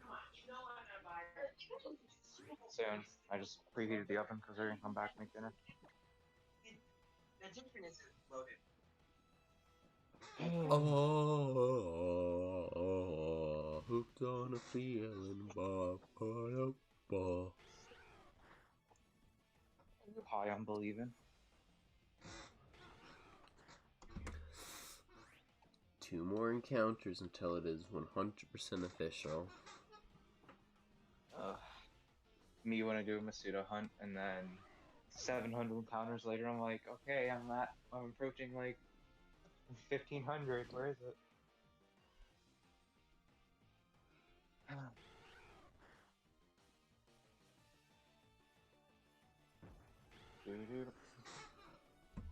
Alright, next encounter is the last chance for me to have not gone over odds. 100% statistically, I think this was the last one, but to confirm it, I think last one technically is going over odds, technically, but we'll just say that it's on odds. I should play Pokemon. Just look at the picture I that don't have a device to play Pokemon. I just have computer. Pokemon Go. No. Forgot. I just looked at the picture of me in my Halloween costume. There are Just to only compare 3 my things year to, certain you know. in life. Death, taxes, and me going over odds Justin, on what do shiny you play hunts. Pokemon on? 3DS, 3DS? Switch, DS, and if you want to emulate, computer. Or if you want to go really hardcore, it? Game Boy. I'll explain later. I don't think I'm allowed to do that on a video. Or stream. Wait, to emulate it? Just search for one. You're not supposed to encourage I've emulation. never Guys, let's had. change subject. You're not supposed to encourage The only emulation. consoles I've ever had was a Nintendo DS and a Wii. I guess I had an Xbox. You still have your DS? I don't. I don't have chargers for them. I also You can don't. get chargers. Dear God, those DSs last forever. I swear. They do. You throw them in a volcano and they'll still work. Like bricks. Instead of Elon Musk sending his car the into space, original just send a DS DS. with the tiny screens. Why is Harry Styles in the MCU? I keep seeing that and it's making me sad. Like Harry Styles is playing Thanos' brother. Why? Wait, Thanos has a brother? Yeah. Maggie. Spoilers. I didn't know Thanos had a brother. Thanks for spoiling it.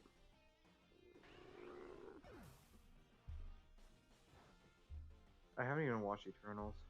Oh wait, it's Internals? Come on. Never mind, I don't care. Yeah. Have you been watching Hawkeye at all? No, I'm just gonna wait for it all to be out so I can binge it. I think I'm gonna go to 350 and call it. Call it and do what? Have dinner? Okay. Can we play Minecraft after? Probably. I might call it sooner. I don't know. Because dinner might be sooner. I don't know. Either. Death, taxes, and me going over odds and shiny hunts. Screw taxes. Just be like me and don't pay your taxes. That's not how that works. I'm employed. I don't get a choice. Just say no, I'm not paying them. They'll be all right. They take And then them from my paycheck.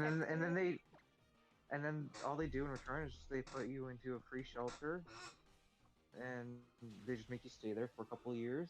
You don't get to see your friends and family that often, but you still get a free shelter when you don't pay your taxes. And all you have to do is like make some license plates and wear orange a lot, and then you're good.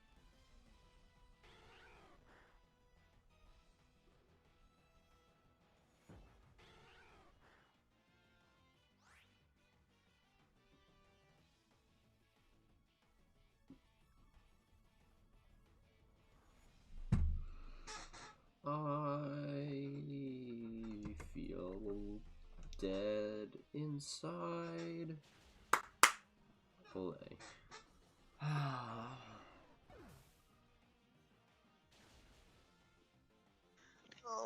Oh boy's guess is Are you gonna incorrect. stay in call while you make your dinner? Probably, maybe, I don't know. Kevin, what was your guess again? Like 3:15? I said 3:12, I think. Is what my guess was. 3:15. 3:15? Oh, either or. What number is it? Queens. 3:07. I say 3:12. You say 3:12. My Yeah. favorite. That's not actually true. My favorite number is 3,742,589, but I don't think Justin's gonna go that high. Why is that your I favorite don't know. number? It's a long Okay. and stupid story. Glaceon, there's 3 things certain in life. Death, taxes, and me going over odds and shiny hunts. You hate to see it. No, you don't love to see it. You hate to see it. It doesn't matter if I stop shiny hunting for over a year. As soon as I come back, I'm fit with the same damned fate of bad RNG. You and I literally are always the same with our shiny hunts. The only difference is I'm luckier with full odds for some reason. But you and I always just have terrible luck with just like the basic shiny hunts. It's like, what's that? This hunt has a 1 in 512 chance? Okay, you're getting it. Bro, something could have a 1 in 2 chance, and it would take me 6 chances to get it. Yeah. Screams. How's the British person going? The one that happens to look like me. What? Callum. Callum was supposed to be here, and then he didn't show up. He showed up in chat for like 2 minutes, and then ditched. Yeah. Oh yeah. I'll message You were supposed to like race. Yeah, message him. Yeah.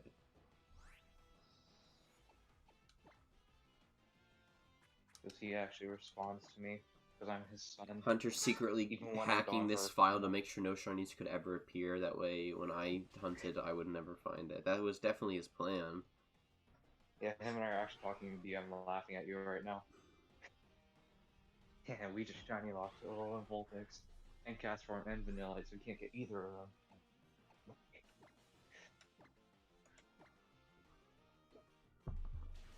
Living in a society. I rewatched the original Sam Raimi Spider-Man movies last week Which one of the Sam Raimis? with Tobey Maguire. Ah, nice. Just we were watching that and then the Amazing Spider-Man 1 and 2 just to get hyped for the Spider-Man movie. Although I didn't get to watch Spider-Verse. I'll probably do that today or tomorrow or something. I want to rewatch the first. Yeah, maybe I can get Goodnight. Maybe we'll do that movie night. We'll rewatch Spider-Man: Homecoming and Far From Home. To build up hype. Yeah. I'd join that. 'Cause I didn't watch Homecoming and Far From Home. We only watched the other ones. Oh, hey, people that would be weren't donating. Are they donating because of me? I doubt it. But there's been some recent donos. Is someone else live? Okay. I don't think so. But I saw there's Oh, been actually, 3 I'm live. donos. I don't know if they donated because of me or not. I kind of feel like it's not because of me, because I didn't really think I saw any of those people. Oh, excuse me.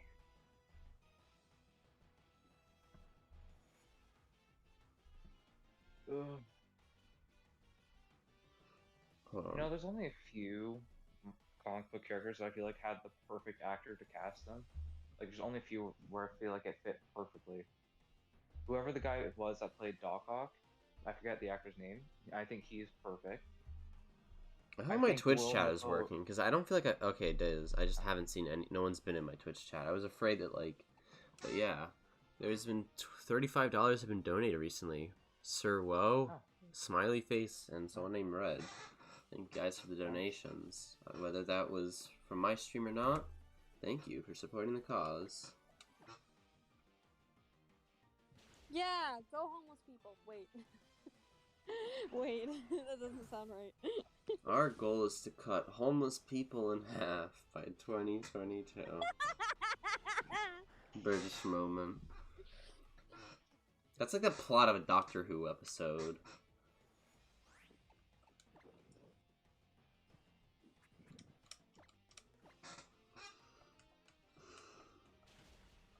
Hey, Ron, do you think Ned will become the Hobgoblin in the MCU? You think that's gonna happen? I don't think so. But it would be interesting because we really get to actually see that friendship properly develop. Just I feel like it'd be kind of missing because obviously we won't get an MCU original Green Goblin most likely because Willem Dafoe is there. But whatever. I don't know how important Green Goblin is to Hobgoblin's story. But maybe Ned gets jealous or something, and then the goblin's already showing up, and Ned's like, I'm gonna be evil. See, the one big confusion of mine after rewatching the Spider-Man movies is none of the villains were actually, like, evil. Like, Willem Dafoe's Green Goblin, he wasn't super evil. He kind of was, but it was more of an accident. Doc Ock was not evil at all. Sandman just wanted to save his daughter. Venom was And evil. yeah, Venom was just but like, I I don't think want that to. iteration of Venom is coming back. Yeah, I Yeah. don't think that iteration of Venom is in. And then, like, the lizard guy, I'm going to brain fart what he's actually called, but the lizard guy from Amazing Spider-Man, he wasn't evil at all. Doctor, Professor, something. Yeah, but he wasn't evil at all. He just wanted to help mankind and then just kind of got carried away. But even at the very end, he was helping Peter. Yeah, and the So same I'm with just very curious Electro. about why. Yeah, same with Electro. Electro was just a simp. He wasn't. I So I'm guess. very curious of Hello, how sorry I and missed why your ping they're yesterday, but I just evil. woke up. Hey, welcome to the stream. How is it going? We are continuing where we left off when shiny hunting and being unlucky and going over odds.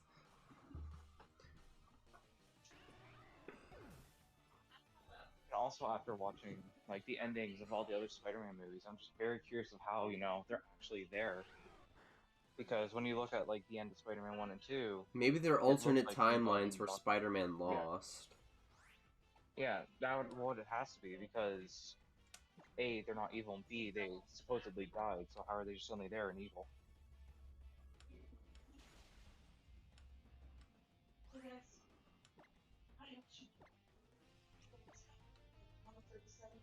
So yeah, it has to be experience that one. Oh, but that's also interesting. Now, I thought about, I think I was thinking about what you were saying with the evil. Something that's, I guess Mysterio did die, right? Yeah, but he can still be around. Yeah. Like Mysterio can still exist because they still have access to the drones and his model and stuff. They can just get the drones to fly around, just pretend to be Mysterio, if they really wanted to.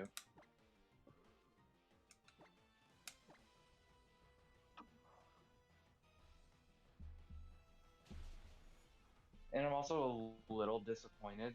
Like, on one hand, I'm really happy they're back, but on the other hand, I'm disappointed because that means the Sinister Six won't be complete or proper originally in the MCU. Because after this, they're not going to be like, okay, now here's the actual Green Goblin for the MCU, because everyone's going to be like, oh, you're using them again? Unless you're an actual fan, you're just going to think that's lame that they're reusing them for villains. Which sucks. Because now Sinister Six is going to be screwed up. Because most likely we're not going to have Doc Ock, Green Goblin, whoever else.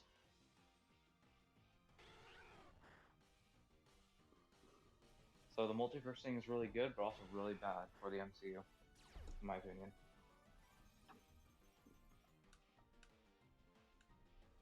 Pain. And there's still things I wanna mention, but I'm not yet for the off chance of spoilers. Yeah, no talky. Yeah.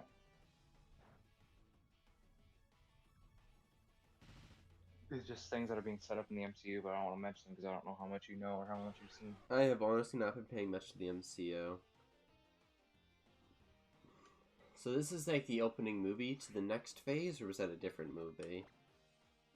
Which one? Phase 4. The Spider-Man movie. Is this the opener, or was there already a movie in Phase 4? I thought Far From Home was the introduction of Phase 4, but apparently that was the very end of Phase 3, apparently. Yeah. I guess technically Black Widow could count as Phase 4, I think. Even though it was supposed to be Phase 3. But if not, then this is the first Phase 4 movie.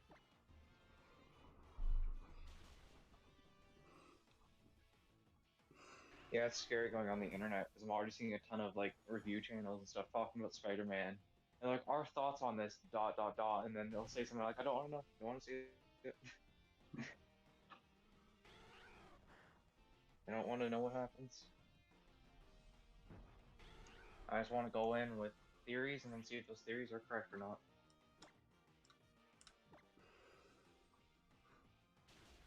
And I'm not even going to say anything on Hawkeye yet, I'll just let you watch that for yourself.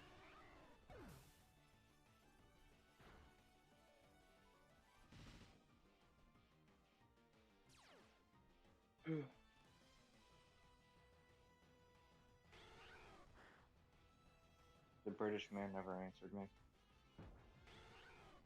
Classic British man. Ugh.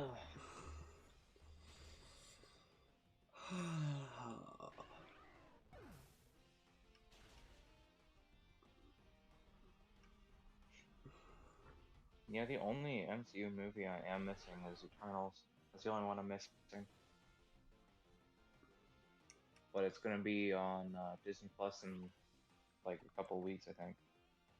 Actually, when does it come over? Oh, Eternals comes to Disney Plus on January 12th. That's when I can watch it. I have it on my calendar. But I saw Shang-Chi or Shang-Chi. I watched it a couple weeks ago. Did you watch that one yet? Shang-Chi? Yeah. Yeah. I thought it was pretty good. I did not like the soundtrack at all, though. Here's my opinion. Visually, the best movie in the MCU. The story was really poor, though. It felt very basic and very predictable. Yeah. Well, yeah, I guess it could. Yeah, it's the best looking movie now that I think of it. What? So I was gonna bring up Doctor Strange. I was gonna bring up Doctor Strange for its visual effects, but that's more effects, not just the look of the movie. Yeah. But no, Shang-Chi or Shang-Chi is actually very gorgeous. Yeah. It's just the characters were kind of annoying, and the story was also predictable. I don't know. The characters were alright. The story was just incredibly predictable up until the very end. That post-credit scene was actually kind of a surprise. Yeah. I forgot what it was. Them at the dinner, and then the Doctor Strange's. Oh no, not that. Not that. No? What was? I don't remember. The sister's actually evil. Oh yeah, that's what it was.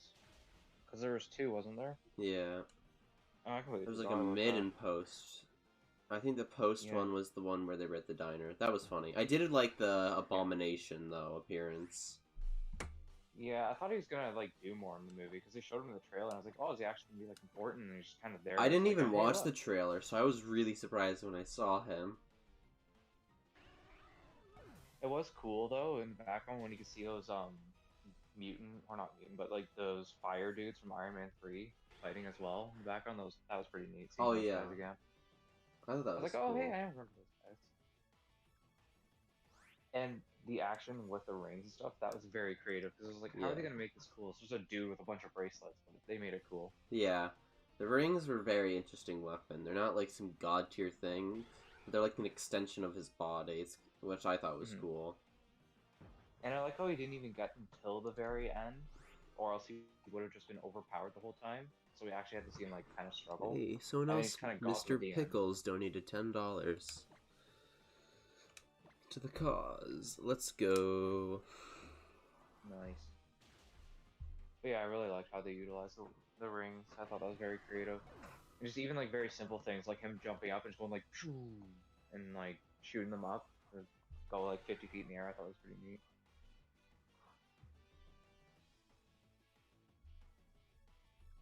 But it was, yeah, it's probably the prettiest Marvel movie.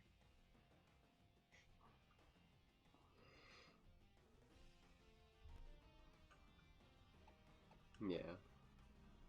I wasn't the biggest fan of the humor though. The humor was, Like usually yeah, it wasn't. because you know how recently a lot of people have been complaining about like Marvel's humor, how it's like all kind of the same. It never really bothered me until like Phase 4 started.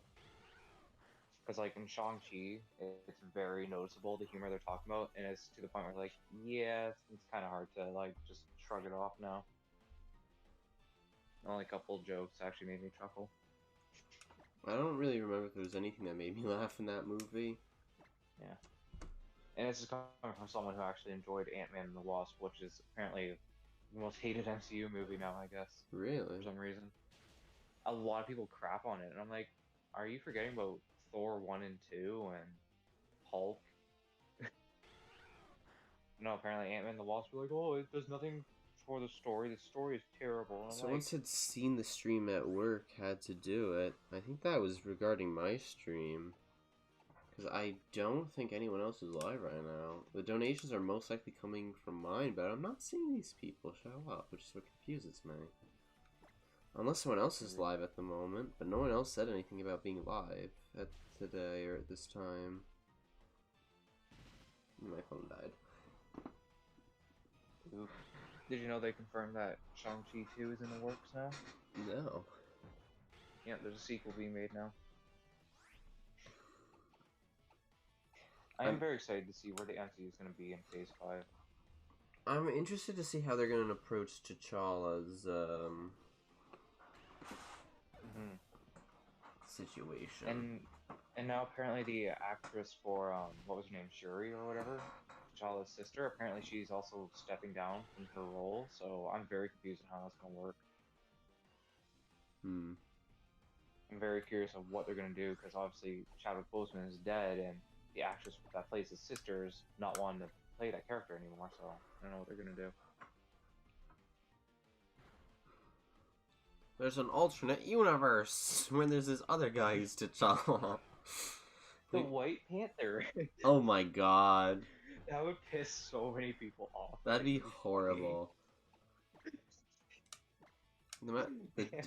I don't even know what they can do, honestly. If they can't even make it to the sister, like, what are they gonna do? There's no one left.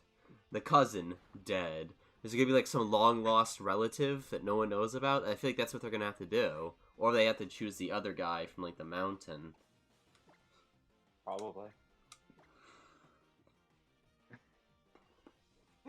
Oh my god. It would be horrible. But I'd love to see people's Bucky just becomes... Just Bucky finally has a use. Bucky's a white wolf, though, even though we haven't officially seen him as a white wolf. Or maybe it can be both. Maybe it's like a Transformers thing. He meets another person and then he, like, or like, I don't know. I was thinking Power Rangers, not Transformers.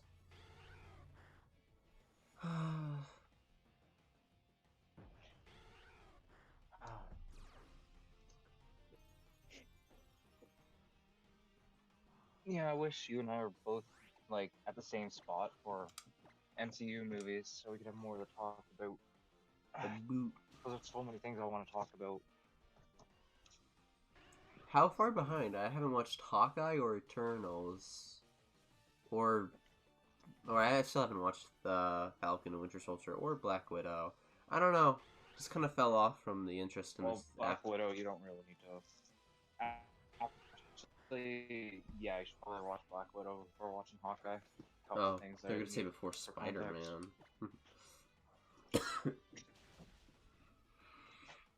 I watched Venom: Let There Be Carnage. You So, watched it? yeah, it was good-ish. Oh, okay, thank God, because I've been trying not to mention the end credit scene desperately, Yeah, but that's but where that's something I Venom's want gonna to be talk to you coming about. in. Yeah, that's where Yeah. Venom comes in for, Oh, I've been wanting to talk to you about Venom in the MCU for a while now. yeah. On one hand, I'm happy that Venom is officially in the MCU, but on another hand, I'm kind of disappointed that it's Tom Hardy's Venom. But whatever. Sure they'll make him fine. I like this Venom Just approach. Carnage shouldn't have made it up. He's not necessarily a good guy. Yeah. He's never done anything like. Oh, your mic is dying, Kevin. But my mic is dying. Yeah, you're like going all robot. Hello? Oh, Yeah. I don't know why. Am I better now? Yeah. Okay. Like, I'm fine with the Venom character. I just feel like they should have made it rated R because it's Venom. Like, you want to know my uncle's and I's theory on what they're gonna do with Venom in the MCU? Yeah. So we think that Eddie Brock will die somehow, or he'll go back to his own universe without Venom, and then Flash Thompson will take the symbiote and be Agent Venom. I could totally see that. Like That's our Doctor theory. Strange's like, oh yeah, don't worry, I'll send you back. Spell for human, but like the symbiote doesn't count in that and gets that. Mhm. And it's like, And what? then we get Agent Venom.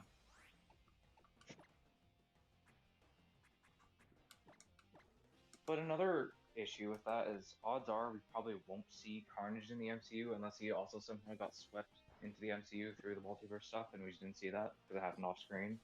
I doubt it. He died. He was literally eaten by Venom. And there's still ways Carnage could have survived that. I don't know Carnage that well, so...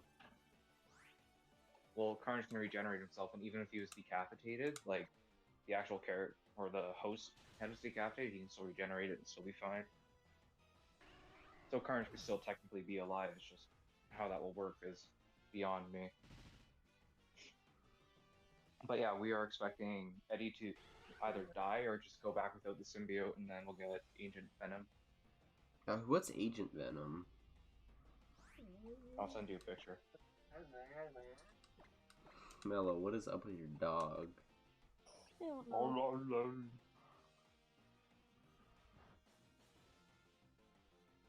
I'll send you a screenshot of Google's description of Agent Venom.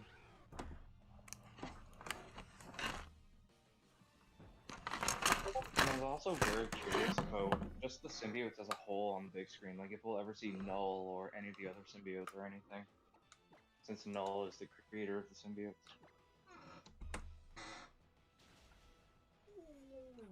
Wait.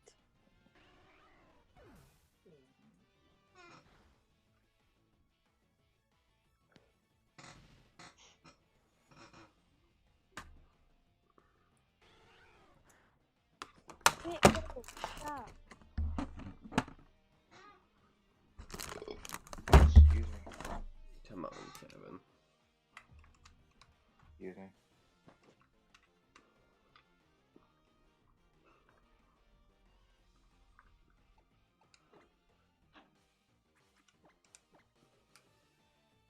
Hold on, I gotta charge my phone up before I can see Agent Venom.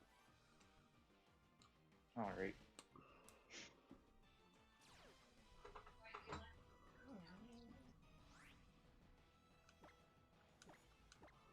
Ugh.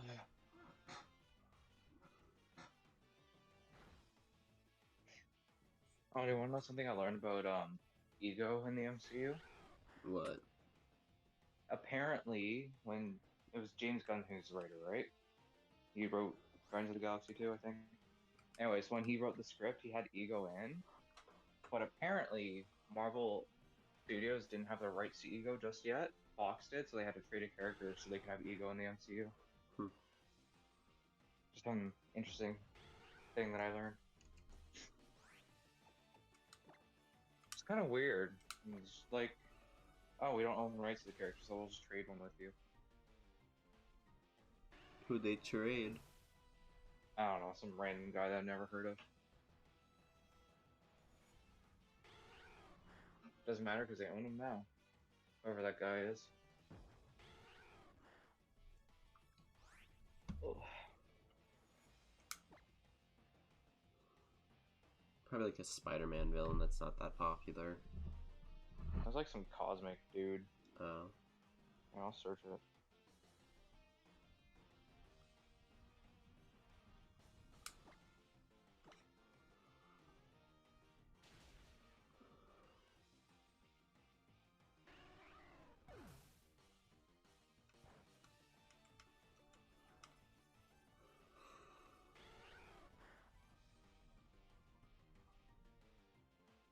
Oh, where's the thing?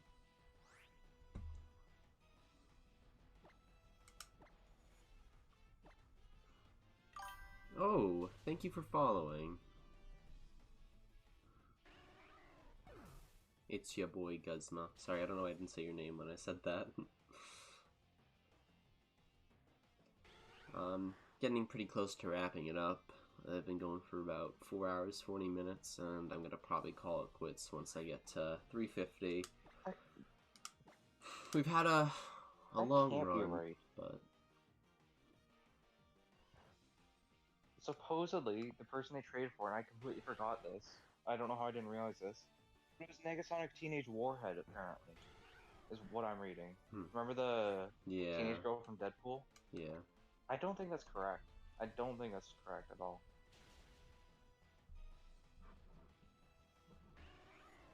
I don't know.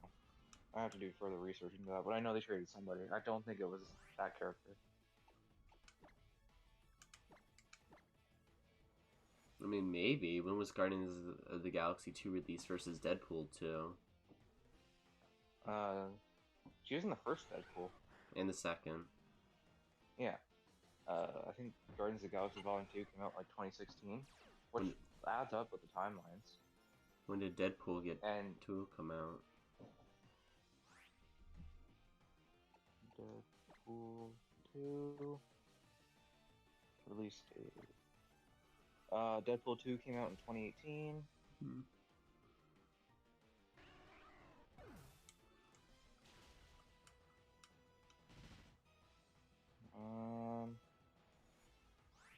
The first Guardians of the Galaxy is 2014. I wanted the second one though, not the first one. Guardians of the Galaxy 2 came out in 2017. Okay, and then when the first Deadpool came out?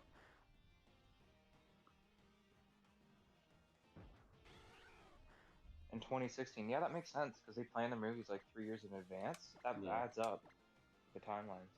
Because Deadpool 1 came out in 2016, and then it was 2017 for Guardians of the Galaxy 2, and then 2018 for Deadpool 2. So that does line up. Just weird. So wait, I thought Fox owned the rights to every single mutant though. Marvel didn't have any of them. So then why didn't they introduce the mutants earlier then? Makes no sense.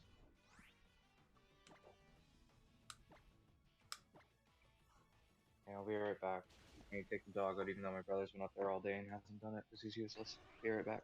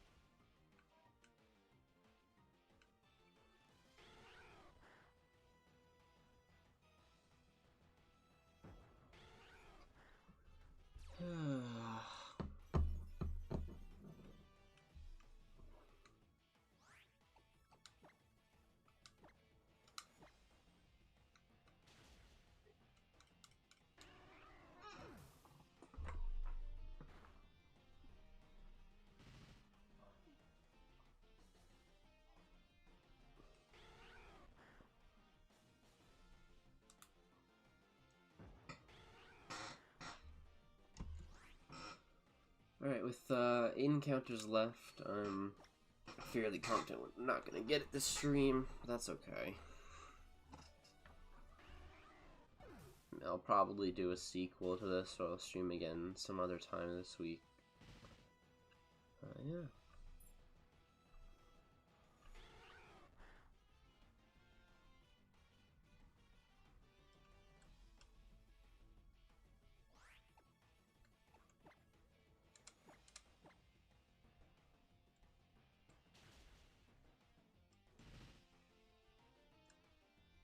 Whoa, whoa, did you guys see that? Its eyes just, like, completely glitched out there for, like, a split second.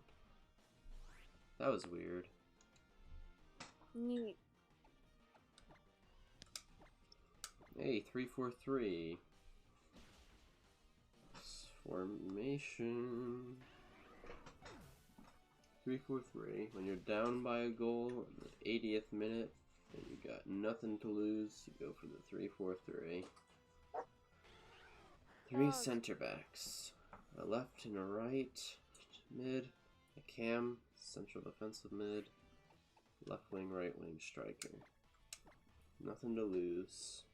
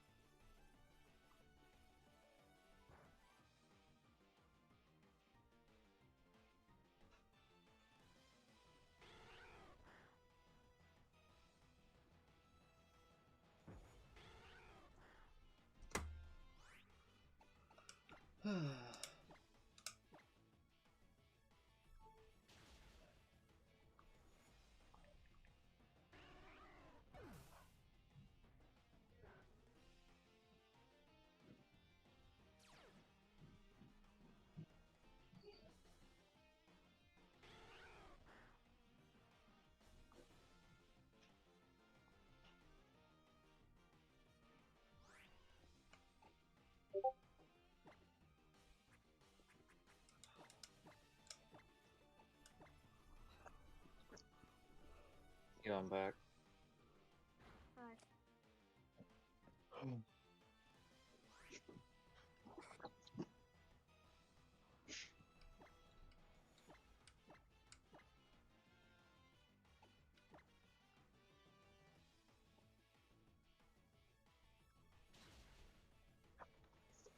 Fuck yeah, I still have my fedora. Watch your profanity. Oh my bad. I thought you ended the stream already. Nope, 5 more to go. Oh yeah. Forgotten you gotta see me with the fedora. Feel like a predator. I'll be back in a half an hour. Right. Kevin, please keep it PG-13.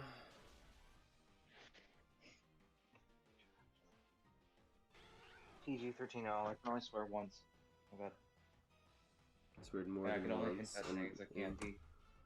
said more than one swear and has brought up very controversial topics that should not be brought up. Is Like whether or not Ant-Man 2 is good.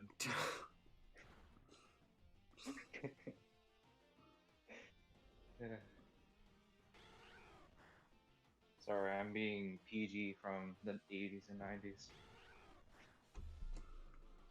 With only three encounters Is that left, my will cat? Forgone ever find the shiny? Most likely not. Is that my cat that I just heard? Yes, it is. Get in here, meow. Get over here.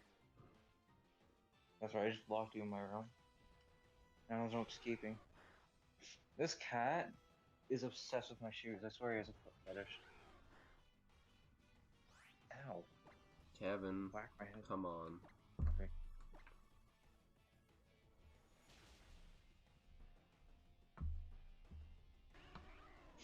Apparently while I was gone for the week, this cat was just crying at my door the whole time. He just wanted me. Isn't that right, Mr. Meow? Simp. Right? Meow. And he's back to my shoes. Yeah, what are you doing? Disgusting fan of the wall. What are you doing? Alright. There's no escaping. One encounter is all that remains before we hit 350.